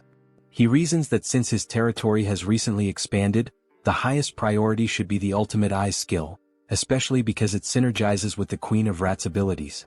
So he gives the command to upgrade Ultimate Eyes. Once again, as always, he feels the painful consequences of evolving his skill. But this time, unlike the usual sharp sensation in his chest, he experiences something far worse, an unbearable and splitting headache. And unlike the previous version of this skill, the new level now allows him to see the level of monsters displayed above their heads. In addition to level, he can now see other data as well, such as height, behavior, intelligence, and even specific attributes or traits that make each monster stand out. Realizing how much easier this will make things moving forward, he affirms to himself that he definitely needed this ability. Because first, he needs to identify monsters of the correct level in order to assign suitable quests to people. This way he can reduce the cost of resurrection. Already aware of how useful this tool will be, he decides to use his remaining points. The next skill he chooses is dignity maintenance because now that he is meeting and managing more people, trust and loyalty are becoming increasingly important. He gives the command to level up that skill as well. However, just at that moment, right in the middle of his planning, something interrupts Seo Jun, throwing him completely off balance and into a state of panic. A deafening sound crashes through the area, abruptly ending his moment of reflection. That's when he realizes that the noises he just heard were similar to gunshots, sharp, loud, and unmistakably threatening. Since June had his Ultimate Eye skill activated at that moment, he was able to quickly realize that the gunshots had not originated from the apartment complex, but rather from the metro station. He immediately redirects his gaze back toward the metro and sees several goblins wielding revolvers in their hands. The goblins wear malicious, twisted smiles, clearly aware of the immense power they now hold with such weapons. Watching the scene unfold before him, the only question running through June's mind is why on earth goblins have firearms, and more importantly, how they managed to get their hands on them.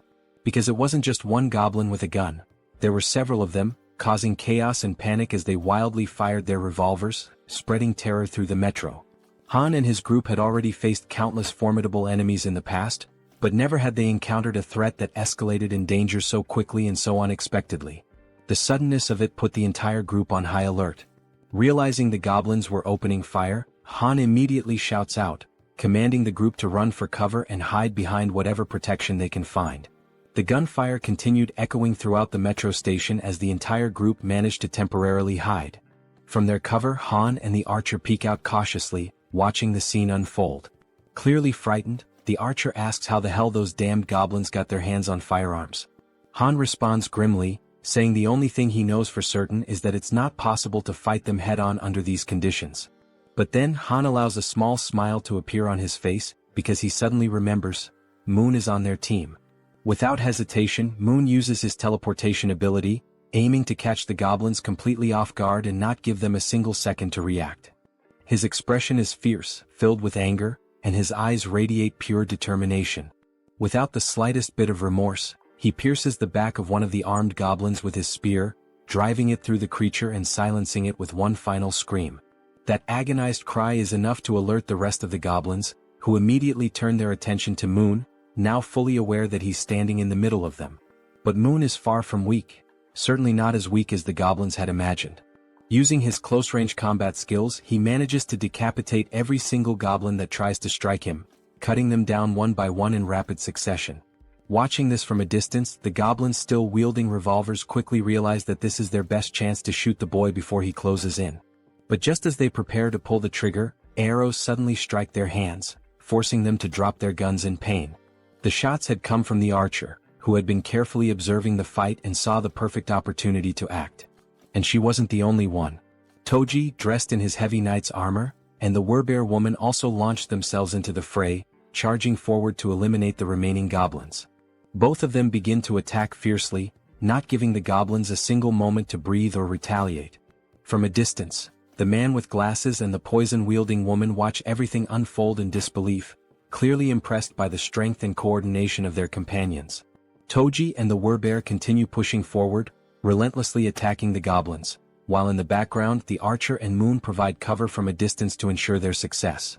After the battle, Jun shifts his attention back to the revolver and ammunition, inspecting them carefully with the help of his ultimate eyes ability. He then gives the system the command to register both items. The system promptly displays a confirmation that the revolver and its specific ammunition have now been successfully registered. Realizing what he just did, Jun stands silent for a moment, stunned by the fact that he has now added a firearm to the system's inventory. He quickly recognizes that he cannot display this item in the store for the general public to purchase. On the other hand, offering firearms in the shop would come with clear advantages. People would instantly become more active in hunting monsters, and even ordinary individuals below level 10 might start regularly hunting orcs. That means the citizens would bring in significantly more XP and profits overall. However, Jun is also aware of one major problem. He cannot trust all the citizens yet. At this point, he's still welcoming people indiscriminately. In other words, there's no real standard, no vetting process. He's been accepting everyone and providing them with supplies without screening them first, operating under the belief that he can control everyone, no matter what might happen. Of course, the rapid growth of the citizen population has brought many benefits. But everyone knows that things change drastically when firearms are involved. There's no guarantee that someone among this growing crowd won't turn out to be a serious problem. Beyond the obvious issue of supply shortages in the midst of an apocalypse, there are also the feelings of envy, resentment, and jealousy that could easily escalate into something dangerous once firearms are introduced into the equation. Regardless of motive, accidents happen, and in the worst-case scenario, someone could die. That's when Jun concludes that firearms will indeed be incredibly helpful, but they must only be handed out to verified individuals.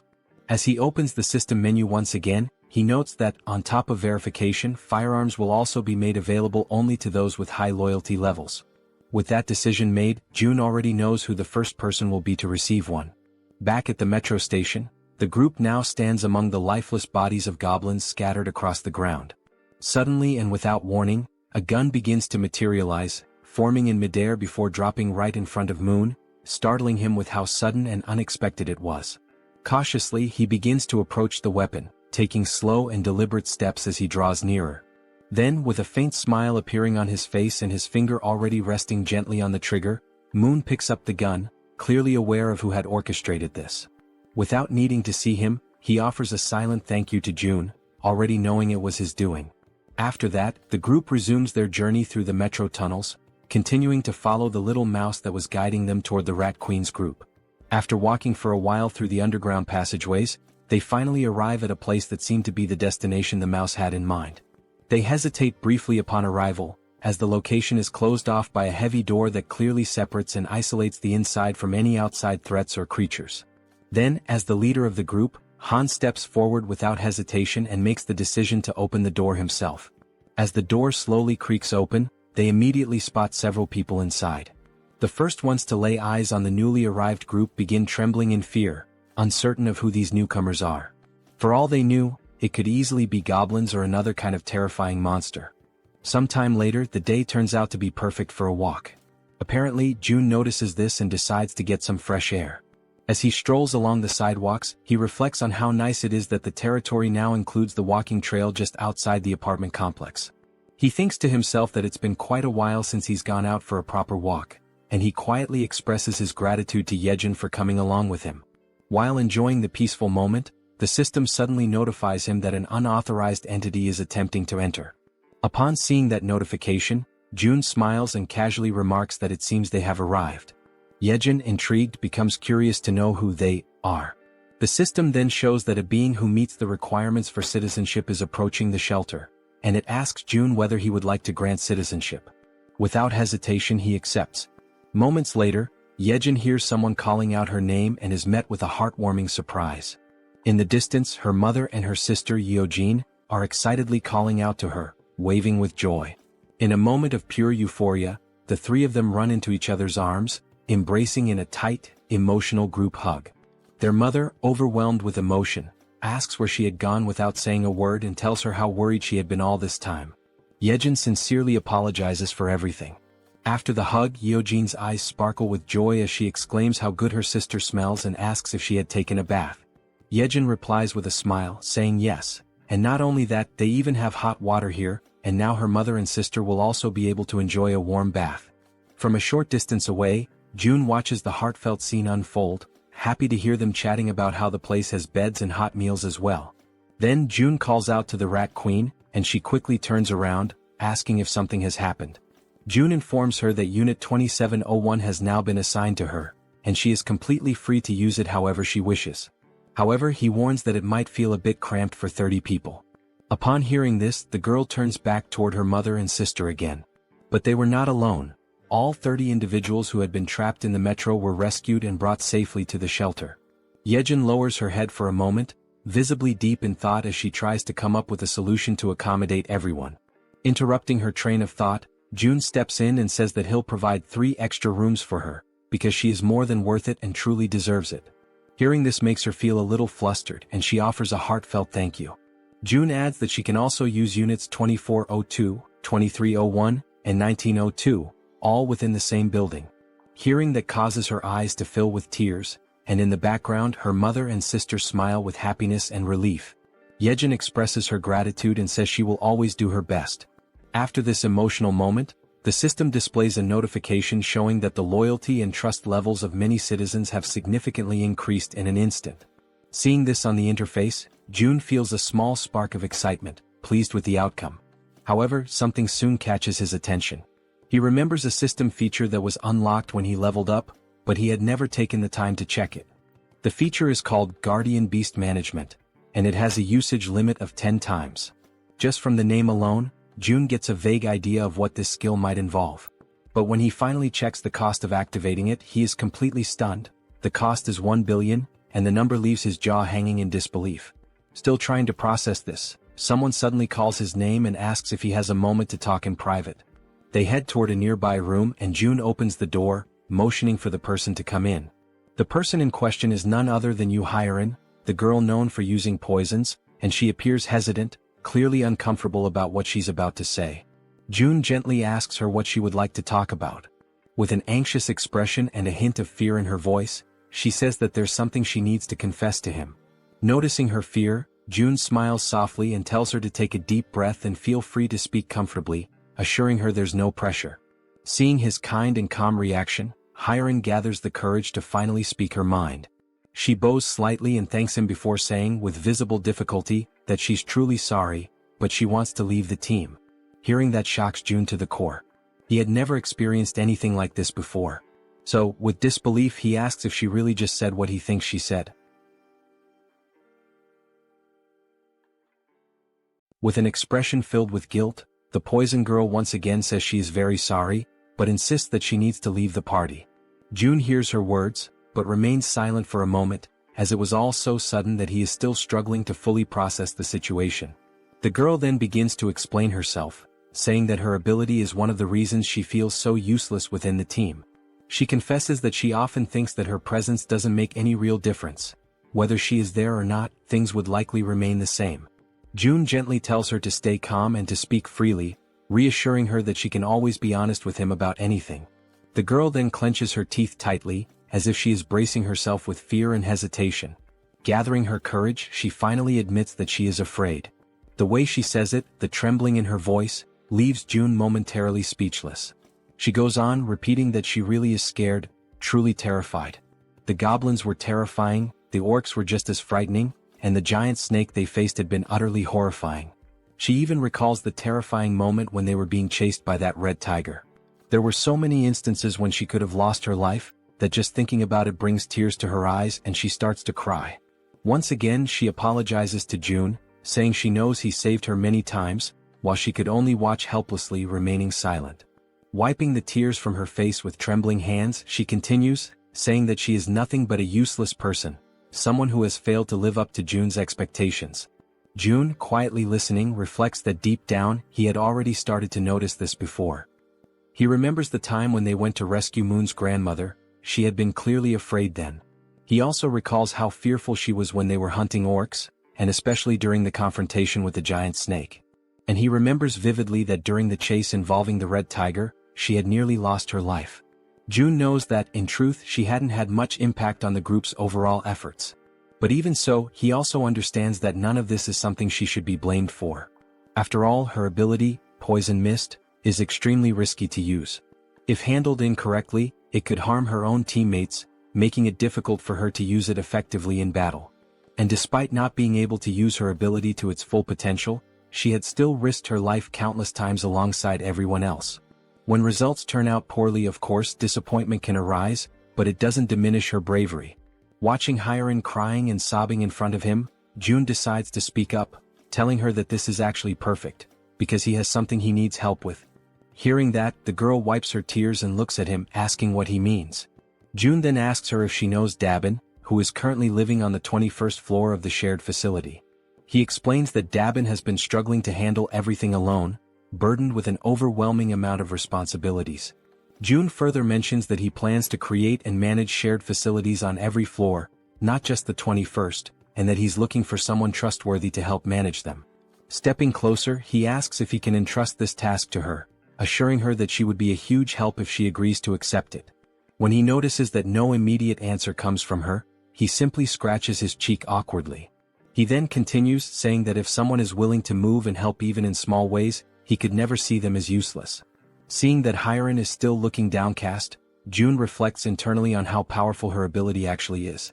And because it is a control-type poison ability, June feels certain that someday her true value will shine brightly. He tells her that if stepping outside the apartment complex is too overwhelming for her right now, there is absolutely no problem with her working indoors for a while. And when the day comes when her power is truly needed again. June leans forward slightly and tells her that when that moment arrives, he will absolutely count on her. This sudden show of trust and reassurance causes her to momentarily stop crying. Then she gives a small, timid smile. At that very moment, the system sends a notification showing that her loyalty has increased to 100. It also notes that she has now been officially registered as a retainer, and the retainer limit has been expanded as well. As Hyerin wipes her face once more, she apologizes again, her voice trembling. But now, she gives a genuine smile, saying that she showed him a weak side of herself, but promises that she will do her best to help from now on. Hearing this lifts June's spirits as well, as he realizes that she has been working hard all this time and that he can continue to count on her. Sometime later, still inside the room, June's attention is again drawn back to a lingering system notification. The option to summon a guardian beast, at the exorbitant cost of 1 billion won. Looking at this possible new ability, June thinks that maybe, just maybe, it's worth giving it a shot, no matter how ridiculously expensive it seems. So, throwing caution to the wind, he presses the confirmation button and requests the system to summon the guardian beast.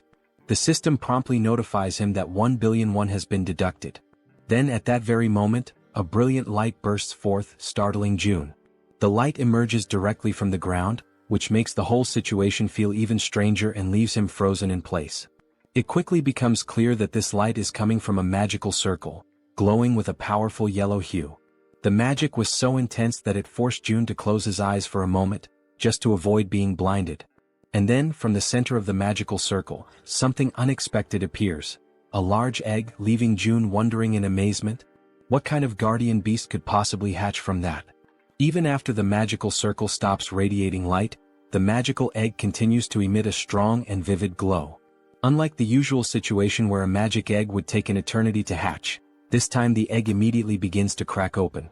All the while, it continues to shine so brightly that June has to shield his eyes with his hand to protect his vision. Very quickly, the egg finishes breaking apart, and what emerges from within leaves June absolutely stunned. The creature that appears is covered in black feathers, with large, expressive eyes, a sharp beak and sleek plumage. It is clearly a bird. A small black bird with strikingly large eyes and a stylish crest on top of its head has just emerged from that magical circle. Without hesitation, June activates his ultimate eyes ability to inspect the status and details of his new guardian beast. The system immediately displays information. The creature's name is Samjoko and it is a level 1 crow. The system further explains that this crow is a divine beast with 3 legs, born with the power of the sun itself. It also states that Samjoko is currently just a hatchling, a baby who still needs protection, and that for it to grow properly, it must be bathed in high-quality sunlight regularly. June waves cheerfully at his new pet and, smiling warmly, says a genuine, heartfelt, "Hello." The little creature's large, shiny eyes begin to sparkle with excitement, and it starts making small chirping sounds as if trying to communicate back with June. June then places his hand thoughtfully under his chin, pondering for a moment how he should name his new companion. Looking at the adorable black-feathered creature in front of him, June comments that it is truly a jet black crow, and then suggests that perhaps its name could be Cammy. Upon hearing the name, the crow's eyes light up even brighter, practically gleaming with happiness. The tiny bird immediately celebrates, chirping excitedly as if shouting out its new name in pure joy. June leans closer and asks the bird if it really likes the name. The 3-legged crow, Cammy, responds with even more enthusiastic chirping sounds, almost as if it were trying to say yes, which makes June feel a wave of relief and happiness. However, after some time passes, June notices that Cammy just won't stop chirping incessantly. He starts to assume that the little creature must be hungry. A little while later, June offers some snacks to Cammy, and the bird seems to enjoy them very much, happily munching away. After devouring the entire packet of snacks, Cammy lets out a loud burp, indicating that he has completely filled his belly. And just like that, after the meal, as everyone knows well, drowsiness quickly overcomes the little mascot. Watching the scene, June realizes how easily Cammy can fall asleep after eating, and he muses to himself that someday this tiny being will surely grow into a true guardian beast. Crouching down beside him, June says aloud that he wishes he could also fall asleep as easily as Cammy does after eating. Just then, something suddenly appears in front of June, a system notification. It shows that Cammy's level has increased, and that the efficiency of the solar generator has also increased by 100%. Another screen pops up explaining that the solar generator is a facility that produces electricity using solar energy, generating between 80,000 to 100,000 won per day, and that any excess energy is credited back to the shut-in wallet. Reading this, June has a sudden spark of inspiration, and if things go the way he thinks. He recalls that the 10 new buildings he recently acquired still do not have any solar generators installed. He had already used most of the financing for other projects, and at the time he thought it would be a waste to invest 130 million won for just a 30 million won annual return. But now he chuckles quietly to himself, realizing that with this new change the situation is completely different. As more time passes, the system continues to notify him that Cammy's level keeps increasing, and along with it, the efficiency of the solar generator continues to rise.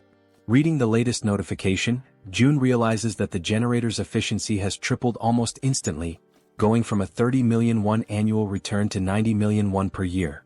With a broad smile spreading across his face, June understands that there is no reason to hesitate any longer. Without wasting a second, he gives the command to the system to install solar generators in all 10 of the new buildings. The system promptly displays that the installation will be completed within 24 hours. Sometime later in room 3001, someone rings the doorbell of that room. It is June. From inside, the occupant asks who it is, and June calmly replies that it's him.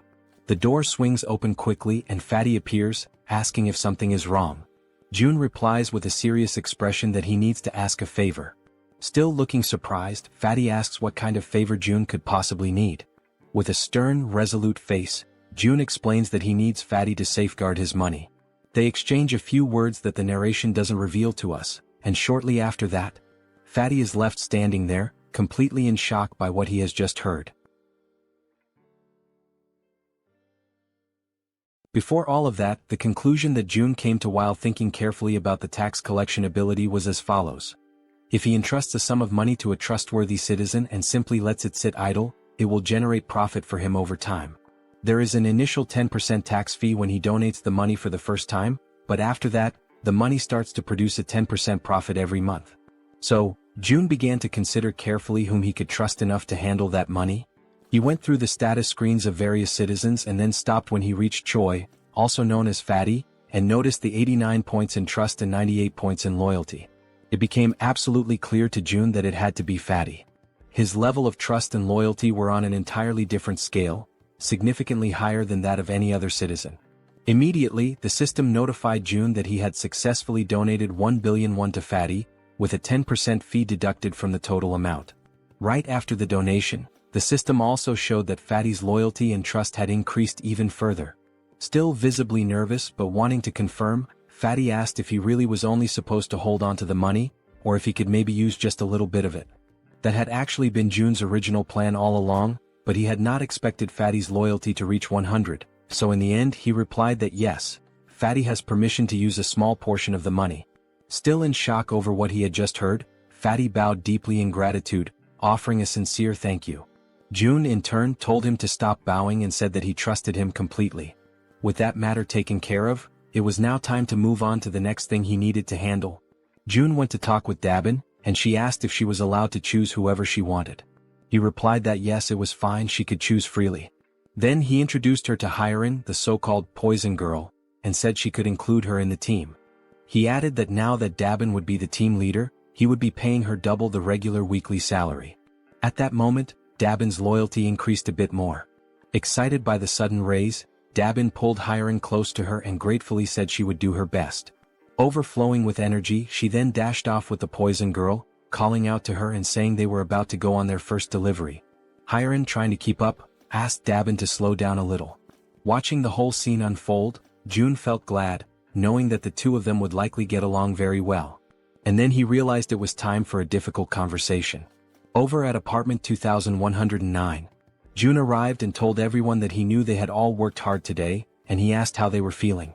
Everyone came out to greet June, and Han spoke up to say that they were all doing completely fine, then asked what had brought June to visit them.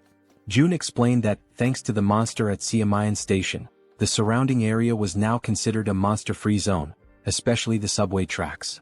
Everyone listened as June said that from Jaehyeon to the next station, there were almost no monsters, and that this was their opportunity, before another monster appears and claims the area.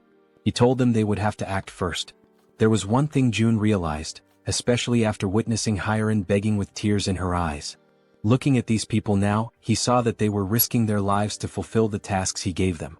And thanks to Jaehyeon, the queen of rats, they had been able to identify the giant snake at the station ahead of time. If they hadn't, the situation would have been unimaginably dangerous. In a world where death at any moment is a constant possibility, June understood that wanting to keep his family safe, wanting to protect them, could be seen as selfish. But even so, he gave the order. Han's group would go to Jaehyeon Station tomorrow, because he could not give up. The next morning, Cammy was stretching after waking up, and June was having his breakfast. The system displayed that the efficiency of the solar generator had increased, and that Cammy's level had also gone up. As he ate, June felt excited to see that Cammy had already reached level 5. The system then displayed that Cammy was now releasing part of the sun's power, inheriting a portion of the divine beast's abilities, and that June had awakened basic elemental fire magic. The idea of having magical powers caught June a bit off guard, leaving him slightly surprised. Raising one of his fingers, he quietly wondered to himself how he was supposed to use this fire magic. Then, a small flame suddenly appears at the tip of his finger, and he immediately realizes that it actually works. While the flame continues flowing gently from his fingertip, he notices that the sensation feels oddly familiar, and it doesn't take long for him to remember. It is quite similar to the feeling he experiences when he uses the dignity maintenance ability. And if that's really the case, Jun decides to go for a walk outside to test things more freely. As he walks around, he notices that there's no one nearby, and the area is completely quiet. He closes his eyes slowly and begins to use his imagination. He starts to picture a massive flame, one so powerful that it could engulf and burn the entire area around him. Soon, a flame begins to form and grow in the palm of his hand. The flame starts expanding and he can feel the power coursing through his body, spreading from his hand to the rest of him. Then, with a determined movement, he throws the fireball forward. However, this action leaves him disappointed, to the point that all of Jun's earlier enthusiasm seems to vanish in an instant. He stares at the tiny, underwhelming fireball floating in the air, and still feeling let down, he questions to himself whether this small result is really his current limit. It becomes clear to him that this is not a particularly powerful ability, at least not at this stage. But even so, he acknowledges that some things can already be done with it. He summons his gas and then it hits him. If he combines this fire ability with the gas produced by the dignity maintenance skill, it could become a truly threatening force. For now, that is the current level of what he can do, but the potential is absolutely limitless. With this, he can now fuel everything he needs, still have electricity left over, and eventually this surplus can be converted into money, which will then be deposited directly into his shut-in wallet. At that moment, someone arrives singing some kind of tune, and catches the attention of our secluded monarch. It's Jaehyeon, the Queen of Rats, and she's expressing her gratitude for the rest period he allowed her. She says that thanks to him she was able to rest well. Jun replies that he simply gave her the treatment her ability deserved. And besides that, thanks to her help, the range of his own abilities had expanded significantly.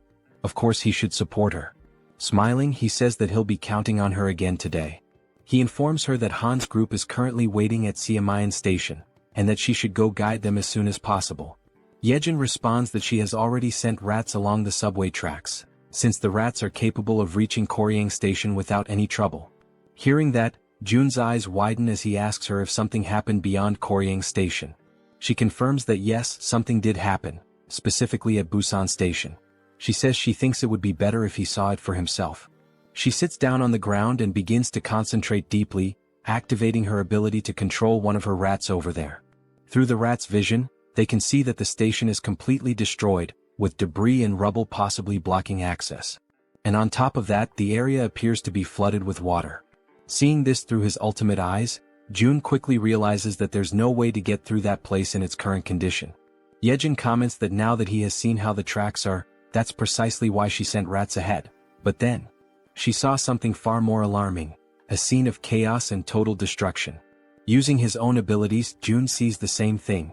Not a single building remains standing over there. Everything is destroyed. He asks himself, stunned, what on earth happened in that place. One of the rats moves closer to a hole in the ground, which turns out to be some kind of crater. Jun wonders what that thing could possibly be. Then the rat adjusts its position, and only at that moment does it become clear. That crater is actually a footprint, likely left behind by some kind of giant. Only then does Jun understand that the problem in that area is far more serious than he had imagined. That explains why there are no intact buildings and why even the roads are completely destroyed. Then suddenly, Jun feels a tremor at that exact moment, something that resembles an earthquake. Both he and Jaehyeon are startled and immediately on alert as everything begins to shake violently, just like during a real earthquake. The Queen of Rats drops to the ground, crouching in fear and screaming from terror. Jun quickly moves closer, trying to reach her in order to calm her down. But at that moment he begins to feel deep discomfort, realizing that if this continues with the tremors growing stronger, all the buildings will eventually collapse. The earthquake continues to grow stronger, shaking the buildings more violently with each passing moment. Still visibly shaken, Jun turns to Jaehyeon and asks if she is alright. Jaehyeon reassures him that she is, but then with a worried expression, she asks what is really happening.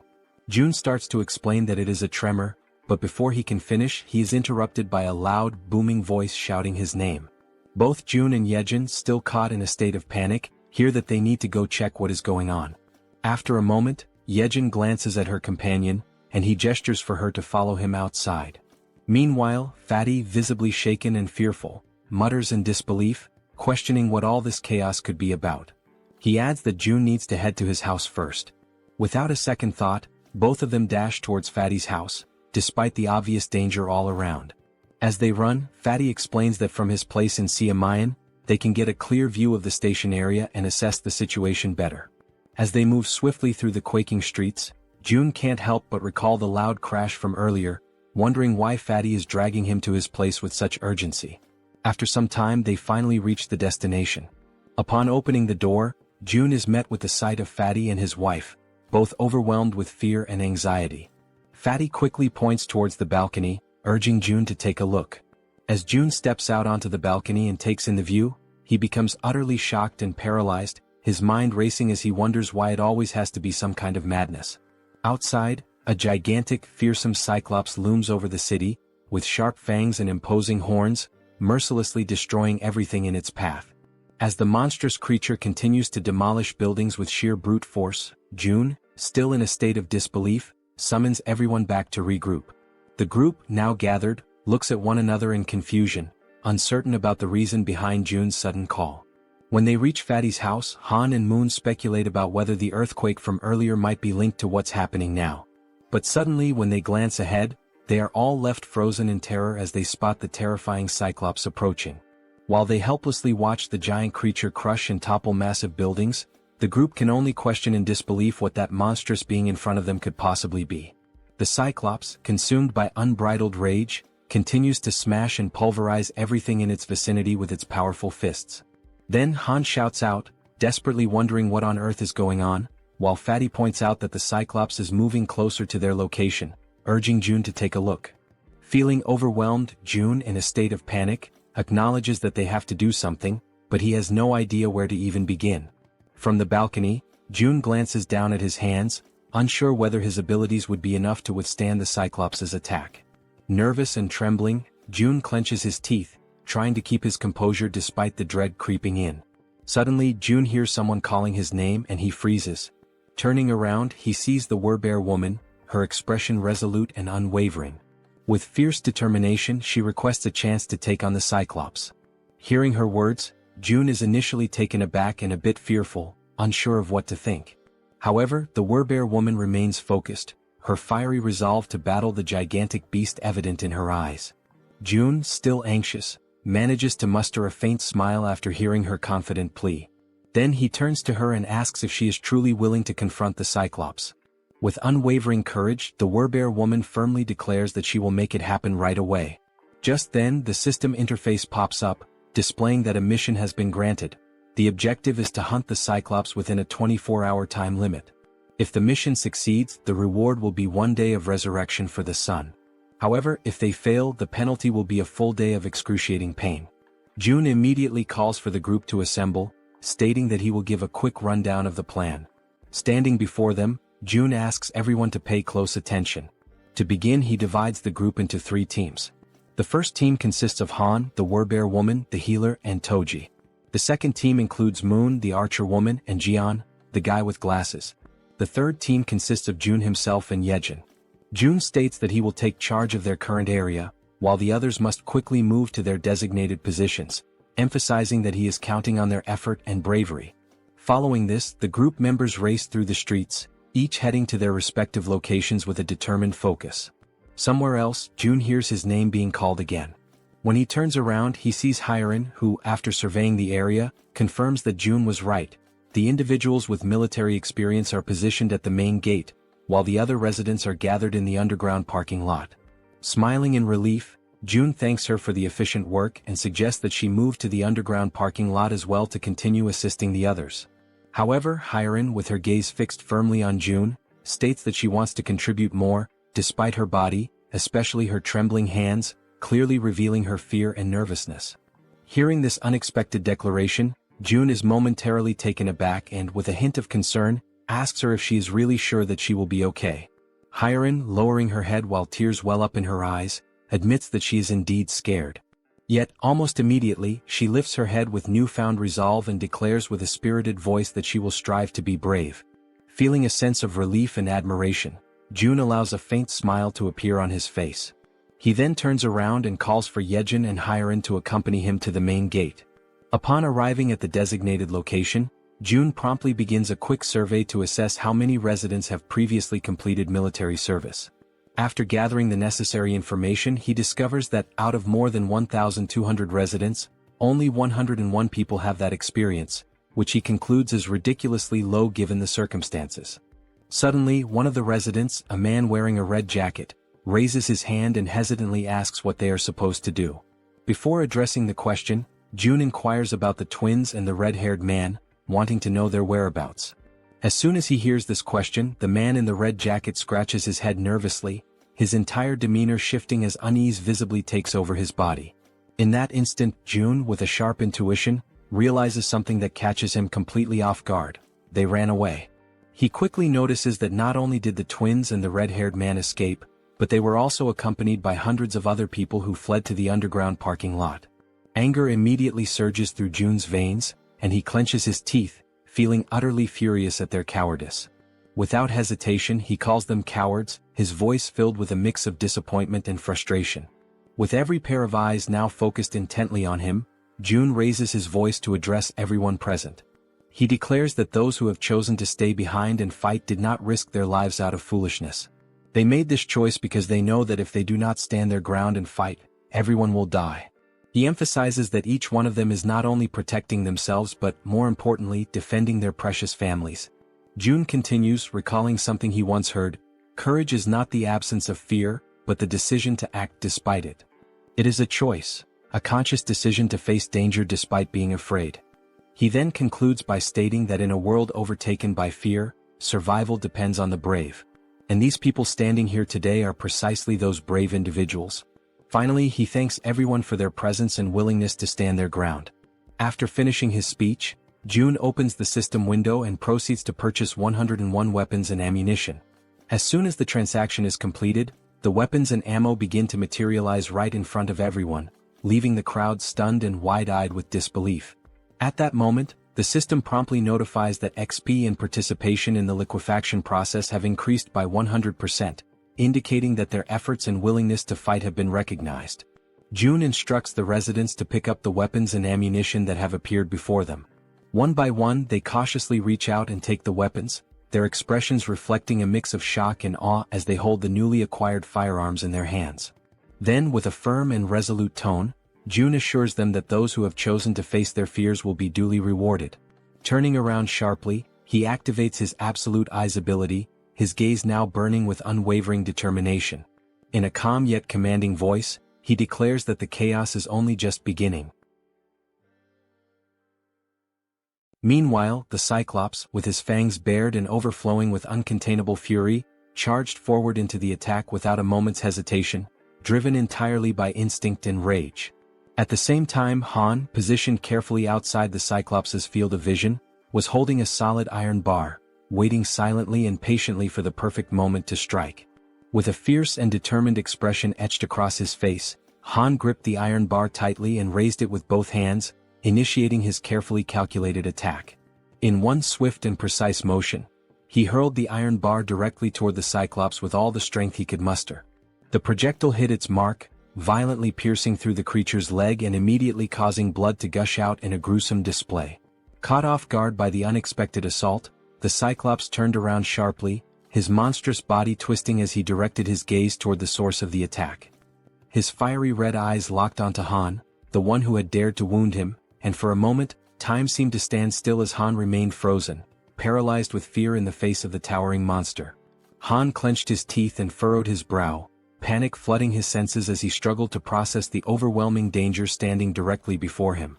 Despite the deep wound in his leg and the blood dripping down, the Cyclops began marching forward with a steady and terrifying resolve, determined to make Han suffer the most excruciating pain of all, death.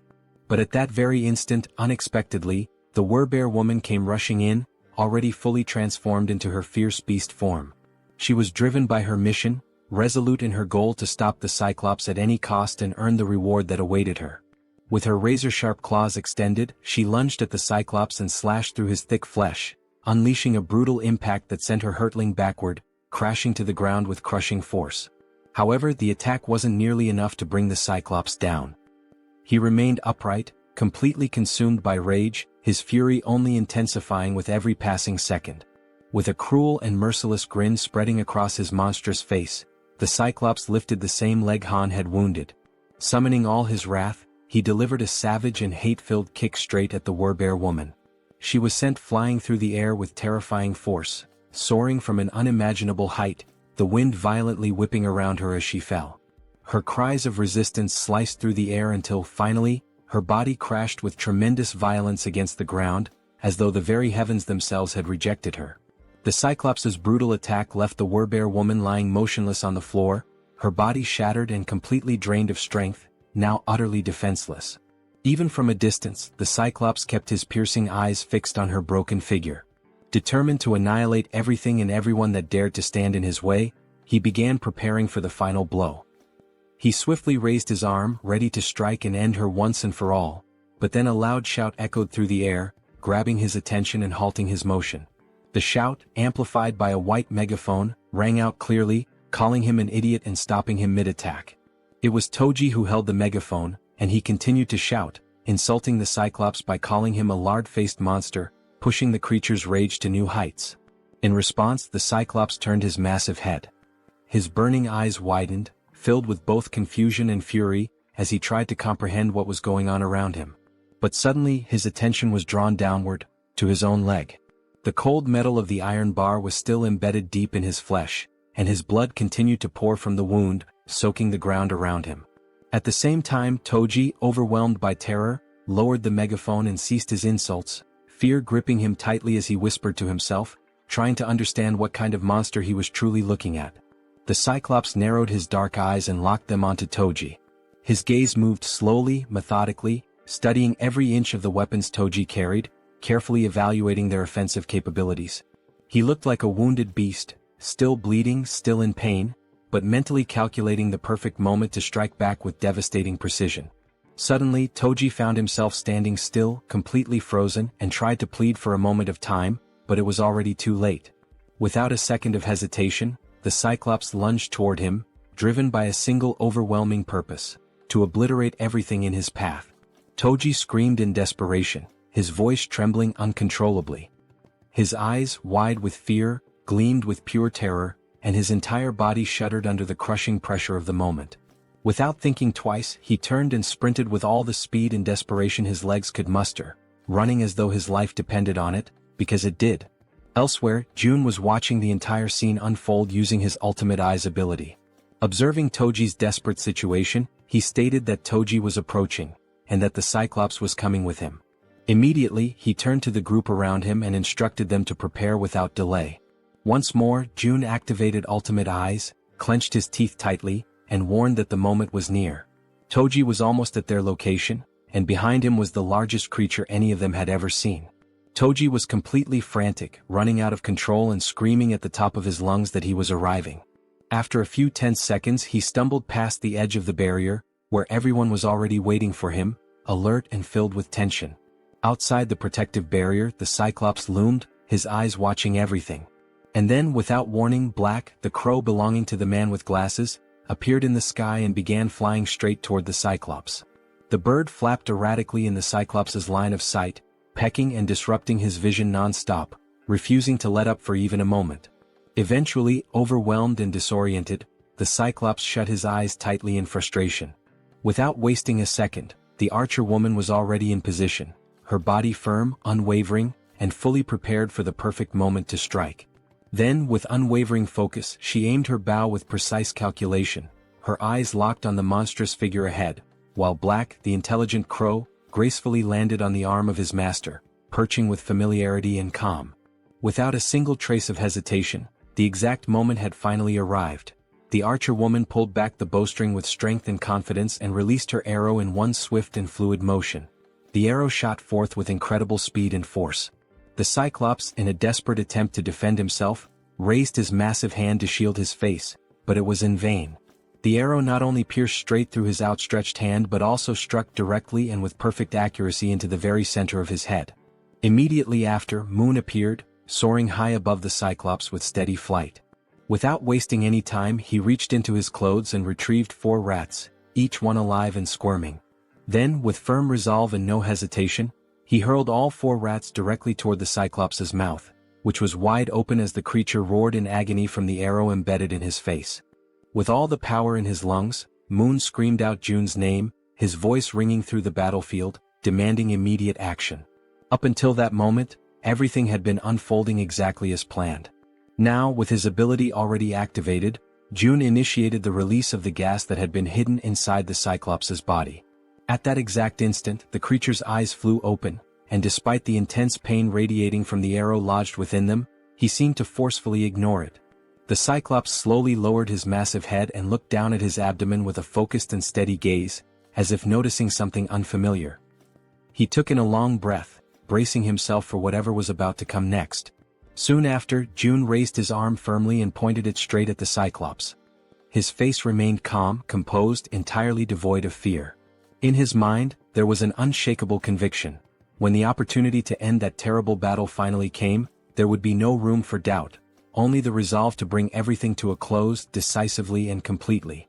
He activated a magical attribute, conjuring flames that danced around his hand and crackled with energy. After a tense heartbeat of silence, a massive explosion erupted from within the Cyclops' body, sending thick, dark smoke billowing into the sky and spreading outward like a storm cloud. Within the suffocating haze, the Cyclops appeared to be unconscious, his body stunned and overwhelmed by the force of the explosion. His gigantic form remained completely still, unmoving, while the entire atmosphere became heavy with tension and anticipation. The townspeople stood frozen, stunned, their mouths hanging open in disbelief, until one among them noticed that the towering giant was beginning to lean more and more over the barrier. Meanwhile, Jun stood his ground and insisted, with a strong and commanding voice, that everyone remain in position. He encouraged them to hold on to hope, even as the danger loomed right before them. Quickly analyzing the situation, he realized that almost everything was proceeding according to the plan. The next phase, however, would depend entirely on the citizens. They would need to concentrate all their strength and aim their firearms with absolute precision at the Cyclops' head, which was now visibly drooping and hanging heavy over the barrier. With one hand thoughtfully resting on his chin, Jun continued reviewing the details of his strategy in his mind. Deep down, he wished that, if possible, the final blow could be delivered by one of his loyal subordinates. His train of thought, however, was abruptly interrupted when Fatty approached, visibly nervous and trembling all over. Unable to speak a single word, Fatty simply pointed frantically behind Jun, urging him with urgency to look. Trying to calm him down, Jun replied that the Cyclops was going to fall onto the barrier no matter what. But when Jun turned fully around and saw for himself, his entire expression changed in an instant. To his shock and horror, the explosion had not been powerful enough to bring the Cyclops down. The massive creature was still standing, firm and steady, his terrifying eyes locked directly onto Jun. Paralyzed by fear, Jun struggled to comprehend the horrifying reality unfolding before him. His wide eyes were filled with pure panic, unable to believe what he was seeing. Beyond the safety of the protective barrier, the Cyclops remained upright and unshaken, exuding an aura of dominance as if daring anyone to try and stop him. Without a moment's pause, the Cyclops lifted his arm with merciless strength and brutal determination. His fists clenched tightly, as if they bore the weight of a final decision that could not be reversed. And then, in one explosive movement, he brought his massive arm crashing down with devastating force. The very air around him trembled from the impact. The collision reverberated like thunder against the protective wall, shaking everything around it and sending a shockwave through the surroundings that echoed with raw power. After the violent impact against the shield, the system immediately issued an alert, indicating that an unauthorized entity was attempting to enter the protected zone. For a brief and tense moment, Jun and all the people around him were overwhelmed with fear and uncertainty. However, as the seconds passed and they realized they were still alive, Jun understood that he had, in fact, managed to block the devastating attack from the towering Cyclops. At that very moment, Fatty cried out, urging everyone to begin opening fire. Though still visibly shaken, the group quickly prepared themselves, raising their weapons and firing at the colossal enemy looming before them. Most of the gunfire struck the Cyclops directly in the eye, causing him to howl in unbearable pain. Meanwhile, Jun began to sense that although he had successfully blocked this latest attack, they would not be able to withstand repeated blows of the same magnitude. He knew all too well that even a single unblocked strike could prove to be fatal. Realizing this, he also decided it was time to act. He activated his invisible hand ability, combining it with gigantification attributes, understanding that he, too, had to intervene using one of the powerful skills he had unlocked by spending ability points. In an attempt to counterattack, the Cyclops raised one of his enormous fists once again, clearly preparing to deliver another crushing blow. The citizens, noticing the movement and realizing that yet another attack was coming, were filled with fear once more. The monstrous creature gathered all his brute strength and threw another punch. But once again the devastating strike was stopped by the protective barrier. Only this time the blow came with even more force, and it wasn't just a single hit.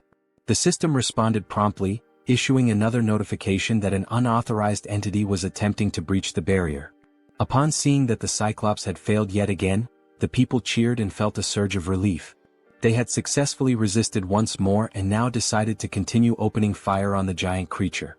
June observed the situation carefully and realized that, although they had not yet brought the Cyclops down, they were inflicting damage. The rats with bombs and the citizens' repeated attacks were slowly but steadily accumulating injuries on the monster's body. He concluded that if they continued this strategy they could eventually take the Cyclops down, but they still needed something capable of delivering a critical strike. Then, a spear was launched with that very intention. It pierced the Cyclops' massive body, driving deep into his flesh, causing him to let out a furious and agonizing roar of pain. It had been Han who hurled the spear, and June felt a wave of excitement and hope. He had been expecting this moment. Alongside Han stood the Werbear woman and the healer, though she already appeared to be exhausted and worn from exertion. Enraged and roaring with fury, the Cyclops turned his full attention to Han's group. June, trusting in Han's abilities, declared to himself that he was now counting on him. Without wasting time, he opened the system interface and gave the command for it to summon multiple spears. The weapons materialized instantly beside Han, whose eyes now reflected a deep and unshakable conviction. Without hesitation, he began launching the spears toward the giant enemy. The spears flew through the air, striking the Cyclops from various angles. The giant did what he could to defend himself, raising his arms and trying to block the incoming projectiles. But the assault didn't stop. More and more attacks rained down upon him. In addition to the spears coming from the front, others began descending from above, and he was unable to defend from all sides at once. These overhead strikes came from the archer woman, who had resumed her attacks, assisting Han by shooting from a higher vantage point. The assault continued in coordination, Han attacking from the front and the archer woman supporting from above. At that exact moment, the system sent a notification to June stating that Cammy's level had increased. For a brief second, June thought this might not be the best time for the system to be bringing up status updates. Yet the system continued, revealing that Cammy had partially unlocked the power of the sun, inheriting a portion of the guardian beast's strength. Furthermore, Cammy's basic fire magic had evolved into intermediate level fire magic. The system also reported that Cammy had detected an intruder trying to enter the territory and was requesting energy release. Reading this, June paused, reflecting deeply on the energy release request. He was almost certain that the intruder being referenced was the Cyclops. Now he wondered what Cammy would be able to do with the energy. Despite his uncertainty, June gave the command to authorize the energy release, and just like that, 300 million won were consumed. Cammy then began drawing in power from the solar generators. All June could think about at that moment was how extremely expensive that decision had just been. The energy kept flowing steadily from the generators, and June noticed that it was being funneled toward his room, where Cammy had been stationed. After a moment, the transfer of energy finally stopped. And when June turned to look behind him, he saw something he hadn't expected. It was Cammy, his three-legged crow. But the creature no longer looked the same. This time, Cammy appeared transformed, with a sharper beak, larger wings, and a presence that radiated power and majesty. He was no longer the small, cute bird he used to be. Now he was larger, had 3 glowing eyes, and emitted an aura of a true guardian. Then Cammy began to concentrate a powerful fire attack in his beak. The Cyclops, focused entirely on his current opponents, had not yet noticed the bird's presence, until he finally sensed something emitting light directly behind his back. With no further delay, Cammy unleashed his fiery attack, and the sheer power of it left all the citizens, including June, completely stunned and amazed by the incredible magnitude and strength of the blast. The powerful blast unleashed by Cammy strikes the Cyclops directly in the back, and with immense force, it pierces through the creature's thick body. Immediately after the impact, the enormous Cyclops begins to collapse, crashing heavily onto the ground. He lets out a guttural scream of agony as blood starts pouring from his mouth, a sign of just how fatal the attack had been. While Han stands still, watching everything unfold without any visible reaction, someone else takes the initiative and moves forward without hesitation. The Werbear woman leaps toward the fallen Cyclops, aiming to deliver the final blow and end the creature once and for all. From the Cyclops' limited point of view, all he can see is an enormous, furious bear charging at him with full speed and fury. In just a matter of seconds, the Werbear woman successfully finishes the Cyclops, ensuring that the threat is completely eliminated. The system then sends out a notification. A level 51 Cyclops has been hunted down. As a result, a massive amount of experience points and a large sum of one have been awarded. Additionally, the system displays that several skill levels have also increased as a consequence of the battle. Seeing this, Jun is immediately reminded of what always happens to him whenever his skill levels increase like this. As expected, he begins to feel the familiar and agonizing pain that always accompanies the evolution of his abilities. The effective range of his skills expands even further, now reaching much farther than it did before, giving him more influence and control. The system then flashes another message on the screen, congratulating Jun for successfully declaring the entire apartment complex as a unified refuge, and confirming that a large deposit of one has been transferred to his account. Unable to bear the overwhelming pain, Jun falls to his knees on the ground, clutching his body as the surge of new power courses through him.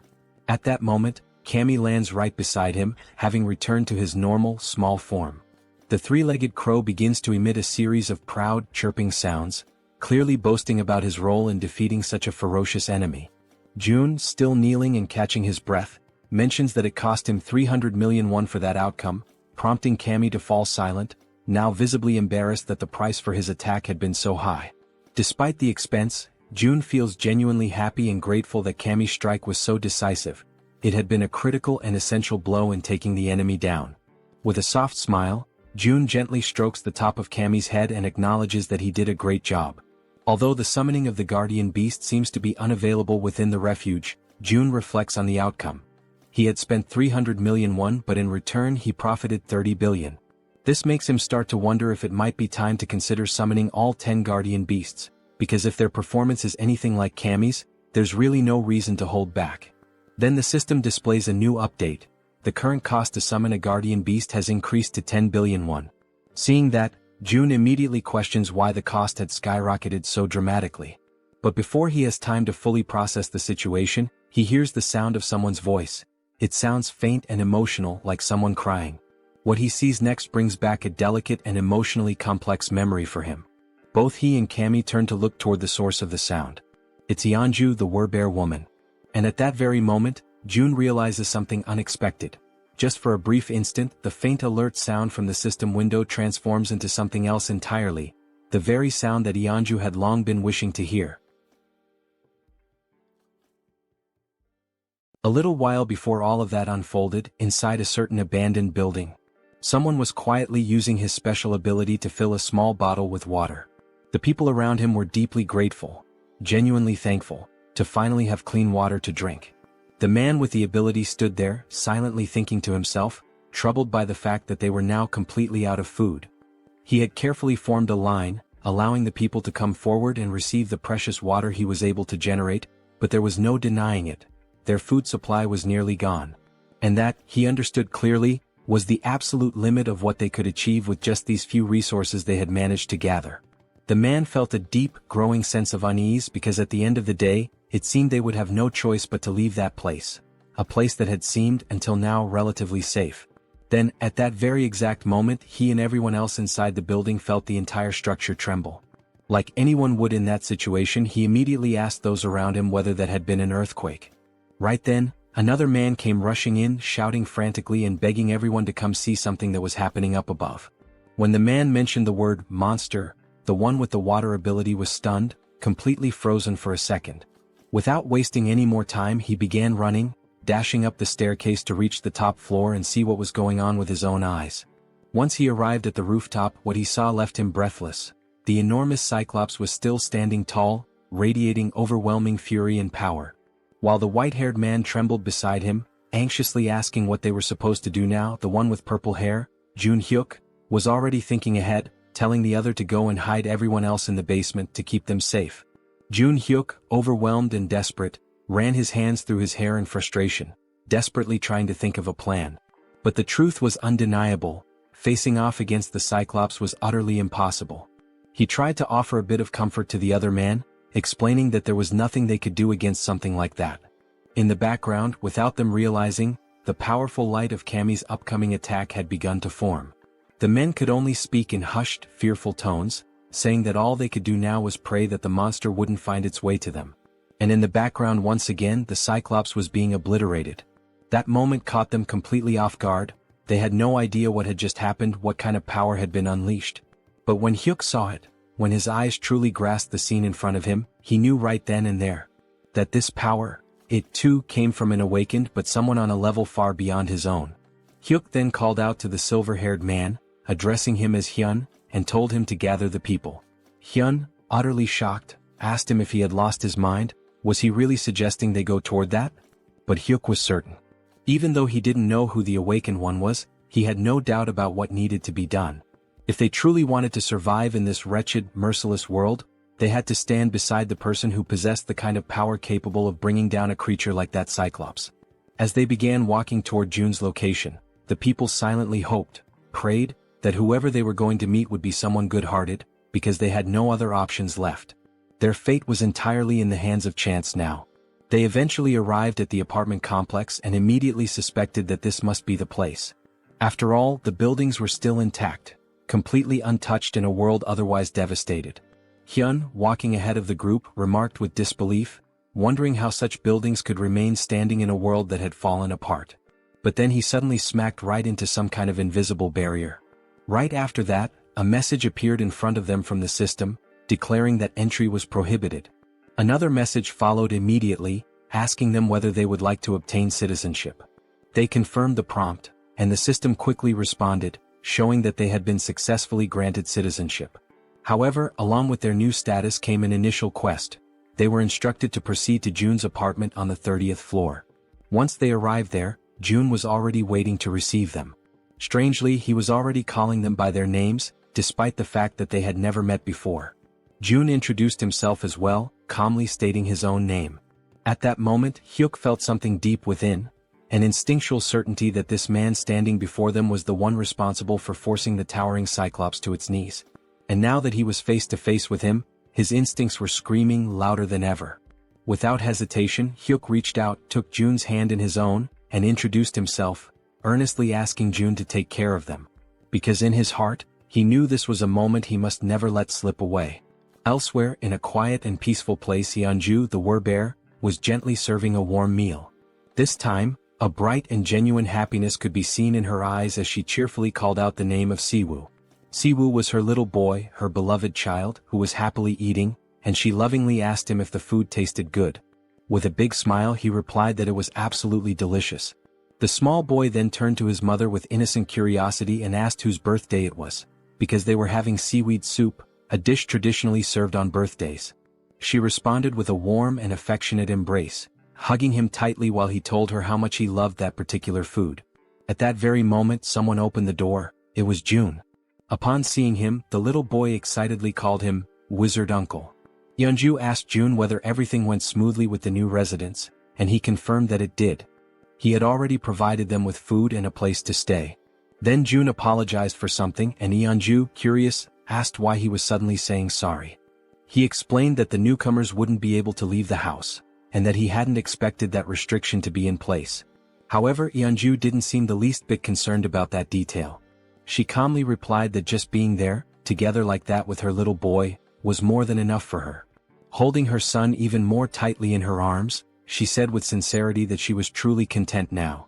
Right after that, the system displayed a message stating that her loyalty had increased significantly, officially registering her as a retainer. But even if the system had said nothing, Jun could already tell, through her expression, her voice and her gentle actions, that her heart was full. He could feel Yeonju's emotions clearly, without any need for confirmation. More time passed in peace. Mother and son continued enjoying their time together, now watching television side by side, smiling and sharing laughter. And during that simple, tranquil moment, Jun found himself reflecting deeply on his own family, on how long it had been since he had last seen them. He wondered how they were doing, if they were eating well or if they were possibly sick. He closed his eyes and imagined the worst, thinking that something terrible might have happened to them in this chaotic world. Right then Cammy appeared, making a bit of noise. The small creature began playing and having fun alongside the werbear and her son.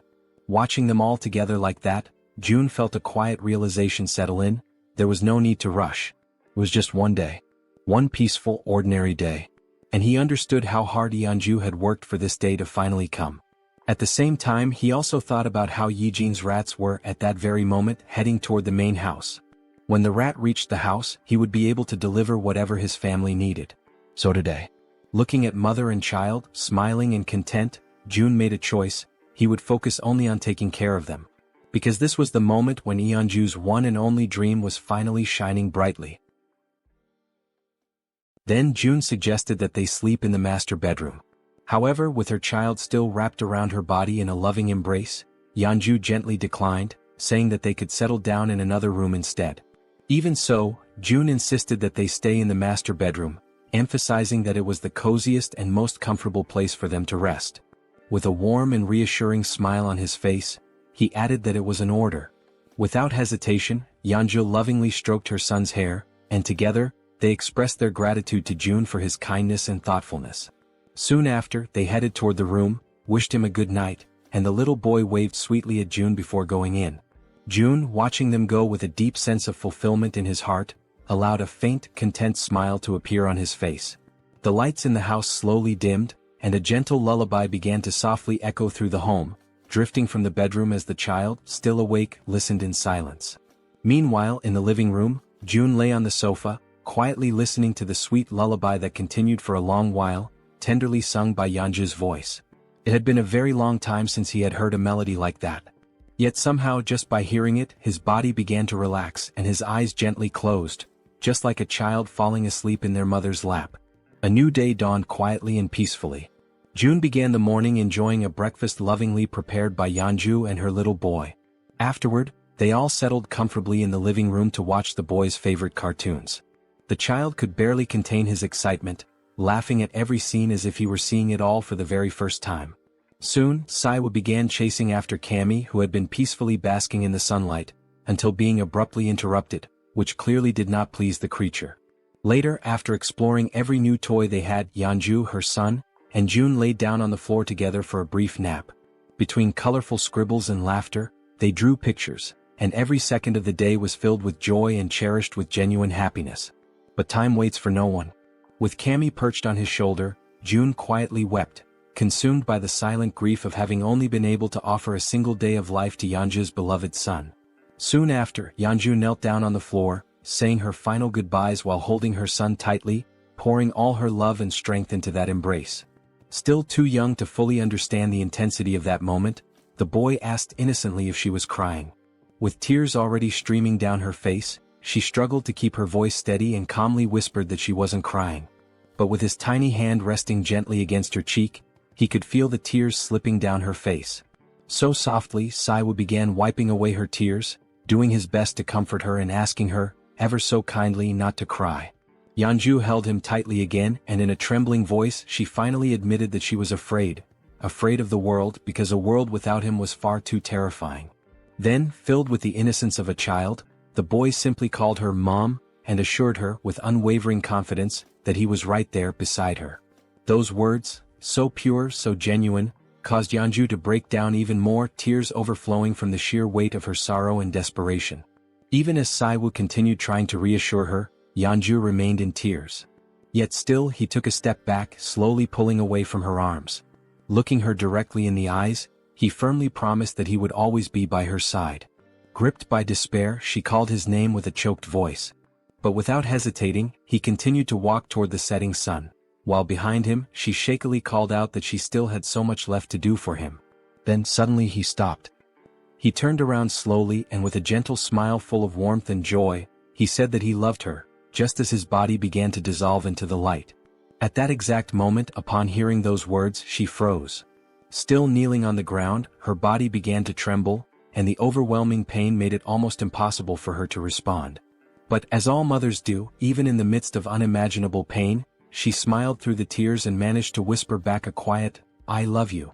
And with those final words, Siwa said goodbye with a peaceful smile on his face. In the blink of an eye, his body vanished completely, and Yeonju's hand, overtaken by the unbearable pain of saying farewell, collapsed limply to the floor, while June watched her silently, deeply concerned and heartbroken by her side. Soon after, she tried to stand, but the pain she felt was so overwhelming, so crushing, that her body simply wouldn't allow her the strength to rise. Moved by the scene unfolding before him, June could only think that hope is like a delicate flower that chooses to bloom right in the middle of despair. With his eyes closed tightly, he came to a painful conclusion. Those who cling to hope must be prepared to face the darkest depths of despair, no matter how cruel. Then he extended his hand to her and gently urged Yeonju not to lose herself in grief, reassuring her that this moment was not the end. At that, Yeonju lifted her head, turned toward June, and in a hesitant, trembling voice, she asked if that was really true, if this wasn't truly the end. With unwavering conviction, June answered that if there was even the slightest chance, he would bring her son back, again and again, as many times as it took. His words ignited a new spark of hope, and Yeonju received them with a renewed sense of determination and strength. At that exact moment, the system displayed a notification. Yeonju's trust level had reached 100%, and she had obtained primordial vitality. The scene then shifted to the red-haired man, who was screaming with uncontrollable rage and fury. The twins, who had been silently listening to everything that was being said, became visibly frustrated when they realized that the standard spear, the orc spear, and all the money the red-haired man had painstakingly saved had vanished completely without a trace, leaving him utterly disoriented and at a loss for what to do. The red-haired man, clearly agitated, asked about his brother's belongings. His brother then explained that, when he had woken up, every single one of his possessions had disappeared without warning or explanation. Following this, the other twin chimed in and explained that many other people had experienced the same mysterious loss of their items. He pointed out that there was a specific pattern among these incidents. All of those who lost their belongings had not been present when the summoning occurred for those who had previously completed military service. Then one of the twins turned and stated that they should have returned to that place earlier. Suddenly, and completely without warning, he was violently grabbed by the collar of his shirt and pulled with force. The red-haired man, overtaken by a wave of anger, demanded to know if the twin was trying to place all the blame for what had happened squarely on his shoulders. Quickly, the twin clarified that he had misunderstood his words. Even so, the red-haired man remained furious, raising his voice even more as he shouted with escalating rage, insisting that they had all agreed from the very beginning that it was a foolish decision to follow June's orders. Faced with the rising tension, the brother, already clearly anxious and losing his patience, admitted that, indeed, June's plan had been a foolish one from the start. Hearing this, the red-haired man finally released his grip on his brother's shirt. It was only then that it dawned on him. He might have been expelled because of his own actions. Now tense and nervous, he remembered that there had been only one similar case in the past. He began to recall the story of a man who had tried to get involved with an underage girl. That man had been caught in the act and was immediately expelled, only to be found dead in the middle of the street shortly afterward. As he continued reflecting on the situation, he came to the unsettling conclusion that even now, with the appearance of that giant and all the surrounding chaos, the survivors still gathered in abandoned apartments. So, it was highly likely that there were enough people who would be more than willing to make sure he became the next one to be expelled. He was completely consumed by the hatred he felt for the situation he had ended up in. The image of the man in the red jacket reappeared vividly in his mind, calling him a bastard, and he imagined just how satisfied that bastard must have felt when he managed to get his hands on a weapon. Soon after, the red-haired man scratched his head, restless and agitated, trying to understand how everything had spiraled so far out of control. Elsewhere, June observed everything, the tension surrounding the red-haired man, and remarked to himself that this was only the beginning of the punishment he had meticulously prepared for him. Back with the red-haired man, a system window suddenly appeared behind him, displaying a new mission, catching him completely off guard. Startled and disbelieving, he immediately turned around to see the notification for himself. The system window revealed a new mission: hunt 20 goblins within 24 hours. If successful, the reward would be a small amount of experience.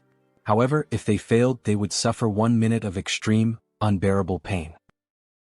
Returning now to Yeonju's most recent and impressive achievement, the dreaded primordial vitality. A rare and highly coveted ability which June now also possesses, it is known for amplifying regeneration to absurd levels, always in direct proportion to the severity of the injuries sustained. June could barely process what he had just witnessed. Not even for a moment had he imagined that, upon reaching 100 trust points, Yeonju would awaken precisely that ability. Still deep in thought, June soon realized that, at least for now, this ability wouldn't have much practical use. With his gaze locked on the system window, he continued following his own line of reasoning. After all, he wouldn't be the one doing the fighting. Even if he were to leave the building, the chances of sustaining any real injuries were practically non-existent. Even so, the fact that such a powerful skill had been granted as a reward for reaching 100 trust points was undeniably noteworthy. His thoughts then began to drift toward Moon, who was also dangerously close to reaching that same 100-point threshold. The idea of what might happen next began to take shape in his mind. If Moon were to awaken an ability upon hitting 100 trust points, and if, as a result, June were also to acquire that same skill, one that would allow him to instantly teleport to any location he could see, then the possibilities would expand dramatically. Taking his speculations even further, June began to envision a future where this teleportation ability could be combined with the absolute one's eye, along with the support of an activated advanced base. Right at that moment, the system displayed a notification about the advanced base, a safe zone that could be deployed outside of Haven. When activated, it temporarily replicated the authority and protection of the city, so long as it included a citizen of knight rank or higher. However, if enemies occupied it for more than a day, the base would be automatically destroyed. Returning to his thoughts, June concluded that as long as he had enough mental strength to support it, he would indeed be able to travel to the advanced base. With that clarity, June made a firm decision. From that moment onward, his main priority would be to strengthen his mental fortitude. For that reason, all his upcoming missions would be focused on boosting this specific attribute. At that very instant, someone called his name and explained that they needed his permission to leave now, as they were feeling more stable. It was Yeonju, who stated that she would personally handle the return of June's family. Upon hearing this, June realized that the mission should have started the previous day, but he acknowledged that the delay had been entirely his fault. Yeonju expressed her gratitude for his valuable time and his understanding. She then assured him that she would find a way to repay the kindness he had shown her. Without displaying any particular expression, June couldn't help but think that she had read his thoughts precisely. He made a light-hearted comment, asking if he really seemed like the impatient type, and confessed that although he was thankful, he also felt slightly embarrassed by her words. Yeonju responded gently, saying that he definitely didn't seem like someone who lacked patience, and admitted that, had she been in his place, she probably would have acted the same way. With a soft smile, she confessed that, in the end, everyone values their own family the most, and that she fully understood how precious that single day was that June had offered her and her son. Once again she thanked him sincerely for what he had done. June smiled modestly and expressed his own appreciation for her understanding. He then asked her to head to Unit 2901, where a group of people was already waiting for her, assuring her that he would join them there shortly. Yeonju gave a respectful bow and, with a quiet yes, walked toward the designated location. Some time later, it was explained why June had not sent the group directly to Siamayan Station. Due to the Cyclops attack, a large portion of the tracks near the station had collapsed. Not only the tracks but the station itself had suffered massive damage and had been rendered almost entirely unusable. Faced with this situation, June declared that new routes would need to be opened. To that end, it had already been 24 hours since Jaehyeon had begun sending her rats to search for a viable path. Apparently, it seemed she had finally managed to find a new route of access. June activated his absolute one's eye skill, seeking full control and awareness of the situation. At that very moment, something unexpected caught his attention. The system displayed a notification about a level 7 tamed giant rat. Immediately, a wave of nervousness surged through June's body as he grasped what this meant. Jaehyeon had evolved. Still stunned, June wondered if this was the result of the new ability Jaehyeon had unlocked after being officially registered as his retainer. In addition to this, June noticed that something was following the rat, but no matter how hard he tried, he couldn't identify exactly what it was. Suddenly, his vision picked up something even more alarming: a swarm of zombies of varying levels, level 9, level 11 and level 13, emerging right behind. A jolt of dread ran through June's entire body as, through the lens of his powerful ability, he watched this disturbing scene begin to unfold before his eyes. Faced with that situation, the rat dashed forward at high speed, desperately trying to escape the relentless pursuit of the zombies that were chasing after it with unwavering determination. However, in a completely unexpected turn of events, the rat suddenly stopped in its tracks. It turned to face the incoming enemies and, without showing even the slightest hint of fear, growled aggressively at them, baring its teeth with a ferocity that contradicted its size.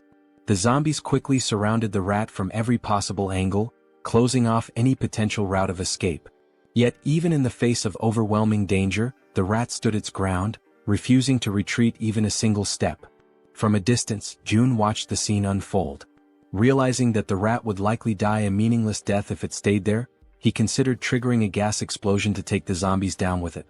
Nevertheless, even with the threat closing in, the rat remained unwavering, assuming an even more aggressive posture. In a sudden burst of explosive speed, it charged forward. Despite being completely surrounded, the rat managed to dodge every single attack from the zombies, weaving skillfully between them with surprising agility.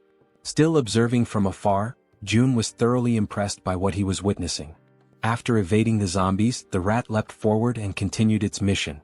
Remarkably, it emerged from the encounter without a single scratch and resumed its rapid sprint toward the designated exit. With only a short distance remaining, the rat took one final leap and burst through the opening toward the outside. However, something was already waiting for it on the other side, silently, watchfully observing its approach.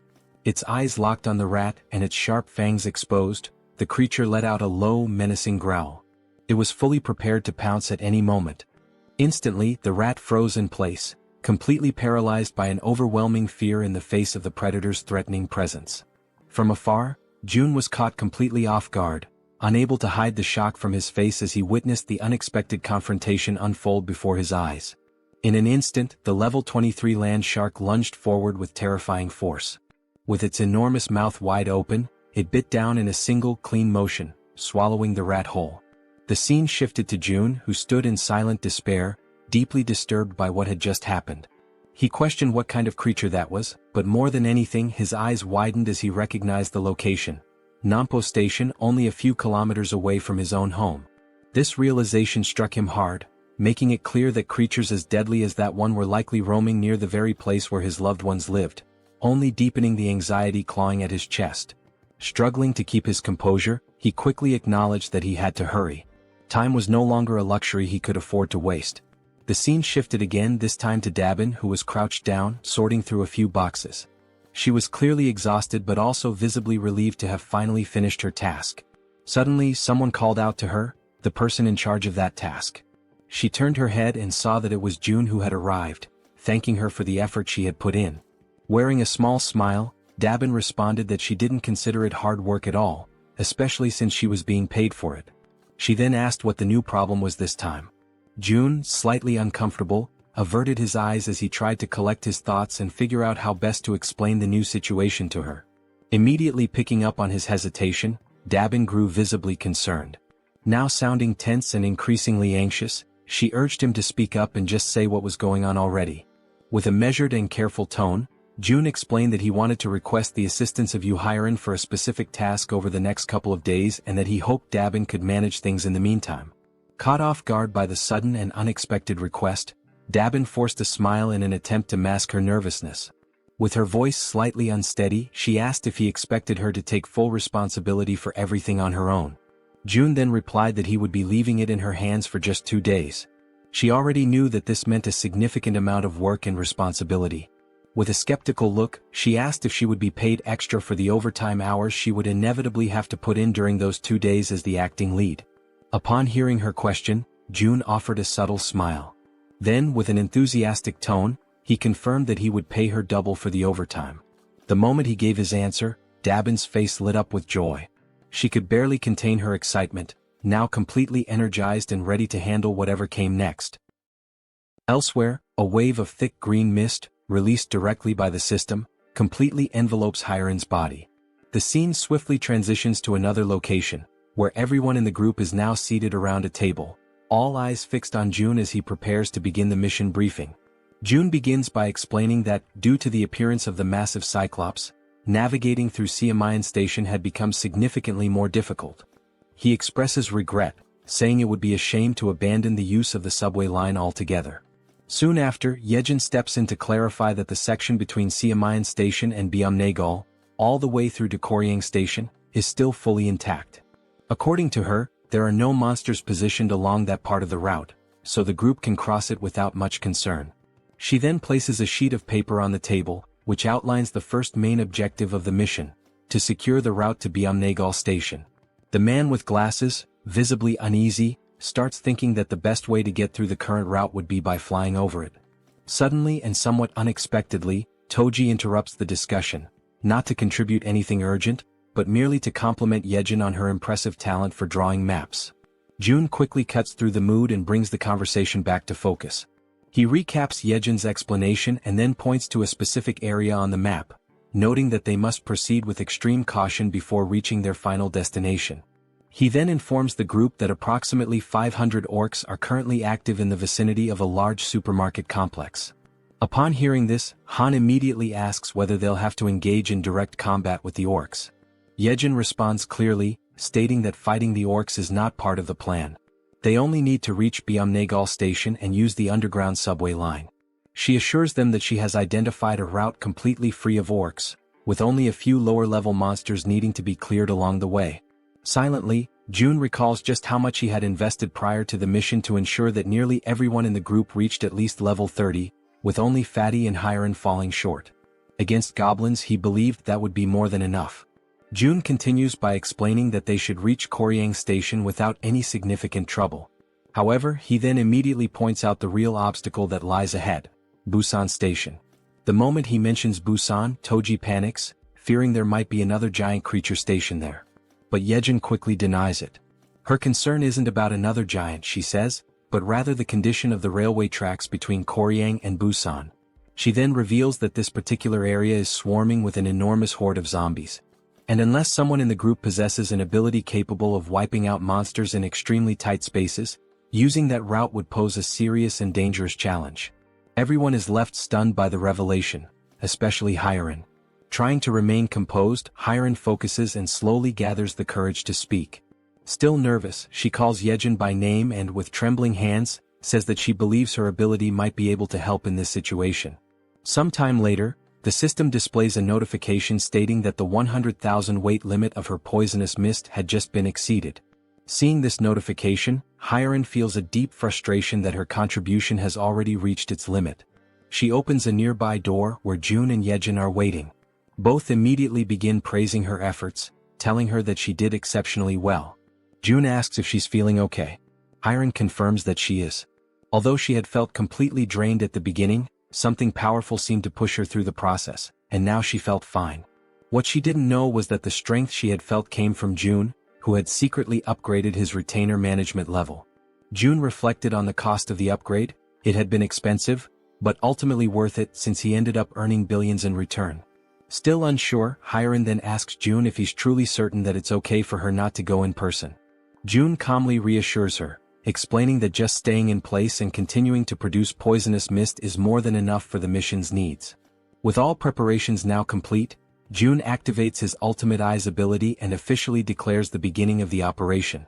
Immediately, through his ability, he sees an enormous swarm of zombies located exactly where they had anticipated. Suddenly, something catches the attention of the zombies, and they all turn simultaneously to face whatever is approaching them. It's a level 3 rat charging rapidly toward them at full speed. The zombies are momentarily stunned the instant they realize what, or rather who, is approaching them. Following the plan with careful precision, June opens his inventory within the system. A dense and toxic green mist is released, spreading swiftly over the horde of undead. In perfect coordination, the rat dashes forward at high speed, weaving through the crowd of bodies and leaving the zombies behind in its wake.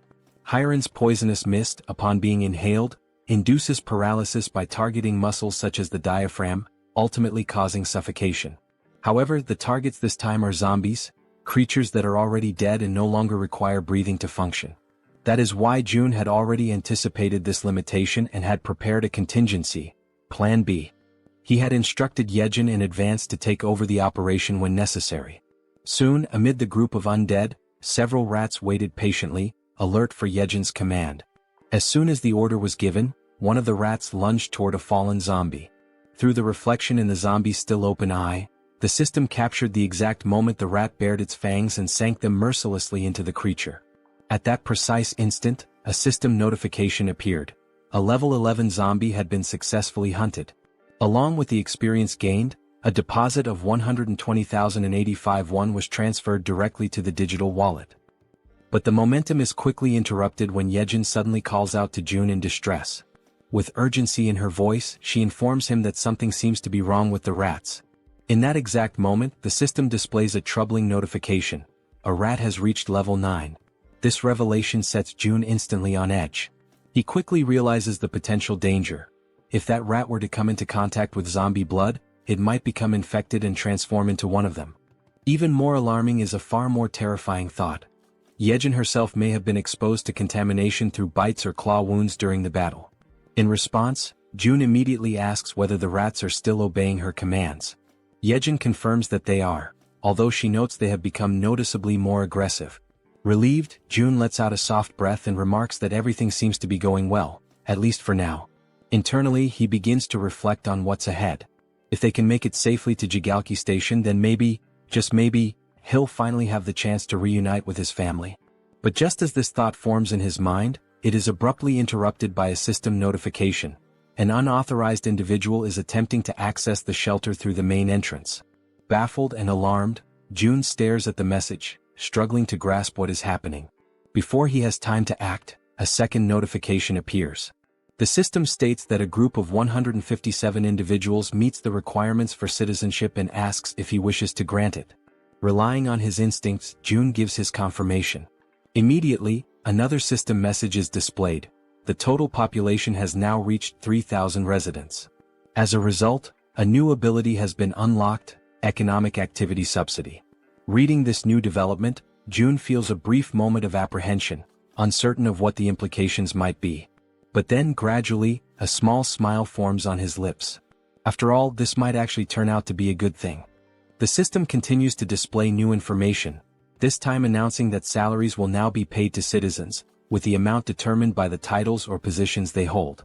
The wages will be dispersed separately from the chief's wallet, depending solely on the person's assigned role within the community. Reading this update carefully, June realizes that this would be the perfect opportunity to assign official titles to Dabin and the entire team responsible for managing public facilities. After all, a weekly salary of 700,000 won neatly aligns with a daily wage of 100,000 won, making the accounting straightforward. Tapping the system's interface, he remarks that there is no longer any need to pay people manually, especially when doing so previously meant sacrificing reduced taxation benefits. At the pace things are advancing, it becomes clear to him that they need to expand the department responsible for public facilities management. After all, the funds distributed to citizens through the Economic Activity Support Fund are essentially free resources provided by the system. It's not a small sum either. Even the 100,000 won paid to each employee is considerable. Doing a quick calculation in his head, if 300 workers are on the payroll, that's already 30 million won per day. And if all positions, ranging from basic workers to general managers, are filled, the total amount paid daily could easily reach 50 million won. Thinking ahead, June envisions that as this money circulates, the total income he receives from his tax collection ability will continue to grow. On the other hand, the citizens will inevitably spend that money in his store, effectively funneling it right back to him. This leads him to the realization that assigning titles to as many citizens as possible is likely the most profitable long-term strategy. Yet, he still isn't entirely sure which titles would be most appropriate beyond facility management. Soon, another idea sparks in his mind. Positions related to maintenance, cleaning, and security would be practical starting points to invest in. So, before doing anything else, he goes ahead and appoints Dabin as the general manager. He recalls that she had already accepted Fatty and Hyeon as members of the team, although he can't quite remember who the remaining members were. Just then, something catches June's attention. It's the system again, this time displaying a notification that Dabin has reached 100 loyalty points, officially registering her as a retainer. At that moment, June realizes something significant. Once a citizen reaches 100 loyalty, they automatically become a retainer. And now he begins to wonder, do all retainers awaken a new skill at that exact point? Driven by curiosity, June prepares to check and see what new skill Dabin may have acquired. But just as he's about to click on the system, he's interrupted by an unexpected sight. Hyeon, completely relaxed, sound asleep on the sofa to the point of drooling. Watching the scene, Jaehyeon appears slightly uncertain and asks if they should wake her up. June replies that they should let her rest, she's completed her duty and she must be completely worn out. Smiling faintly, he acknowledges to himself that although she tried to appear fine, she likely went through something difficult and pushed herself right up to the edge of collapse. If anyone deserved a break, it was her. June activates his invisible hand ability and gently picks her up, carrying her carefully to a bed in one of the rooms so she can sleep more comfortably. Returning to the living room, the two of them talk quietly, agreeing that Hyran may indeed be going through a rough time. June then turns to Jaehyeon and asks how she herself is doing. Jaehyeon responds calmly that nothing is difficult for her, that she's doing perfectly fine, especially now that they've reached the tracks near the station. June nods in understanding and encourages her to keep up the good work. She smiles and tells him to leave it to her. However, at that exact moment her expression shifts subtly. Something makes her hesitate. June, immediately picking up on the change, asks her if something's wrong. She stammers slightly and replies that all of a sudden the link isn't connecting anymore. June, caught off guard, asks what she means by that and she tells him to give her a moment. Closing her eyes, she tries to reconnect with the link. But apparently it's no use. She then explains that it's probably the distance. It seems to be just too far this time. June asks whether the link had been working properly before. She responds that it's possible to go a little beyond the maximum range if the link was already established beforehand. However, the reach of the link currently only extends as far as the central station. She then turns to him and asks what they're supposed to do now. Without an immediate answer, June falls into thought. He realizes that something always seems to go wrong at a critical moment, and just beyond the station lies the house where his family is supposed to be. He had been counting on using one of Yeon's rats to check the house before making a move. Clenching his fist tightly, June mutters that this is a complication. Still, he asks Yeon to try re-establishing the link from the central station in any way she can. She agrees, saying she'll give it her best shot. Closing her eyes once again, she begins to focus her powers in an effort to restore the connection. With the vision of zombie rats moving through the station still lingering in his ultimate eyes, June reminds himself that they have to explore every possible option available to them, and until then, all Kim can do is hope, with all his heart, that his family is still safe.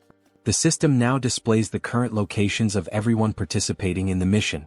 Yeon's rats are moving ahead to scout the path, while Han's group remains further back, following at a safer distance. The scene then shifts to the station where Han's group has just arrived. Everyone stands frozen, completely overwhelmed by what they see before them. The entire area is a scene of utter devastation. All the surrounding buildings have been reduced to rubble, and massive footprints, far larger than anything human, are deeply embedded in the ground, scattered across the terrain. Jaehyeon, the bespectacled man, stares at the destruction in disbelief and finally mutters that the sight is incredible. The archer, noticing that he's distracted and not focused on their task, prompts him to begin scouting the area immediately. Obeying her prompt, Jaehyeon commands his raven, named Black, to begin aerial reconnaissance of the area. After some time observing through the raven's vision as it flies overhead, he reports that there appear to be no monsters nearby. Toji then speaks up, saying that the station itself also seems to be clear of any goblins, and that thanks to the massive avalanche that occurred earlier, they should be able to move through the area with little resistance. Jaehyeon agrees and comments that it's likely the case because no sane person, or creature, would dare approach a place marked by such overwhelming destruction. With a hint of concern in her voice, the healer mentions that night is falling fast and that they should find somewhere safe to stay until morning. The archer quickly reassures her, explaining that, based on known goblin behavior patterns, nighttime is actually the safest period, since goblins tend to hide away or go dormant once darkness sets in. At this point, Han appears deep in thought. After a moment of silence, he speaks, saying that they should keep moving. If anything truly dangerous happens, there's a high chance June will summon them back right away. Suddenly, one of Yeon's small rats appears, making faint gestures as if trying to communicate something important. The entire team comes to a halt, recognizing it immediately as one of Yeon's specially trained rats. They take this as a sign to follow it without question. Quietly and cautiously, they begin to trail the rat as it scurries ahead, guiding them through the eerily silent night in the ruined city. As they move along the path, someone comments that the station up ahead looks like it's been turned into a shallow lake. Jaehyeon asks aloud if that might be a result of the giant's rampage. The archer responds that it's quite likely. The terrain had shifted significantly when the buildings collapsed, which could have easily led to the formation of sunken, water-filled areas. While they continue walking near the edge of the water, something begins to stir beneath the surface of the lake. Slowly, almost imperceptibly at first, something large begins to rise, emerging completely from the water before their eyes. Both Jaehyeon and Toji immediately sense that something is wrong. They notice strange movements in the ripples, something that doesn't match the natural motion of water. The others ask them what's going on, and Jaehyeon replies that he just heard something that didn't sound like it belonged there. He narrows his eyes and looks carefully ahead, straining to make out details through the dim light. Suddenly he points toward a distant figure and says that there's someone up ahead. As they all focus their gaze, they try to make sense of what they're seeing. The silhouette appears humanoid at first, and they question whether it might be a woman. But as their eyes adjust and they examine the figure more closely, they notice something strange, something moving behind her. It's a tail. The creature stares directly at them with an unnatural intensity, and then it opens its mouth wide and releases a deafening, high-pitched scream that pierces the still night air. In immediate panic, the healer shouts out a warning to everyone, urging them to cover their ears as fast as they can. The creature, despite her appearance resembling that of a woman, is no ordinary monster. What stands before them, shrieking in a voice that seems capable of tearing through their very minds, is, in truth, a siren. In a sudden, desperate reaction, everyone in the group instinctively raises their hands to tightly cover their ears, trying to block out the piercing, bone-shaking scream of the siren. Toji quickly begins to show visible signs of exhaustion, struggling to keep his hands pressed firmly against his head, his arms trembling under the strain. Meanwhile, Yeonju looks around in shock, unable to comprehend what's happening, her voice filled with disbelief as she questions the situation unfolding around her. Toji, even more bewildered, realizes with growing horror that his body is starting to move involuntarily, his limbs betraying him as if something else is controlling them. Moments later, as if pulled by some unseen force, both he and Yeonju begin to slide helplessly toward the edge of the lake. The pull is strong and unrelenting, and they're dragged across the ground without being able to resist. When Yeonju hits the ground and feels the cold touch of water, she immediately understands the danger.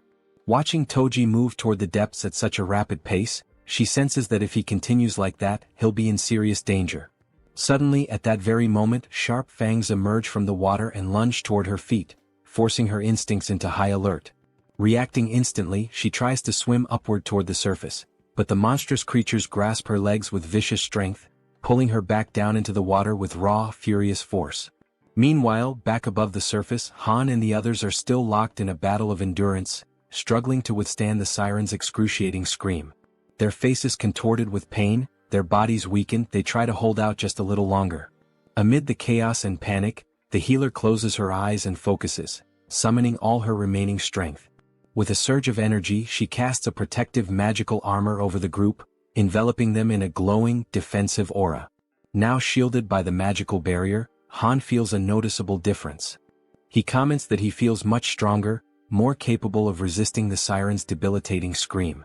The man with glasses then asks, almost breathless, what exactly the young healer's power is. Exhausted and barely able to stay on her feet, she pleads with them to hurry and save Toji and Yeonju before it's too late. But just as she finishes speaking, something in the water catches her eye. A dreadful blue creature, barely visible beneath the surface, begins to emerge from the depths of the lake. From a distance, the rest of the group watches the movement and begins to question, what are those bastards? Before anyone can respond, the creatures launch a sudden, brutal assault, moving with terrifying speed and aggression. Sensing the incoming clash, Han immediately calls out to everyone, urging them to prepare themselves for battle. He warns them that the creatures are closing in fast. Without a moment of hesitation, the monsters leap through the air, aiming directly at the group. Han quickly raises a steel rod in both hands, bracing for impact, ready to counterattack. With powerful force, his weapon collides with the creature's strike, sending shockwaves through the air. Just as the creature begins to recover, it's struck by a well-aimed arrow, finally going down. However, only one of the monsters is defeated, while several others continue to emerge from the shadows. The female archer, clearly frustrated, mutters under her breath about the relentless, never-ending wave of creatures. Without delay, the monsters reach the surface, surrounding the group from all sides with terrifying speed. In growing distress, Han insists that they can't afford to waste time, they have to save Toji and Yeonju now. Meanwhile, from the opposite side of the lake, something begins to draw the creature's attention. It's the werbear woman returning from the depths, carrying Toji in her strong arms. As she surfaces, Toji gasps and coughs, expelling the water from his lungs. He mutters that he genuinely believed he was going to die. Overcome with relief, the group's faces light up with joy at the sight of their safe return. Toji then turns to Yeonju and, with deep sincerity, thanks her for saving him. But their moment of reunion is abruptly interrupted. The bastards resume their relentless assault without giving the group a second to breathe. The team quickly realizes the creatures aren't going to let up, not even for a moment. Toji immediately activates his magical armor, his body lighting up with protective energy. As the monsters continue charging forward, he yells to the group that they'll hold the line and fight until the very end. In that moment, the Werbear woman plants her feet firmly and prepares to strike. As one of the creatures lunges forward, she throws a heavy punch that lands squarely on its face, sending it flying backward through the air. The creature crashes violently into a thick wooden pillar, splintering it with the force of impact. Atop that very pillar, a goblin's body had been suspended, tied in place. At that instant, both Han and Toji glance upward and shout for everyone to move away quickly. Without hesitation, the group leaps back just in time as the place they had been standing is struck. Moon immediately turns and asks Han if he's okay. Han replies that he's fine and asks what just happened. As he sees the wreckage more clearly, Toji freezes in place, unable to speak. It was the body of the goblin, still tied to the broken pillar, that had fallen from above. As the group stares at the unsettling sight, the man with glasses urges everyone to look up. When they do, they are horrified by what they see: numerous goblins, their bodies bound and suspended high above, arranged in the shape of a massive cross. Han comments that the group had been so focused on the danger below that they hadn't even noticed what was above them. And in that moment he comes to a terrifying realization. These bastards don't care whether their victims are monsters or humans. Just then, the female archer's bow slips from her hand and falls to the ground. Her body begins to tremble uncontrollably, and she becomes completely speechless. She simply can't believe what's in front of her eyes. In complete silence, she wonders to herself, could that man really be her father? Suddenly, one of the creatures charges forward at full speed. Han watches in horror as the beast sprints directly toward the defenseless archer, who remains frozen, completely unaware of the incoming attack. Without hesitation, he desperately screams her name. At that very moment, a loud gunshot echoes through the air. The bullet hits the creature midair, striking it down and sending it crashing to the ground. Holding the weapon was Moon, who immediately turns to ask the archer woman if she's all right. Han commends him for his quick reflexes in such a dire situation, but soon notices something is terribly wrong. The archer is now kneeling on the ground, visibly shaken, her expression distant and broken. Suddenly, the man with glasses appears, urgently calling out to Han. He says he may have found a way to deal with the situation they're trapped in. He explains that, through black, he has been able to observe the surroundings from above, and that's how he discovered something crucial. The agonizing sound that's been tormenting them is also what's commanding the creatures. Han is taken aback by the revelation. The man in glasses adds that he still can't fully understand what the siren is saying, but he noticed that every time she opens her mouth, the fish-faced creatures react and begin to move. He then states that if they can find a way to cut off the sound, it's highly likely that the creatures will lose their coordination and retreat due to the lack of command. In the midst of this tense and increasingly hopeless situation, Han agrees that the idea is worth trying. However, he expresses concern that the creatures won't give them the opportunity to make it happen. Wanting to clarify things, Toji asks directly if the entire plan boils down to simply stopping the sound. Han confirms it, with seriousness in his voice. Then, with resolve burning in his eyes, Toji declares that he'll be the one to bring down that damn thing and that he has a plan. Meanwhile, on the other side of the battlefield, the siren opens her mouth once more, releasing the dreadful sound, and like obedient soldiers, the creatures respond as if bracing themselves for another coordinated assault. Observing their behavior closely, Han notices that the creatures are changing their formation. The man with glasses assumes they must have realized the group's new objective is to shut the siren down. Han then turns to Toji and asks if he can really rely on him. Toji confidently answers yes, urging everyone to trust him, and makes it clear that all they have to do is open a path for him. He'll take care of the rest on his own. Without hesitation, Healer affirms that she will stay behind to protect the archer. And with the plan now in motion, the group charges forward with unwavering determination. Each member of the team focuses solely on creating that crucial opening for Toji, attacking the enemy forces without mercy and taking down one creature after another with relentless resolve. Han pauses for a brief moment, glances back at Toji and shouts for him to move now. This is the chance. Toji locks onto his target, plants his feet, and grips his halberd with precision and strength. Then with all his might, he hurls the weapon through the corridor, aiming straight for the siren. The weapon cuts through the air at incredible speed, but the siren reacts swiftly, dodging with ease. The halberd misses its mark and continues its path, clattering past her. The group freezes in stunned silence, watching as the opportunity they carved with so much effort vanishes in a single instant. Yet Toji remains completely unfazed. The siren erupts into maniacal laughter, along with her grotesque creatures, mocking his failure. But Toji simply smiles, calm and collected. With a sharp glint in his eye, he asks Han if he's already forgotten something. Confused and frustrated, Han doesn't understand what he's referring to, until in a sudden realization his eyes widen. With a trace of sarcasm, Toji then asks, "What's the best way to deal with a fish?" As he speaks, he lifts his hand and activates the recall command on his halberd. The weapon obeys the order, and on its way back, it slices cleanly through the siren's back, impaling her and cutting off her laughter for good. At that moment, the system notifies the group. A level 33 siren has been hunted down. Experience points have been awarded. The halberd returns to Toji's hand as everyone turns to stare at the siren's lifeless body. The fish-faced creatures become disoriented, clearly lost without their leader, and quickly retreat back into the depths of the lake. This sudden disappearance brings a wave of relief over the group, as they now have one less threat to face. Without wasting a second, Han approaches the archer woman and gently asks how she's doing. She remains trembling, unable to compose herself. Concerned, Healer turns to Han, asking what they should do now. Han considers going to find June. Then, the archer woman suddenly reveals, with a trembling voice, that one of the bodies hanging on the crosses above is her father. Han is struck speechless. He quickly turns around, unable to accept that his father-in-law could be among those mutilated victims. Overwhelmed by a deep, unbearable grief, the archer collapses into uncontrollable tears, mourning the fate of her father. Beside her, Han falls to his knees, consumed by panic and disbelief.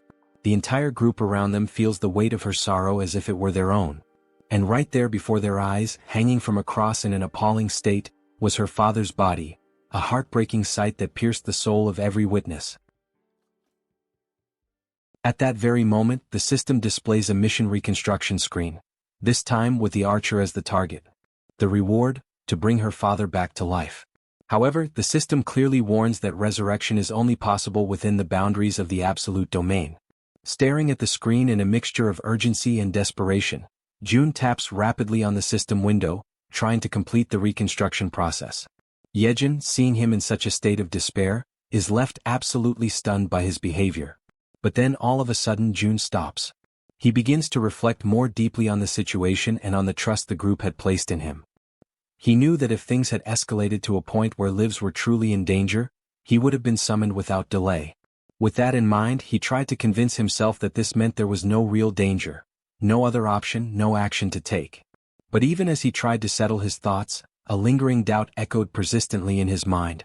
Was it really true that there was no other choice? Being dragged underwater, surrounded by a group of armed fishmen, didn't feel like something that could be brushed off or ignored. It was clearly a serious threat. June couldn't help but worry about his own family, filled with a desire to see them again as soon as possible. But he also recognized that this longing wasn't his alone. The others had their loved ones and personal stakes too. Even so, he tried to suppress that reality, convincing himself that saving his own family had to come first, above everything and everyone else. His hands trembling, he finally selects an option from the system window. A new mission is created for the group. The goal is to build a tomb within a 1-hour limit. The reward is a small amount of experience and the mission comes with no penalties. When the archer reads the notification, she becomes even more shaken. A sense of hopelessness and deep grief takes over her body, weighing down her spirit. Meanwhile, from afar, June watches silently, filled with regret, observing the entire painful scene through the lens of his ultimate eyes ability. Eventually the tomb is completed. The entire group now stands in front of it, solemn and silent. Han turns to the archer and gently asks if she's truly okay with all of this. She replies firmly that her father would have wanted it this way. She explains that he was obsessed with his job, constantly speaking of how he wanted to be buried near the railway tracks when he died. Then, holding a metal plate with her father's name engraved on it, she remembers how, as a child, she thought that wish was ridiculous. But now she's fulfilled it. He is resting exactly where he always said he wanted to be. And the metal plate bearing his name marks the place. From a distance, Jun finds himself struck by a sudden, unsettling thought. Maybe one day this same pain might become his own. He can only hope that their sorrow never becomes his. It's precisely because of that fear that he makes a decision, to protect them no matter what. Looking back at the system screen, he realizes something. To do that, he's going to need stronger people by his side. And so, in that moment he makes up his mind, the person who matters most now is... But the scene shifts before the thought is completed. Somewhere else, a goblin is struck by a man who possesses the power of water. At that instant, the system displays a notification. The loyalty of citizen Jun Hyuk has surpassed 30, and he now qualifies for registration as a vassal. Immediately afterward, another notification confirms his successful registration. A woman appears behind him, catching his attention and informing him that his body is glowing. He quickly glances down at his hands and is astonished by what he sees. He becomes completely intrigued, wondering what on earth it all could mean. At that moment, the system notifies that he has reached level 40 and obtained the titles of 12th Bell, Knight and Mage. He now has 59 trust and 51 loyalty points, and his awakened skills are related to water manipulation. Shortly after that, a new mission appears. The power of mage abilities has been increased by 100%. One of his new skills, Water Bomb A rank, allows him to summon high-temperature compressed water that explodes with force proportional to the amount of mana used. The other skill, Water Control S rank, grants him the ability to freely manipulate water using mental energy. The system then sets the objective. Use these skills within 10 minutes. The reward is an increase in mental power. The penalty for failure is mental fatigue. Standing at the location, Jun Hyuk is stunned by what he sees before him. The mission notification appears once again. As he reads it, someone nearby asks if he's okay, but he responds by asking for a moment. A smile slowly spreads across his face as he begins to understand the nature of the mission. He quickly realizes there are more than enough enemies nearby to use his powers on. Without delay, water begins to materialize around him, initiating the execution of his challenge. A massive sphere of water forms before everyone's eyes, leaving the goblins completely shocked and unprepared. Then with confidence, Jun Hyuk utters the command, Water Bomb. He hurls it forward, striking the group of goblins mercilessly. The resulting explosion creates a crater in the ground, leaving every single one of them dead, as Jun Hyuk stands watching in silence. He extends his hand again, activating the water control ability. With unwavering concentration, he begins to lift the droplets of water into the air. What happens next surprises two men who are silently watching everything unfold. The man wearing a black coat asks in complete disbelief if it is truly Jun Hyuk who is doing all of that. The other man confirms it, emphasizing that what they are witnessing is indeed Jun Hyuk's power. With a smile on his face, Jun Hyuk lets the tiny droplets fall slowly, like gentle rain, still under his full control. Immediately after, he falls to his knees on the ground, lifts his arms upward, and begins to give thanks for the kindness he just experienced. The two men, now even more confused, begin to wonder aloud whether he might be losing control of himself.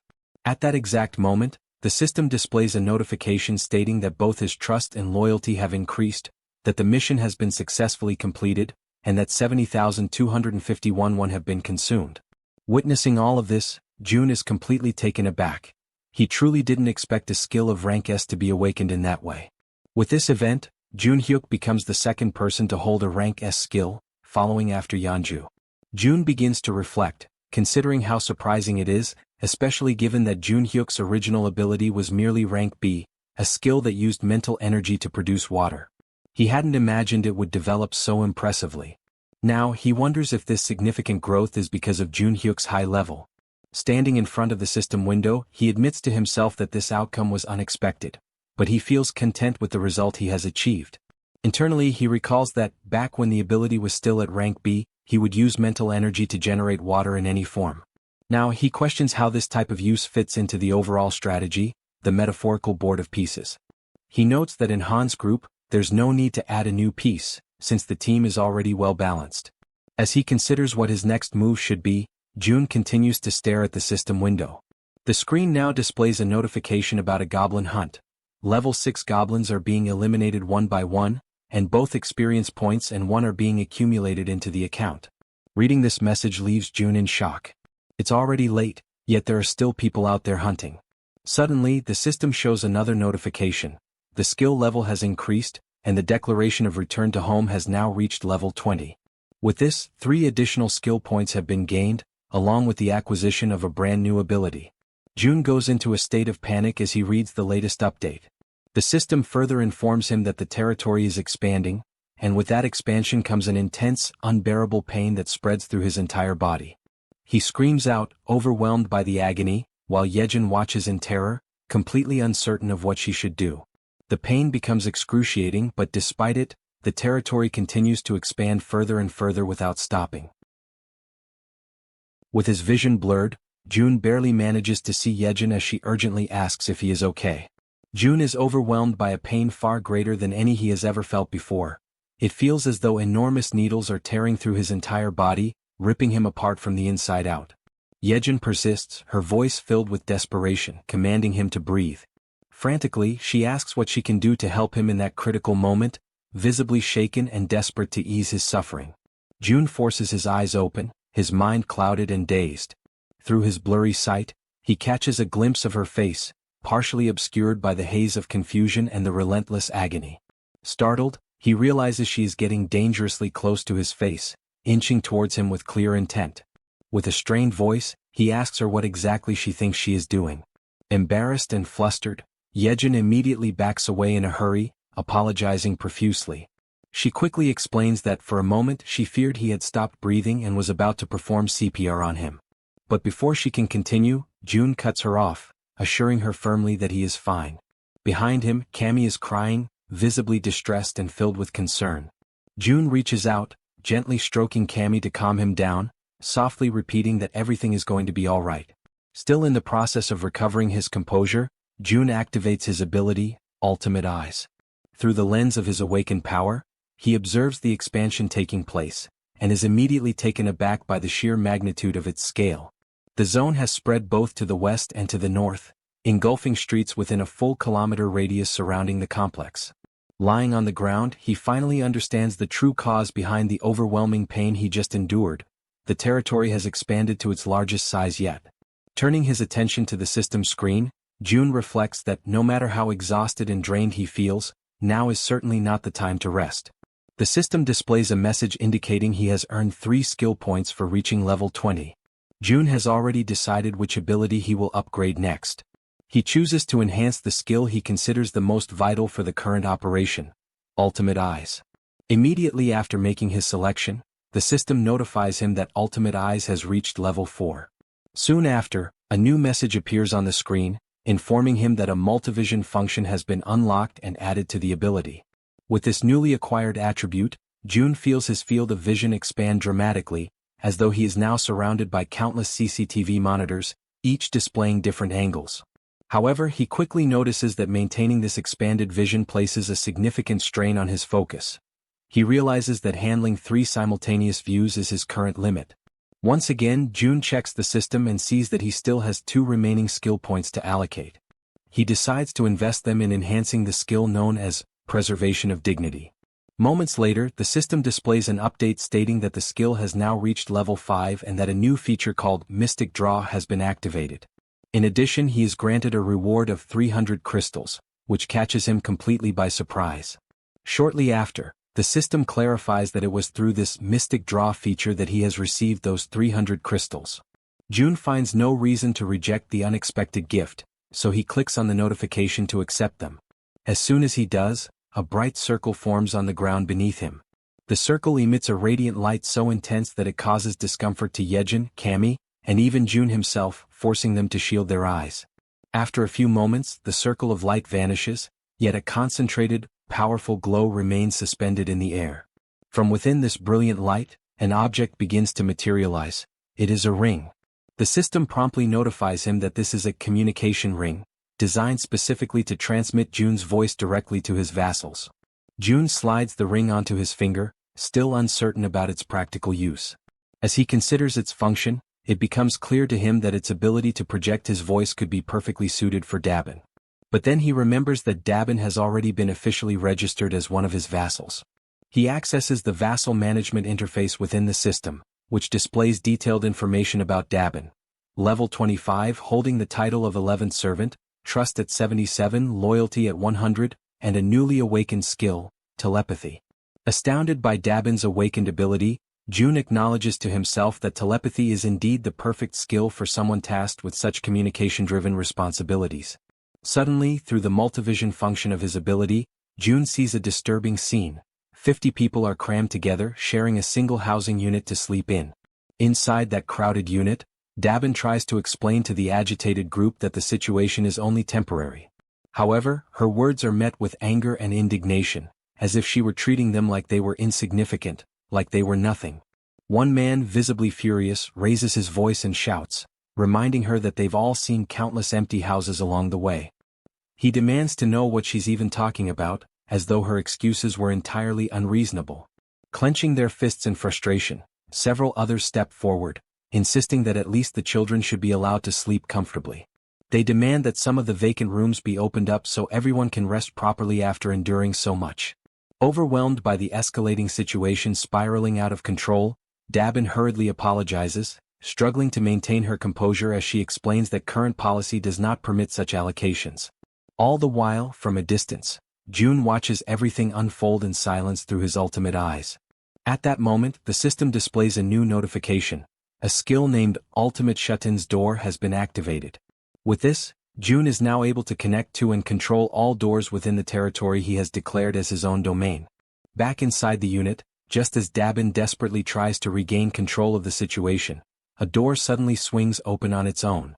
Annoyed and suspicious, one of the men immediately questions the audacity of barging into someone else's home during an emergency. He reminds everyone that in times like these, people should be helping each other, not creating pointless conflicts and divisions. He demands to know why so much unnecessary resistance is being put up against such a basic request. At that precise moment, June steps through the open door, catching Dabin completely by surprise. He turns to the man, his expression unwavering, and declares bluntly that if the man disagrees with the house policies, then he is more than welcome to leave his house immediately. The man, stunned by June's words, demands that he repeat what he just said. But June, without the slightest hesitation, simply proceeds to evict him on the spot. Witnessing this abrupt and firm action, the rest of the group begins murmuring among themselves, remarking how things have suddenly calmed down. June then turns to face them all and poses a sharp question, asking if anyone else has complaints they wish to bring up. With a cold and resolute tone, he announces that from that moment onward the electricity, water, and gas supply to that entire unit will be cut off. Hearing this, a young woman, visibly alarmed, questions whether he is being serious about such an extreme measure. June locks eyes with her and responds curtly that, in fact, that's exactly the question he wanted to ask them. With an unwavering gaze, he states that it's no coincidence they appeared right after the fall of the giant. He then asks if they came because they judged this place as being capable, just like so many others who arrive every single day with the exact same mindset and expectations. His words strike the group like a bolt of harsh reality, leaving them momentarily speechless. But June doesn't stop there. He continues, explaining that giving in to such demands would lead to 3 major problems. First, all the empty rooms would eventually be exhausted, making it impossible to accommodate new arrivals who genuinely need shelter.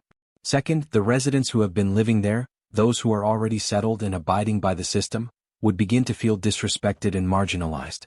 And third, once they give in to one demand, the cycle of requests and entitlements would never come to an end. With absolute ruthlessness, June raises his voice and declares that the basic rights and welfare they expect to find here simply do not exist in this place. He emphasizes that the South Korean government has already collapsed, and that he, standing before them, is not the representative of anyone's ideals or dreams.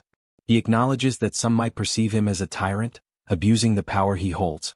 But he warns them that the world has become far too brutal, far too unforgiving, for naive ideals like rights and welfare to survive without being fought for and earned. He points out that if they wish to enjoy such privileges, they must first prove themselves worthy of them. He goes on to explain that the other survivors, those who arrived before them, are enduring extremely harsh conditions, organizing rotating shifts just to catch some rest. And despite all the discomfort and hardship, these people are still making sure to care for the children and the weakest among them, choosing to fight for survival as a community. Finally, June delivers a firm and non-negotiable order. They are to return immediately to the accommodations that have been designated for them. He warns them that if they refuse to comply, they will be paving their own path to lose even more than what has already been taken from them. Upon hearing those words, the group immediately stepped back. Dabin, feeling a wave of relief, let out a soft sigh and expressed her gratitude to June for helping her in that situation. However, he replied that there was no need for thanks. In fact, he insisted that he was the one who should be grateful to her. His unexpected response left Dabin momentarily taken aback, trying to understand what he truly meant by that remark. It was then that June pointed out that perhaps she, too, might be capable of doing something similar to what he had just done. He asked if she was familiar with the concept of telepathy, and then instructed her to think of a person with whom she would like to communicate, picturing herself speaking to them mentally, as though having a conversation inside her own mind. Dabin closed her eyes, focusing all her concentration. A short while later, a faint aura began to surround her body. Pleased with the result, June emphasized that she would need to learn the exact conditions and limitations of this ability, and the best way to do so was through frequent practice. At that moment, someone with trembling hands gave a small wave and called out for June. Both he and Dabin turned to see a figure who appeared nervous, standing with his head lowered. June asked if the man still had something he wished to say. The man, clearly frustrated yet determined, admitted that he knew he was being bold, but he needed to ask if June might consider forgiving the friend who had been expelled earlier. June questioned why he would do such a thing. The man explained that Yoon-sik, the one who had been expelled, was the only person who dared to speak aloud what everyone else was already thinking, and he didn't think it was fair for Yoon-sik to be the only one punished. He then leaned forward respectfully and stated that he would accept any punishment himself, but begged June to show mercy toward Yoon-sik. June silently considered whether it was time to bring Sung Yoon-sik back, knowing deep down that it was not right to take someone's life simply to serve as an example to others. Resolute in his decision, he opened the system and noticed that the man was still standing in front of the door, having gone nowhere at all. Looking directly at him, June asked for his name. The man answered that he was called Kyung-hoon. June then informed him that he would grant Yoon-sik his citizenship back. Kyung-hoon was taken aback when June went on to say that he would also restore electricity and water service, though not the gas supply. Before Kyung-hoon could respond, June added that he was doing this out of respect for the man's sincerity, but warned that there would be no second chances, and everyone needed to understand that clearly. Right after, the system issued a notification that Yoon-sik's citizenship had been officially restored. Kyung-hoon, visibly relieved, hurried back to his quarters. Soon afterward, another notification appeared, informing June that Kyung-hoon's trust in him had increased. For a moment, June considered restoring the gas supply as well, but he knew that if he did, the punishment for what had happened would lose its intended effect. His thoughts were interrupted when Dabin remarked that he seemed to be a warm-hearted person. June asked if she was truly giving him a compliment, to which she confirmed with a smile. He thanked her, but she playfully teased that he seemed to be getting embarrassed. Changing the subject, June asked her to inspect the facilities in 3 buildings, adding that he intended to have one in each of the 25 buildings. The idea left Dabin utterly surprised. Without hesitation, she asked how many members he currently had. June explained that if it became possible to expand to 100 people, he could assign 4 to manage each building. Dabin's eyes lit up with interest, and she declared that she would be willing to pay 100,000 won per day for each person, assuring him that with such a scale, everything would run smoothly. As they spoke, someone approached from behind. June and Dabin turned and asked if the newcomer was new to the area. The man confirmed and asked if June might need a medical team on site. He then introduced himself as Sung Min, an associate professor of nephrology at Busan Park Hospital. After hearing his introduction, June commented that he had dismissed the medical team for the time being, as he believed high-ranking individuals required proper treatment. He then turned to Dabin and asked what she thought about offering a room for the team and converting it into a hospital. She responded that it seemed like a good idea. Seizing the moment, June noted that if they looked around carefully, they could probably find a fair number of nurses. He also said that assembling the medical team and managing it would be her responsibility. Dabin, clearly enthusiastic, assured him that he could count on her for that. Afterward, June opened the door and returned to where Jaehyeon was waiting. She asked if he had managed to solve the problem, and with a smile he confirmed that he had. Without wasting any time, he activated his Eyes of the Absolute ability. When Jaehyeon saw the Han group, she asked if they had already left. June quickly realized they were on their way to Jigalki Station and that there were no issues there. He then opened the system again to finish what he had been working on. As he had expected, the final location available for investing his skill points was the Absolute Warehouse. The system issued a notification stating that the skill had reached level 2, increasing its capacity to 200 kilograms and adding a new feature called state preservation.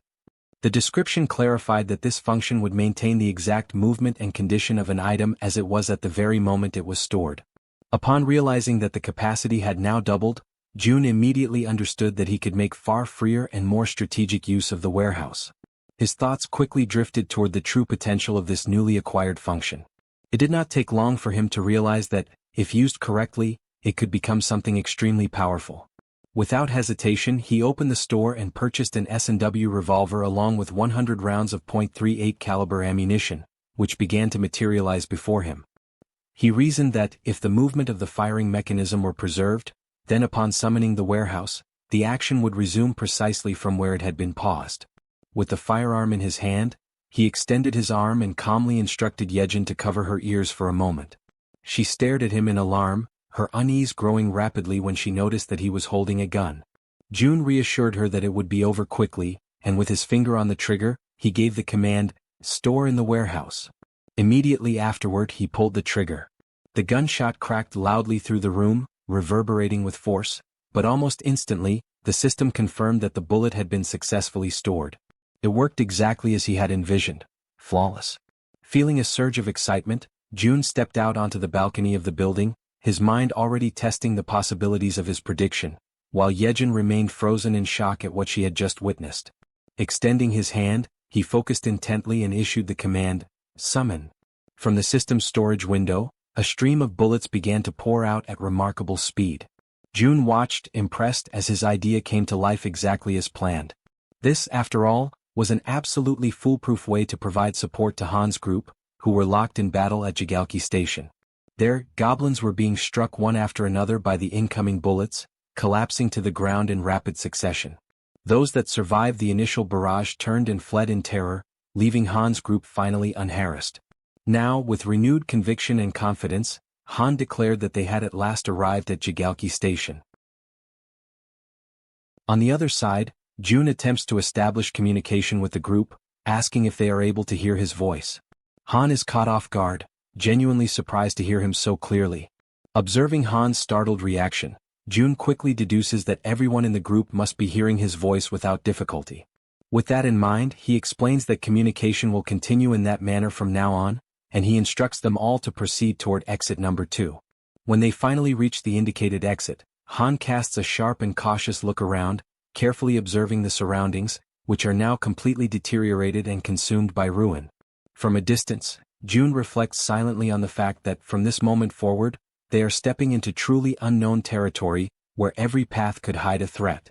Meanwhile, Jaehyeon is still struggling to re-establish the lost connection with the rats stationed at the central hub, but despite her efforts she has not managed to succeed.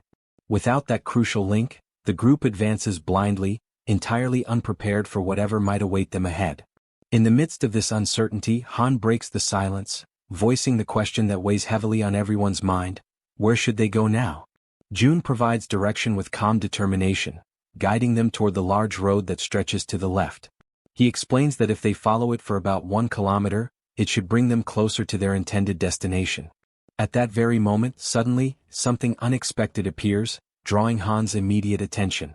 Through the gleaming reflection in the eyes of the approaching creatures, it becomes clear that the group has fallen into panic. They scramble desperately, trying to put distance between themselves and the vicious fangs of the beast. Han, overwhelmed by discouragement, recalls how exhausting and perilous it had been to face the fishmen earlier, and how narrowly they had managed to escape alive. Now, standing before yet another daunting challenge, he finds himself face to face with a colossal shark. In an instant, the creature opens its massive jaws, revealing rows of razor-sharp teeth ready to tear them apart. Han reacts instinctively, seizing a heavy iron bar to shield himself from the imminent strike. The man with glasses raises his weapon and unleashes a storm of gunfire at the shark, the bullets hammering into its body, leaving the beast dazed and confused. Seizing this fleeting opportunity, Han charges forward with determination, delivering a decisive and powerful blow directly against the terrifying shark's fin. At the same time, the werbear woman hurls herself into the fray, leaping with unrestrained fury. She crashes down upon the monster's head with brutal force, inflicting a devastating wound. Almost instantly, The system issues a notification announcing that a level 24 shark has been successfully hunted. Experience points are added, and a sum of wands is automatically deposited as a reward. In the aftermath, Han signals to the man with glasses. She focuses intently, linking her consciousness to her raven, Black, and immediately gains a sweeping aerial view of the area. The man with glasses freezes, stunned by what he witnesses through the shared vision. Without hesitation, he alerts the group that the entire surrounding area seems to be overrun by fish. At that tense moment, yet another figure suddenly emerges, and the entire group finds themselves staring directly at an overwhelming presence. Almost simultaneously as Toji looks upward, he notices movement above them. It is not a single creature, but countless blue figures resembling swordfish swiftly closing in from the sky. The group steels themselves for yet another imminent clash. As the creatures approach dangerously close, Han calls upon Toji. He raises his halberd high, focusing his energy, and his armor activates with a flash of power. In the precise instant Toji strikes with deadly accuracy, his blow landing true. The system immediately notifies the successful hunt of a sky blue marlin, rewarding them with additional experience points and wands. Without a moment's pause, the archer woman unleashes a flurry of arrows, her shots rapid and unrelenting, cutting down the creatures that stubbornly linger in the air. Her voice rings out with unwavering conviction, declaring that the group will not move an inch until every last one of these enemies is eliminated. But suddenly something unexpected catches her attention. It is the healer. Despite firing directly at one of the sky blue marlins, the massive creature continues advancing steadily and unshaken, heading straight toward her. Her ammunition eventually runs out, and she realizes with growing dread that the creature continues to approach, drawing nearer with every passing second. At that precise moment, the system issues a notification announcing the summoning of storage. Immediately, bullets materialize and strike the creature with sharp precision. The system then reports that a level 17 sky blue marlin has been successfully hunted, awarding experience points and depositing the amount of 231,733 won into the account. Upon reading the notification, Jun notices with frustration that whenever he personally fires the weapon, the payment turns out to be lower than expected. With determination he calls out to Jaehyeon. He demands that she stop trying to connect with the rats and instead focus her efforts on shooting in his place. Without hesitation, he places the weapon firmly into her hands, though she instantly feels insecure and uncertain, nervously questioning where exactly she should aim. Rising to her feet, she hesitates, but Jun calmly remarks that anywhere she points will be good enough. Gathering her courage, Jaehyeon fires her very first shot, and immediately the system notifies the deposit into storage. Seizing the moment, Jun concentrates intensely and commands that the bullets fired by her be redirected into the ongoing battle. Right after his command, countless system windows open before them, acting as gateways through which the bullets travel, passing directly into the battlefield and striking their intended targets. The system then notifies that another level 17 sky blue marlin has been hunted, granting additional experience points and depositing more wands. Amid the unfolding situation, Jaehyeon urgently warns Jun to step aside and reload quickly so that the assault can continue without delay. Absorbing the urgency of the moment, Jun reflects silently that the overall efficiency of the operation has now increased for the 6th time. Even though he feels genuine pity for Jaehyeon, who is clearly overwhelmed, he knows deep down that this approach is absolutely necessary. At that instant the door swings open. Hyeon, known as the Poison Girl, enters the scene, her expression filled with intrigue as she takes in the chaotic sight before her.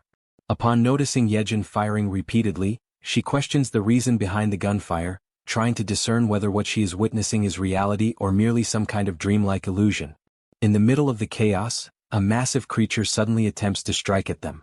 However, both Han and the werbear react swiftly, dodging the violent attack just in time. The creature reveals itself to be red in color, with the enormous and terrifying form of a monstrous crab. Distressed and exasperated, Han asks aloud whether this is some kind of twisted joke and desperately questions if they are truly expected to try and defeat such a horrifying monstrosity. The giant crab prepares to attack, raising its massive limbs with a menacing weight. It strikes down with such force that the surface itself trembles violently, but Han and the werbear woman manage to dodge in time, narrowly escaping the devastating blow. Her eyes remain fixed firmly on the target, burning with determination. The werbear woman lets out a powerful cry, calling for the healer. He immediately understands the signal, raises his hand and envelopes her in a radiant aura.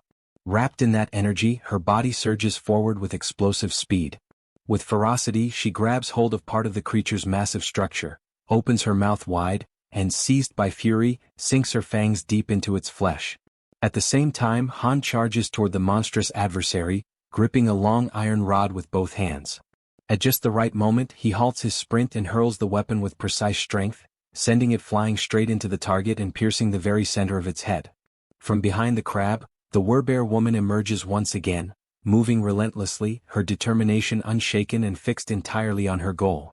She unleashes a decisive strike upon the creature and quickly withdraws. To her shock, however, she realizes that the beast remains completely unharmed, its thick shell impervious to her attack. Then Moon shouts for everyone to fall back. From above, he lifts his weapon, holds it firmly, and focuses his entire attention on the monstrous crab. Without pause, he begins firing, unleashing a relentless storm of bullets that rain down upon the creature's dreadful body. Amid that chaos, Han comments on the insane durability of the enemy, his voice heavy with frustration, and he questions aloud what they should possibly do now. His eyes remain locked on the beast, and for a fleeting moment, doubt takes hold of him as he wonders if there truly is no chance of victory. At a certain distance, carefully observing everything, June notices something crucial. He realizes that this creature is not like the ordinary projectiles they have faced before. What they need is not just sharp strikes but a blow of overwhelming impact, something heavy and crushing like a hammer. Accepting this realization, he begins to search frantically for an object capable of delivering that kind of force. His gaze scans every corner until, finally, he discovers a gem. A satisfied smile spreads across his face, for he has found exactly what he was searching for. The system promptly notifies him of an item being stored in the deposit. Through his ability of communication, June instructs the Werbear woman that when he gives the signal, she must leap onto the crab's shell, because he has found something that can break through it. Soon after, June raises his hand and summons a heavy barbell, which begins to materialize right before him. Inwardly, he apologizes to the boy who used to own it, silently promising that he will buy a new one for him later. His plan is clear. First, he allows the heavy bar to fall freely, letting gravity build up its full kinetic energy, and only then does he store it in the deposit. Immediately afterward, June invokes the bar again. It shoots forth through the system's window and hurtles toward the center of the crab's head. At that exact moment, he uses his communication skill and gives the long-awaited signal to the Werbear woman. The bar pierces the target with brutal force, splitting open its head and sending streams of blood spurting outward. Without hesitation, the Werbear woman launches herself straight at the point of impact. Her claws are ready, sharpened and gleaming, her body fueled entirely by determination and fury. She closes the distance with fierce speed and strikes with lethal precision, delivering the finishing blow that successfully ends the beast. The system immediately registers the successful hunt of the giant crab, level 35, granting experience points and depositing one into their account. Yet even after their victory, the path home resembles nothing less than a chaotic marketplace of sea monsters. Every kind of fish and crustacean-like abomination continues to attack mercilessly, without pause or mercy. June understands that without his support, the group would have faced countless situations that could have ended in tragedy. He accepts, with heavy resignation, that this place is simply too much to handle, even for Han's group. He reflects on how, despite everyone being awakened and armed, they still struggle just to advance a single kilometer. Now, he must finally admit to himself that the chances of his family being alive are almost non-existent. The closer he gets to his home, the stronger the fear grows inside him. Still, even if there is just a 1% chance, he knows he cannot allow himself to lose faith.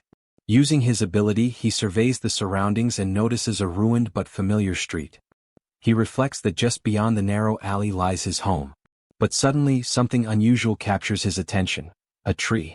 Through his communication skill, he commands the group to stop immediately. He knows this city well. It is the place where he was born and raised, and he is certain of what belongs here and what does not. Observing carefully, he realizes that there has never been a tree like that on the main road, and even if there had been, the city would never have left it standing there. This means that the tree appeared only after the world had fallen apart. Calling upon his ability once more, June draws everyone's attention to the anomaly. He asks if they too can see the massive tree ahead. The group confirms that they can. June then declares firmly that the tree is not what it seems, it is a monster. He directs them to prepare for an attack. At that very moment, something strange happens. A single, Enormous eye opens upon the trunk of the tree. Before the group, the figure awakens and everything around them begins to tremble as if the world itself recoils from its presence. The archer remained firm, her gaze fixed upward. A shot was released, flying toward the monster and piercing part of its trunk. Yet that was not enough to stop it. With each passing instant, it rose higher, lifting itself from the ground as though abandoning the very surface that once held it. Faced with that overwhelming threat, Han, gathering all his focus, hurled an iron bar against the tree, striking the target with perfect precision. But even then the colossal creature endured, resisting the blows and continuing to advance, drawing ever closer. Its extraordinary resilience astonished Han, who could hardly believe what he was witnessing. Meanwhile, Moon teleported behind the tree and swiftly raised his weapon, unleashing a barrage of shots that struck the monster in rapid succession. At that same moment, the Werbear woman charged forward, throwing herself into the fray against the creature in the midst of its relentless attacks. Her sharp claws tore into the wood, ripping away splinters and peeling its bark with raw violence. The tree, however, responded by summoning from its depths a living mass of trunks and roots, twisting and writhing as they surged toward the Werbear. The branches coiled around her body, lifting her into the air and immobilizing her with a crushing force.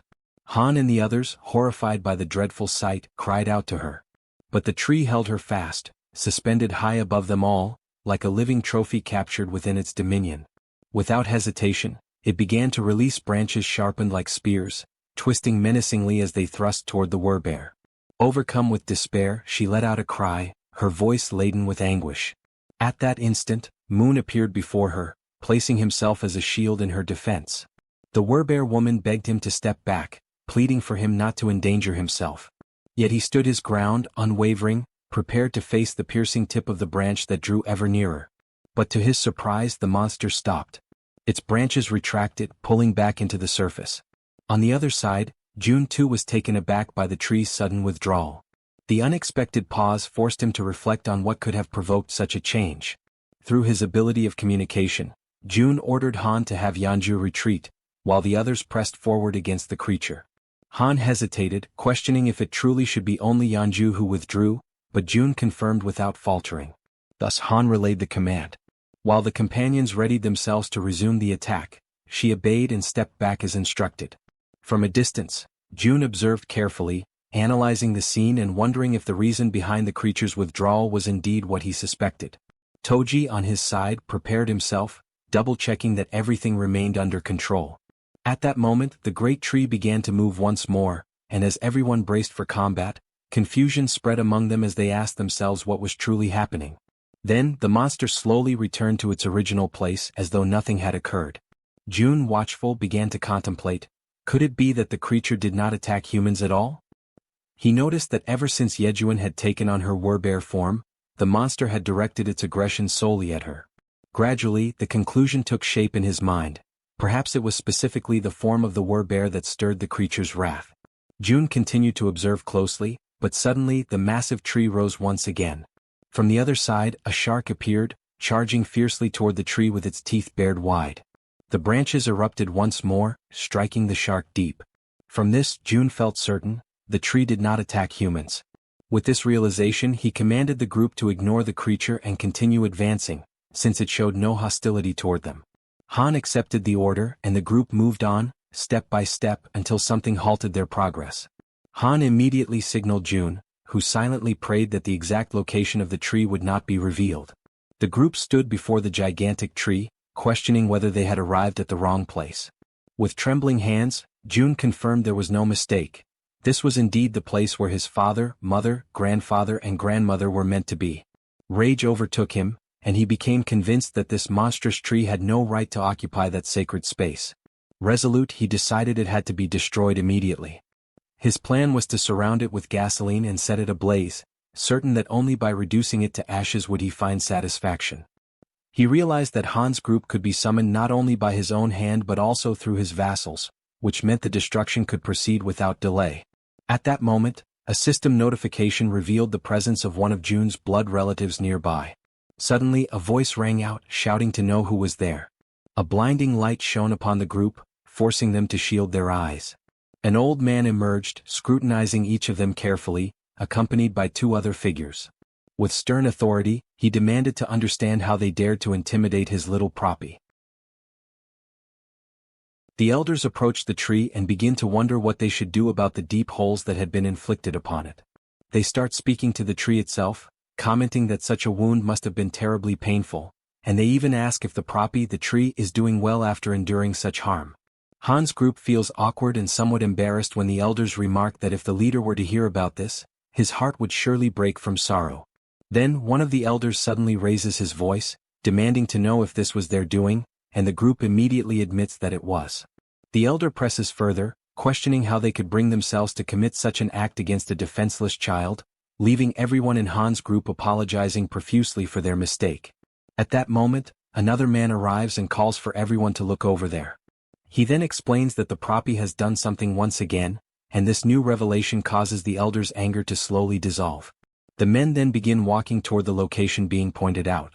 When they arrive, they see the shark that the tree had previously defeated, and several of the men are already busy cutting it apart in order to secure meat from its body. Astonished by the sight, one of the elders remarks that the flesh of the shark has grown plump, although he admits that the taste of shark meat is not particularly delicious. Immediately, another elder retorts that this is no time to be picky about food, stating bluntly that if someone does not like it, then they simply should not eat it. This pragmatic reaction surprises Han's group even more, leaving them somewhat speechless. From a distance, June quietly observes everything, and he feels as though his perception is sharpening, as if a veil has been lifted and everything suddenly makes sense. The existence of a monstrous tree that does not attack humans, combined with the enormous tree that continued to grow right where their home once stood, begins to form a clear picture in his mind. June recalls that ever since he was very young, their house had always been filled with plants.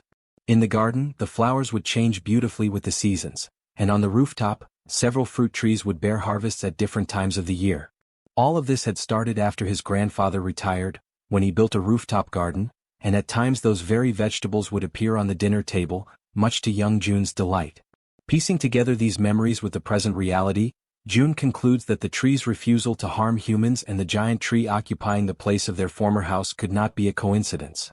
He becomes convinced that these phenomena are the awakened abilities of someone, very likely powers on the same level as his own.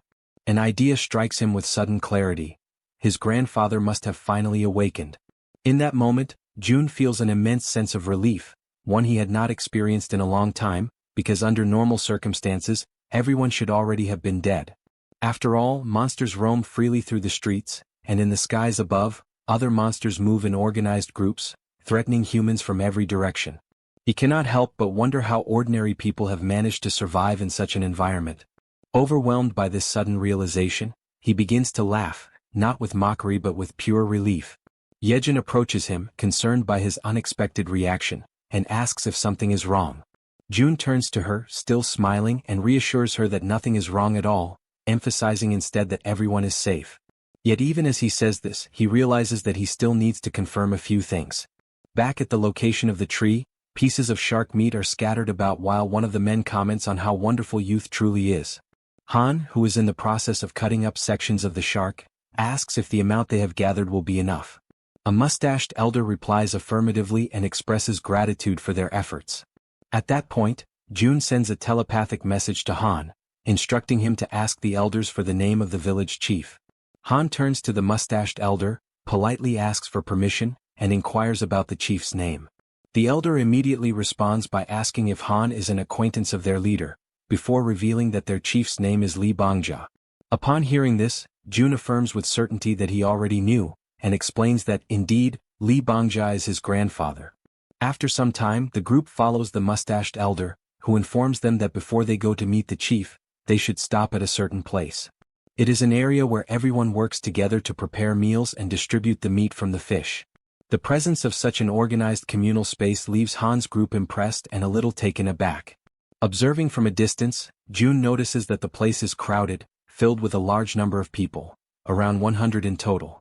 Giving the impression that the entire marketplace of the city had relocated to that place, the mustached man called over a bald-headed fellow who was busy slicing the meat from Old Park's catch. The bald man stopped cutting for a moment and remarked that he had heard a rumor saying that Poppy had pulled off something once again. The mustached man confirmed with a nod, replying that this was exactly what had happened, and that the shark had been so enormous that the young ones had been forced to step in and lend their strength to help.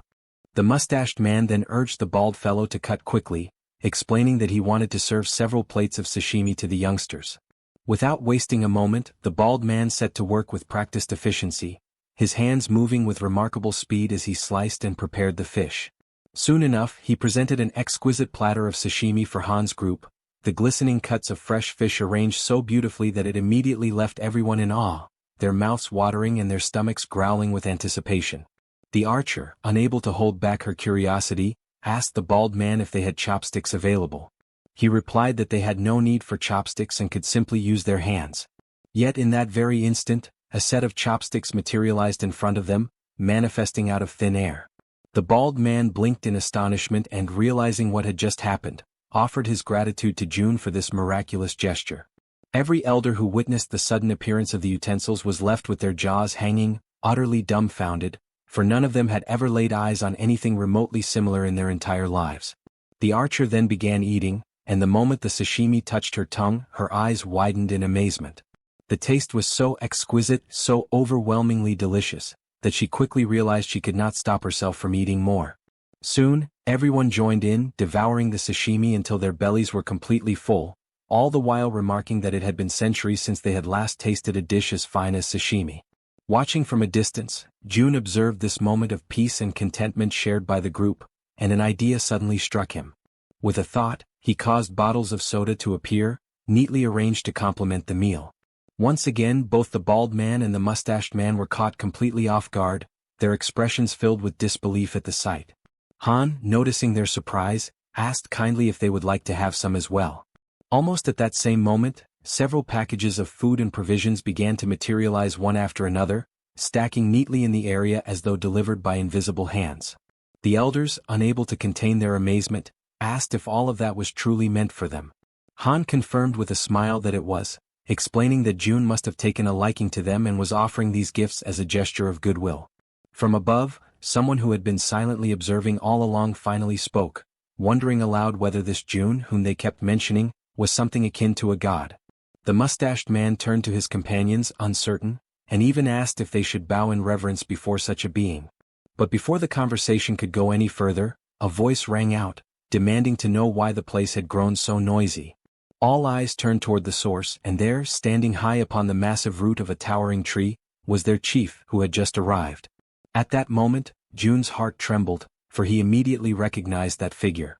It was his grandfather, the very man he had not laid eyes on for what felt like an eternity. Then, as though to confirm this revelation, the system displayed information about his grandfather. It revealed that he possessed a mythical passive ability known as Guardian of the World Tree. The very name alone radiated power and grandeur, leaving no doubt in June's mind that it was an ability of overwhelming strength, one that could easily be described as overpowered. The grandfather observed the group intently from high atop the tree. At that same moment, the system issued a notification declaring that the servants had discovered June's blood relative, thereby unlocking the power of his lineage. His name was revealed as Li Bang Yeol, level 55, bearing the titles of lineage, relative, druid, with a trust rating of 88, and the awakening ability known as Guardian of the Tree and of the World.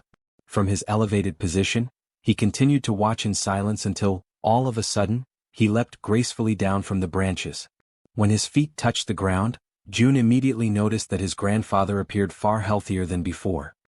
He recalled vividly how frail and aged the old man had once been, weakened by the toll of his declining body and the struggles caused by his cerebral condition. Yet now, before his eyes, there was a renewed vigor and vitality that could only have come from the awakening of such a powerful ability. Through the skill of communication, June informed the group that the man standing before them was indeed his grandfather. He asked them to offer their greetings and show respect in his name. Han stepped forward without hesitation, bowing respectfully and recognizing the importance of this encounter. Standing at the grandfather's side, the mustached man began to explain, describing to him how the group possessed extraordinary abilities, even capable of bringing forth things out of nothingness. The elder was astonished by the sheer quantity of food and water gathered in one place, immediately attributing the source of all this abundance to them. Moved to the point of deep emotion, he expressed his gratitude for their presence, recalling the difficult times of the past when even water had been a constant struggle. Yet Han, maintaining honesty, clarified that these resources were not the work of their group. Startled, the chief demanded to know where all of it originated. Han then revealed that every bit of the abundance came directly from Jun himself, and that their group had come here at his request. The grandfather was shaken by the revelation, his eyes widening as he comprehended that the source of such miraculous creation was none other than his own grandson. Han further explained that his grandson now lived in the Siamayan apartments. Faced with this truth, the chief wasted no time. He summoned everyone present, calling them to follow him as he began to ascend the massive tree step by step, leading the way upward. Watching this unfold, Jun reflected that his entire family must be somewhere up above. A flood of emotions filled him at the thought that very soon he might finally be able to see them again. Yet deep within, he acknowledged that the moment for such a reunion had not yet arrived. Still, he believed firmly that once he completed the outpost, he would be able to use the gate of the Absolute Seal to return directly to his home. As these thoughts passed through his mind, he shifted his focus back to the system's window, recalling how, at the very moment he first encountered his grandfather, a new constructible item had been added. Soon after, the system confirmed this with a notification. An annex had been added to the list of available items. The description detailed that this annex functioned as a safe zone located outside the refuge, with an area that would expand alongside the territory of the refuge itself. However, it could only operate in places where one of Jun's blood relatives resided. Reading carefully, Jun reflected that the price of the annex was indeed higher than that of an ordinary outpost. Yet he quickly noted that there was no mention of the annex being susceptible to destruction. His mind returned to the 10 billion won he had received as a subsidy for the construction of the apartment complex. Even after equipping every building with solar generators, more than 7 billion still remained. The decision became obvious. He calculated that investing only 3 billion in the installation would be sufficient, and compared to the vast sum he had at his disposal, that expense no longer seemed significant. Without hesitation, he issued the command to initiate construction. Immediately, the ground beneath his feet began to shift, and a structure started to take form. Watching the process with keen eyes, Jun wondered if the system was showing him a preview of what the annex would ultimately become, for its size and shape seemed to mirror almost exactly the space where he was now standing. He concluded that the annex's expansion must directly follow the growth of the territory itself. When comparing the overall cost, he realized that the 10 billion price tag made the annex far more advantageous than a simple outpost with its limited reach. Then, another notification appeared. The annex required the presence of a blood relative for a duration of 7 full days. Jun confirmed and authorized the construction, prompting the system to update the timeline. The projected completion was set at 167 hours and 11 minutes. Quietly, Jun reflected that while the annex was being built, he should ask his grandfather not to leave the country. Yet before he could dwell on the thought for long, his focus was abruptly pulled away by another system notification. Another blood relative of Jun was revealed. The name disclosed was Kim In-sim, level 21, bearing the title of lineage with a trust rating of 99, but without any sign of an awakening ability. Inside the vast tree, an elderly woman lay upon a bed. The grandfather held her hand with firm gentleness and asked her to listen carefully to the words being spoken by the group. A faint aura spread over the connection formed by their joined hands, and he softly informed her that their grandson Jun was still alive, and that these people had been sent there directly by him. At that very moment, Jun communicated with his companions and instructed them to ask his grandfather what had happened to his grandmother. Jaehyeon faithfully conveyed the question in Jun's name. Yet the elder turned abruptly, his expression tense, and demanded to know how Jun could possibly be aware of his grandmother's condition. Soon, however, it was explained that Jun was sharing his vision through them, perceiving everything they saw with his own eyes. Reassured, the grandfather tried to soothe their worry, explaining that the woman was not gravely ill but merely in a state of shock. Still, they pressed him further, asking since when the grandmother had failed to awaken. With a heavy and sorrowful face, he recalled that it had been since the very day the monsters appeared and the world itself began to collapse into chaos. From that moment onward, she had remained in a deep, unbroken sleep. Jun, watching through their perspective, noticed the expression etched onto his grandfather's face. It struck him powerfully, for it was the first time he had ever seen his grandfather like that, so burdened, so utterly weighed down by grief. The sight pierced him with an even deeper sense of the gravity of their situation. Tears welled up in his heart as he reflected that, despite everything, he felt an immense relief knowing his grandmother still lived, even though she had been in a coma for nearly a month. Outwardly, she appeared perfectly healthy as if peacefully asleep, and June concluded that this stability could only be maintained by his grandfather's awakened ability, which was undoubtedly sustaining her. Inwardly, however, he lamented that the system did not allow him to assign missions to blood relatives. If it had, perhaps he could have devised some way to improve her condition. Even if he tried to apply the power of a healer, he knew deep down that his own skill was insufficient for such a task. As his thoughts swirled in silence, he began to grow uneasy. It was strange. 7 people had entered the house and yet no one else had stepped out to investigate. The oddity gnawed at him, and so, through his group, he asked his grandfather about the fate of his parents. The old man, acknowledging that June was following everything closely, chose to speak as though addressing his grandson directly. He explained that, on that fateful day, June's mother had left for work, while his father also departed to earn money for the household. He expressed his belief that they had probably found refuge in some hidden, secure place, emphasizing firmly that June's father would never abandon his wife under any circumstances. Yet June recognized, in the undertones of his grandfather's words, that the man did not truly believe in the survival of his parents. And within himself, June felt the same grim certainty. Without a transcendent ability like the one his grandfather possessed, the chances that his parents had survived were almost non-existent. But still he refused to let go of hope. Through his ability, June issued a new order. The next target must be the Wawang Nursing Hospital, even if the chances of finding them there were small. Acknowledging the efforts of his group, he decided that they should rest for the night. He made it clear, however, that when dawn came, nothing else would matter. Tomorrow they would all go after them. At that instant, the system interrupted his stream of thoughts with yet another notification. To his shock, the message declared that a blood relative of the Absolute had been detected in the vicinity. Without hesitation, June issued a command to Jaehyeon, who quickly relayed his orders to the rats. The young woman asked what precisely she should convey, and June instructed that every single nearby survivor was to be located without delay. Then he noticed something crucial. The alert was not pointing toward Dongjeon's, but rather toward his very own location. Conviction settled deep within him. The ones approaching could only be his mother and father. The scene shifts to a street where people are hard at work, cutting apart and stripping the hides of the animals and strange creatures they have captured. One man comments that the work is still far from over, even at such a late hour, while another replies that this only means there will be an abundance of food for everyone. Suddenly, something unusual catches the attention of one of them, and immediately all turn their eyes upward.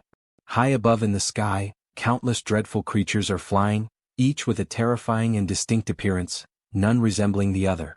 Without warning, a bell begins to ring frantically, its rapid toll echoing like an urgent alarm across the area. From the top of a watchtower, a man spots the approaching swarm and shouts to announce the arrival of monsters. Chaos quickly spreads. People begin running in every direction, rushing to move everything into the seafood storage house and to close the shutters with haste. The order is unmistakably clear. Everyone must move as fast as possible. The panic intensifies when one of the men shouts for the village chief to come out immediately. The group accompanying June's grandfather turns toward him for guidance, and he promptly informs them that a massive horde of monsters is approaching. From a distance, the grandfather and the group gaze upon the advancing scene, watching in silence as the creatures flood across the horizon. Han, overwhelmed by the sight, questions aloud whether all those beings can truly be considered monsters. The grandfather raises his hand and confirms, his voice grave, while simultaneously giving the command for the trees to move. The command is obeyed without hesitation, the forest itself responding to his will. Meanwhile, Han recognizes the gravity of the situation and volunteers to join the fight. However, the grandfather firmly instructs them to stay back, explaining that the monsters are not targeting humans. He adds, with a grim tone, that everything suggests these creatures are actually fleeing from something far greater and far more dangerous than themselves. Yet he warns that even so, they will not pass without leaving destruction in their wake. A radiant green aura begins to envelop his body, spreading outward in waves of power. At that moment he connects with the surrounding forest, and numerous trees shift together, intertwining and forming a massive living barrier meant to shield them from harm. Inside the protective wall of trees, the group watches in astonishment as the winged creatures soar above them, passing over without striking. It becomes clear that the group was never their intended target. Still, those advancing by land charge relentlessly toward the barrier, forced to confront the trees that now stand as their obstacle. The pressure mounts, and once again Han offers his assistance, but the elder sternly refuses, demanding that they remain within the safety of the barrier. At that instant, the old man lifts his leg and at his command, countless trees surge forward, their sharp branches piercing through the creatures on the ground. The entire group is shaken, overwhelmed with shock, as they witness the overwhelming display of the grandfather's power. The creatures, impaled by the trees, are lifted mercilessly into the air, suspended and displayed like gruesome trophies of the living forest. Yet more monsters appear, hurling themselves at the barrier, biting and tearing savagely at the trunks. But the grandfather remains steadfast, his control unyielding, forcing the trees to strike again and again, driving their sharpened limbs into the new enemies without pause. The system begins to flood with notifications, marking each victory. A message appears, declaring that a level 24 land shark has been hunted. Shortly after, another states that a level 23 saw ray has been slain. Then comes a level 29 blue crab. The list continues endlessly, with each notification announcing new experience points and rewards. Another message informs that all attributes of the group increase in trust. Their gained experience is multiplied tenfold and evenly shared, although the ascent rewards remain monopolized by the hunter himself. Inside the building, June observes the entire scene with his mouth agape, stunned by the cascade of notifications piling up before his eyes. He realizes that the level of power displayed is comparable to someone at level 55. His grandfather, too, receives the notifications, though he does not fully comprehend their meaning. June reflects that, in the beginning, he believed his grandfather was merely being reckless, acting without thought for the danger. Yet with a single strike, hundreds of monsters are wiped out in an instant. Faced with such overwhelming power, he concludes that the best thing they can possibly do is to stay out of the way and avoid becoming a hindrance. In June's eyes, his grandfather transforms into a monster in his own right, a being so powerful that he could no longer be compared to ordinary humans. The notifications continue to flood in without pause. The system announces the successful hunt of a level 31 giant crab, followed shortly by a level 29 giant lobster, and then a level 30 sawtooth crab. Each message also confirms increases in skills and abilities. Suddenly, June realizes that he himself has just leveled up, but before he can process it, an intense and suffocating pain overwhelms his body. The agony spreads through every nerve, as though each part of him were being broken apart and reduced to dust, all while the school in the city continues to grow in influence and power. Amid this torment, a new notification appears before his eyes. The system announces that beings capable of receiving citizenship have been discovered, and the question is posed: grant it or not?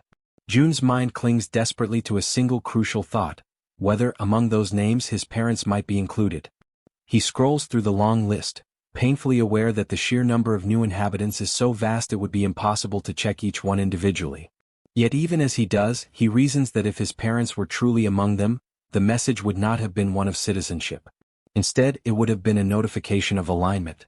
This realization strikes him like a heavy weight. It means that his parents are outside the reach of those people now registered by the system. He also notices Jaehyeon focusing with all her strength, pushing herself to the limit as she attempts to track down the location of his parents. And June convinces himself that the moment they are found, he will know instantly. Despite feeling his body torn apart from the inside, he affirms to himself that there is no time to rest, no room to pause. His mind then turns to the other side of the battlefield, questioning what is happening with his grandfather. Observing carefully, he senses that something is wrong, a subtle strangeness in the situation. He shares this unease with Han's group, who quickly question the old man. The grandfather realizes the difference. Before, the monsters would leave remains scattered across the ground, but now they vanish completely, not even bones left behind. Han explains that this change is due to June's influence. Ever since the system manifested, the corpses no longer remain after death. Intrigued, the grandfather acknowledges that even the mysterious glowing letters appearing in the air are also the work of his grandson. With the immediate threat apparently under control, the old man decides to go to the warehouse to bring out some of the people hiding there. He explains that if they intend to consume the flesh of the monsters, the creatures must be slaughtered in the proper way, ensuring the meat stays fresh and edible. The group agrees, but June internally is struck with surprise at this detail. Never before had he thought of monsters as a source of food, and for the first time he begins to truly consider the possibility. He extends his hand and issues the order to register the item. Before him, a creature begins to materialize, its form gradually solidifying until its outlines are clear and distinct. The system then notifies the success of the registration, categorizing the item as fish. Pleased, June realizes that his attempt has worked, and that this could indeed feed hundreds of people. Jaehyeon suddenly gasps, her eyes widening in shock as she locates someone of immense importance. Without delay, she quickly announces her discovery. June turns at once, his entire body trembling with expectation. The system confirms it. Jaehyeon has found a blood relative, and the power of blood begins to unlock. Outside, amidst the rows of buildings, someone points toward a distant structure. A man and a woman are identified. The system reveals their names. Lin Jisuk, level 50, bearing the title of relative, with trust at 97 and the awakened ability of governance. Beside her stands Kim Donghyuk, level 42, also carrying the title of relative, with trust at 93 and the awakened ability of enhanced defensive aura. June recognizes them instantly, and his vision blurs with tears. After all this time, there can be no mistake, they are his father and his mother. The system notifies that citizenship has been granted to 23 individuals connected to the blood relative Lee. The announcement causes a wave of astonishment, yet June feels a surge of joy as he realizes that his parents are now very close to the newly expanded territory. By observing their movements, he concludes that it is only a matter of time before they step fully into the protected zone. Since the power of the bloodline has already been unlocked, he firmly believes that they will not be stopped by the invisible barrier that holds others back. After such a long and painful wait, his eyes finally fall upon his parents once again. The long-awaited reunion radiates through his smile, overflowing into every part of his being. At that very moment, his parents catch sight of him, and shock flashes across their faces as they recognize him. From the other side, June raises his hand in greeting, his heart pounding. The mother and father rush toward him without hesitation, embracing him tightly as though afraid to ever let him go again. His mother clings to him, checking desperately to make sure it is truly him, asking if he is well, while June responds with quiet firmness that nothing has happened to him. The joy of reunion is quickly mixed with surprise as he notices that all 23 who arrived with his parents possess awakened abilities of their own. These are people connected to the hospital where his mother once worked. At that moment, however, something else catches June's attention. Dogs gathered at the barrier, unable to cross. Internally, June reflects that they cannot pass through because animals cannot receive citizenship. Almost immediately, the system issues a new notification, revealing that there exists an option for a subordination contract capable of awakening abilities in up to 100 individuals. June ponders the implications of such a condition, recognizing that his mother's awakened ability is astonishingly powerful, and that through her, even his father has had his own power awakened. The system then reveals the ability granted to his father, Protective Aura, classified as S rank. This ability consumes mental energy to generate a complete defense around the body, and while active, it triples all physical abilities. June quickly grasps the magnitude of this revelation. Multipliers that once stacked linearly now increase exponentially. The result is devastating. His father reaches an efficiency so overwhelming that he could easily overcome level differences that would normally be insurmountable. He also notices that even the 23 newly awakened, though classified only within ranks B and C, already stand far above the average of the unawakened. Yet, in June's mind, what matters most at this moment is not their classifications, but that everyone can finally rest. He raises his hand and allocates 5 units of resources to the group, ensuring they have food and everything else they may need. He instructs them to take warm baths and rest in heated rooms, guaranteeing them comfort after their exhausting and dangerous journey. Still, his mother remains troubled, convinced that her son may be hiding his pain or perhaps is deeply traumatized by the apocalyptic events. His father too reflects silently, wondering if the shock of survival has been too great for him to bear. Perceiving their concern, June seeks to reassure them. He reminds his mother that she herself had seen the lights burning in the apartment. Then he asks how such a thing could be possible in a world where electricity and water have long ceased to exist. To make his point undeniable, he snaps his fingers, drawing their attention. At the sound, every light in the surrounding buildings flares to life at once, piercing the darkness and leaving his parents utterly speechless, unable to believe what they are witnessing. At that same instant, a Coca-Cola materializes in his hand, cold and real. He raises the drink and, with a calm smile, asks if anyone happens to be thirsty. A young girl rushes forward almost immediately, clutching the bottle with trembling hands, asking in disbelief if it is truly real and whether she can actually drink something so rare. June then conjures a drink for each person present and invites them all to follow him, guiding them toward what will become their future homes. After some time, using the gate of the ultimate shut-in, he leads them across into the apartment complex. There, June personally escorts his mother's subordinates to the residences they are to occupy. In each home he provides rice, ramen, eggs, milk and every item they request. As they walk together down the hallways of the building, his mother cannot hold back her worry and finally asks if it is truly acceptable for them to occupy residences that once belonged to other people.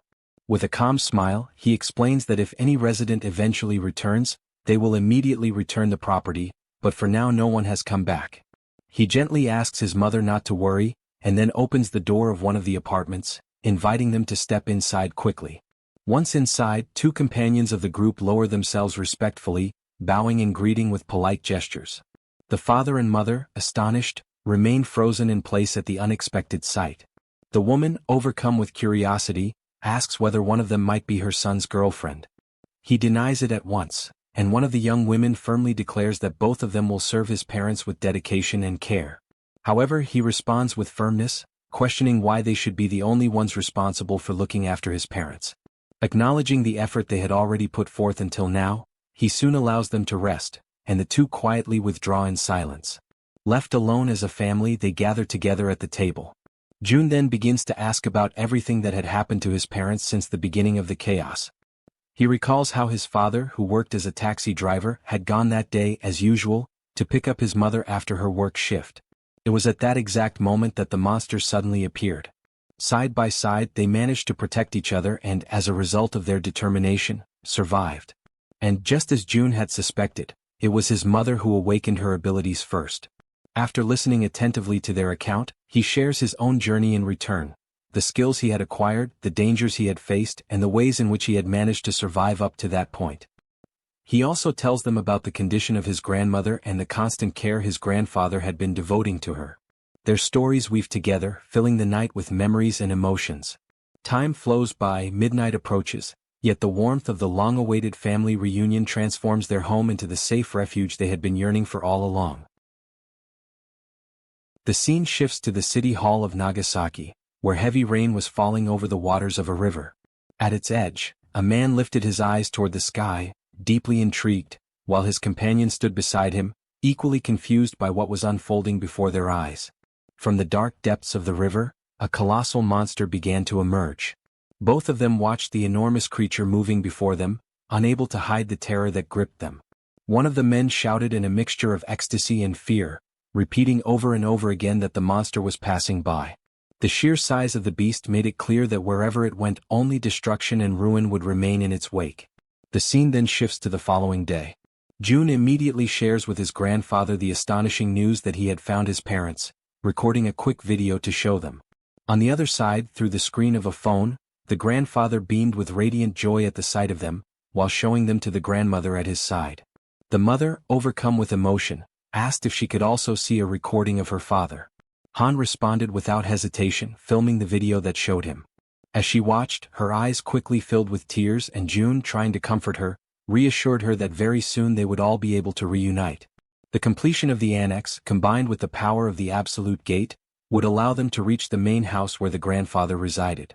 In the meantime, he organized Han's group so that they would continue hunting monsters until the construction was finished, using the main house as their central base.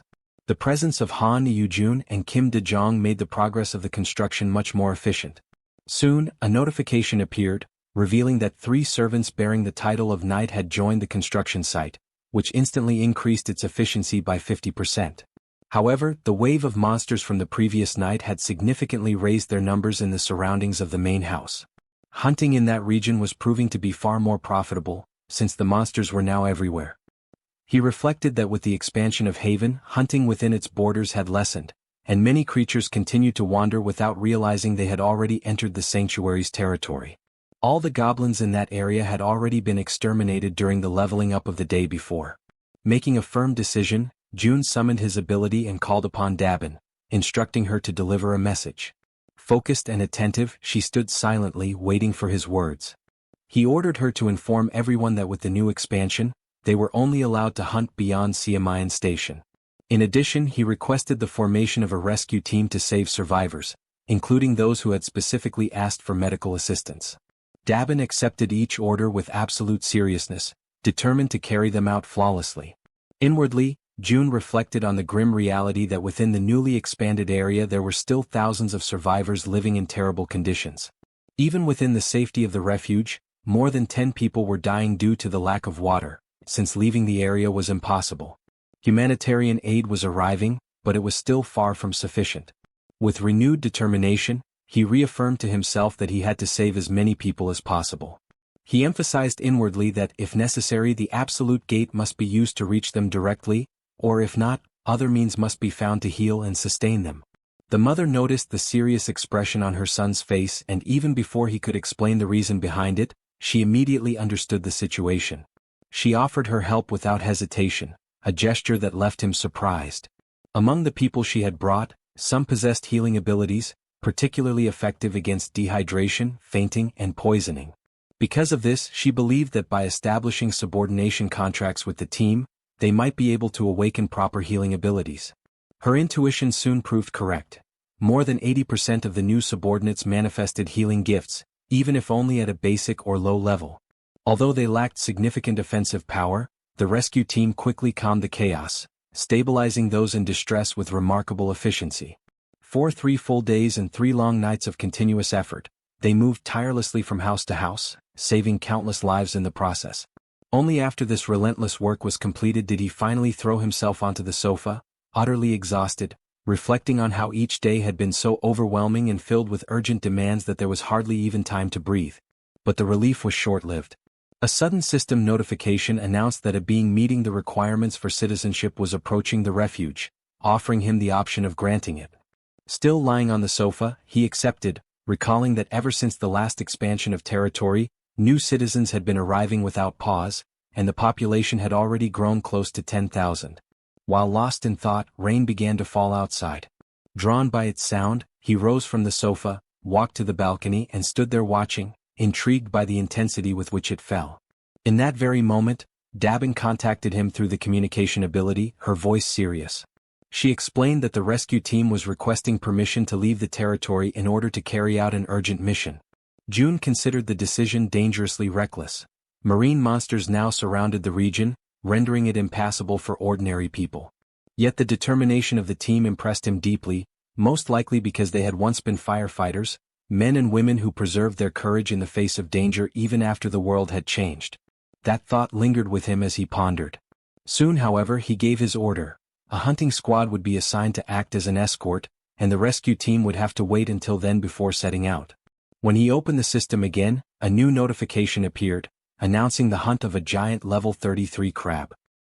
He noticed, almost with surprise, that he had begun to enjoy these hunts more since the sudden surge in his physical statistics. Yet the notifications did not stop there. They came one after another, in rapid succession, reporting creatures slain one after another with astonishing speed. The massacre was unfolding at such a pace that June immediately realized this could not possibly be his father's doing. Alarmed, he activated the eyes of the Absolute, and the truth was revealed before him.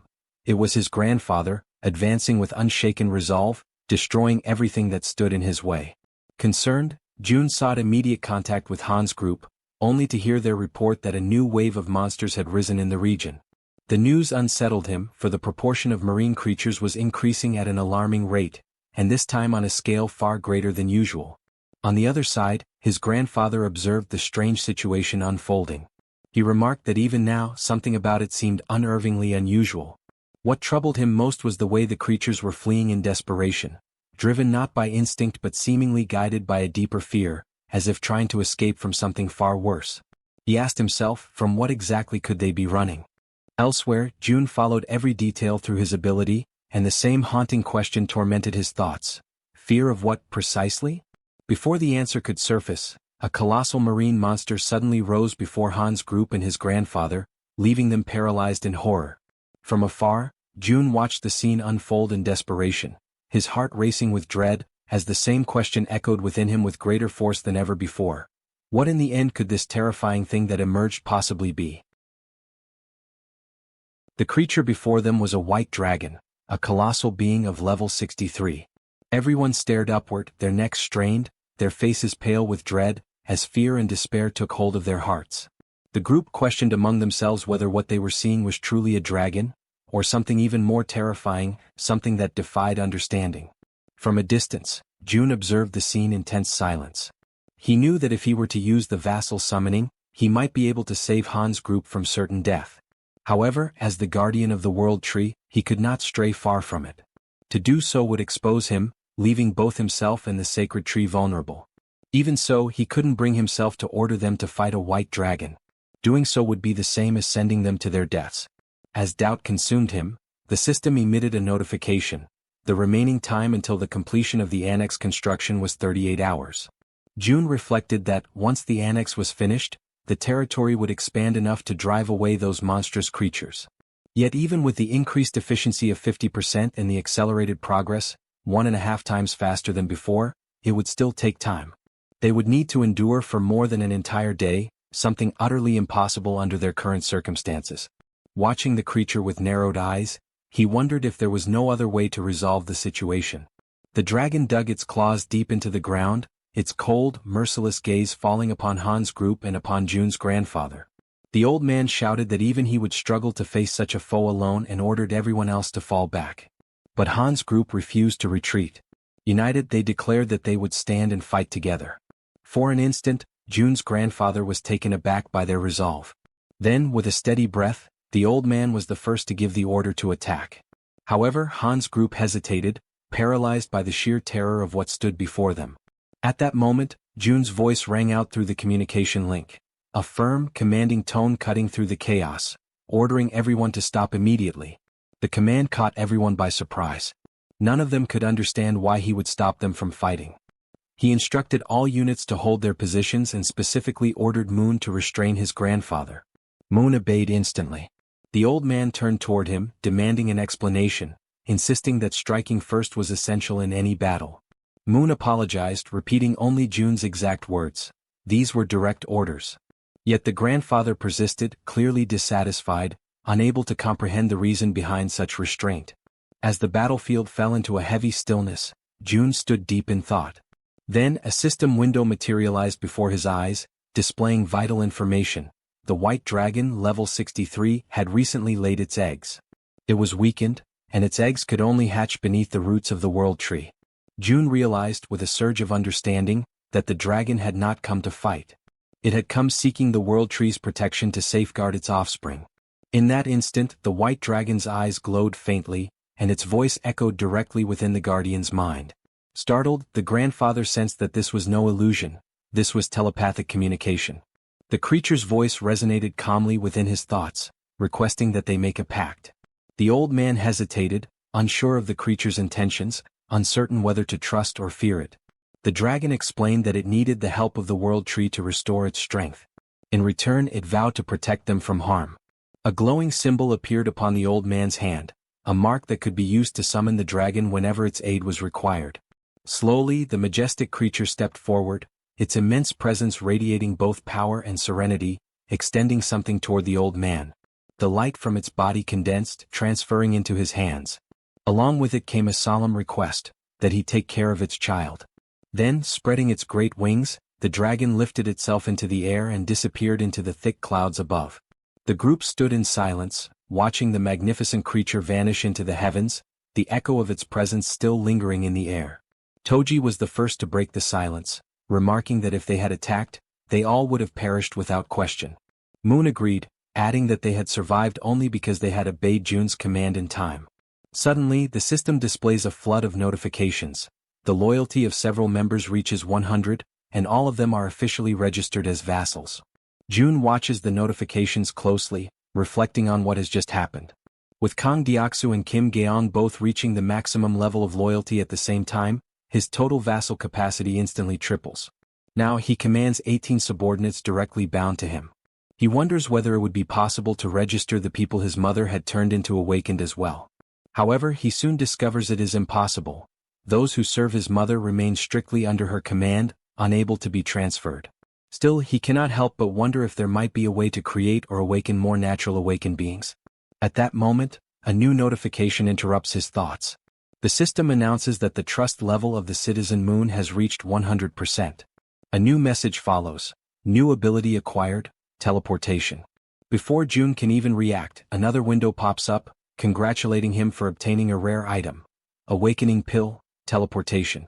The description explains that the item can grant the power of teleportation, the same ability possessed by Moon. June immediately begins to consider who should receive it, and the answer comes to him almost instantly. Through his communication ability, he calls for his father to come to him at once. As soon as Donghyuk arrives, he is met by his son, who opens his hand to reveal the small glowing pill. Donghyuk looks at it with curiosity, slightly puzzled, and asks what it is. June simply tells him that all he needs to do is swallow it. Without a hint of suspicion, his father accepts and takes the pill. In the next instant, he feels something stir deep inside his body. Confused, he looks at June and asks what is happening to him. With a faint, almost teasing smile, June replies in an enigmatic tone, suggesting that he imagine what it would be like if he could teleport. Donghyuk repeats the word softly under his breath, trying to process it.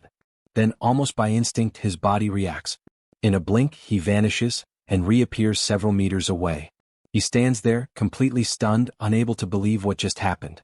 June watches in silence, thinking that for someone like his father, a warrior who relies entirely on his physical body and raw strength, gaining the power of teleportation is like granting wings to a tiger. Amid his quiet awe, the system flashes another notification before his eyes.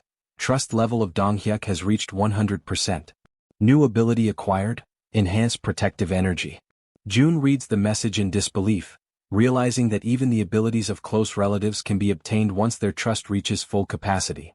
A new idea begins to take form in his mind. If he could raise his mother's trust to 100%, he might be able to gain her ability as well. He quickly checks the system data. His mother's trust level stands at 97%. A faint smile crosses his lips. He decides there's no need to rush. After all, he still has a secret method to raise trust much faster when the time comes.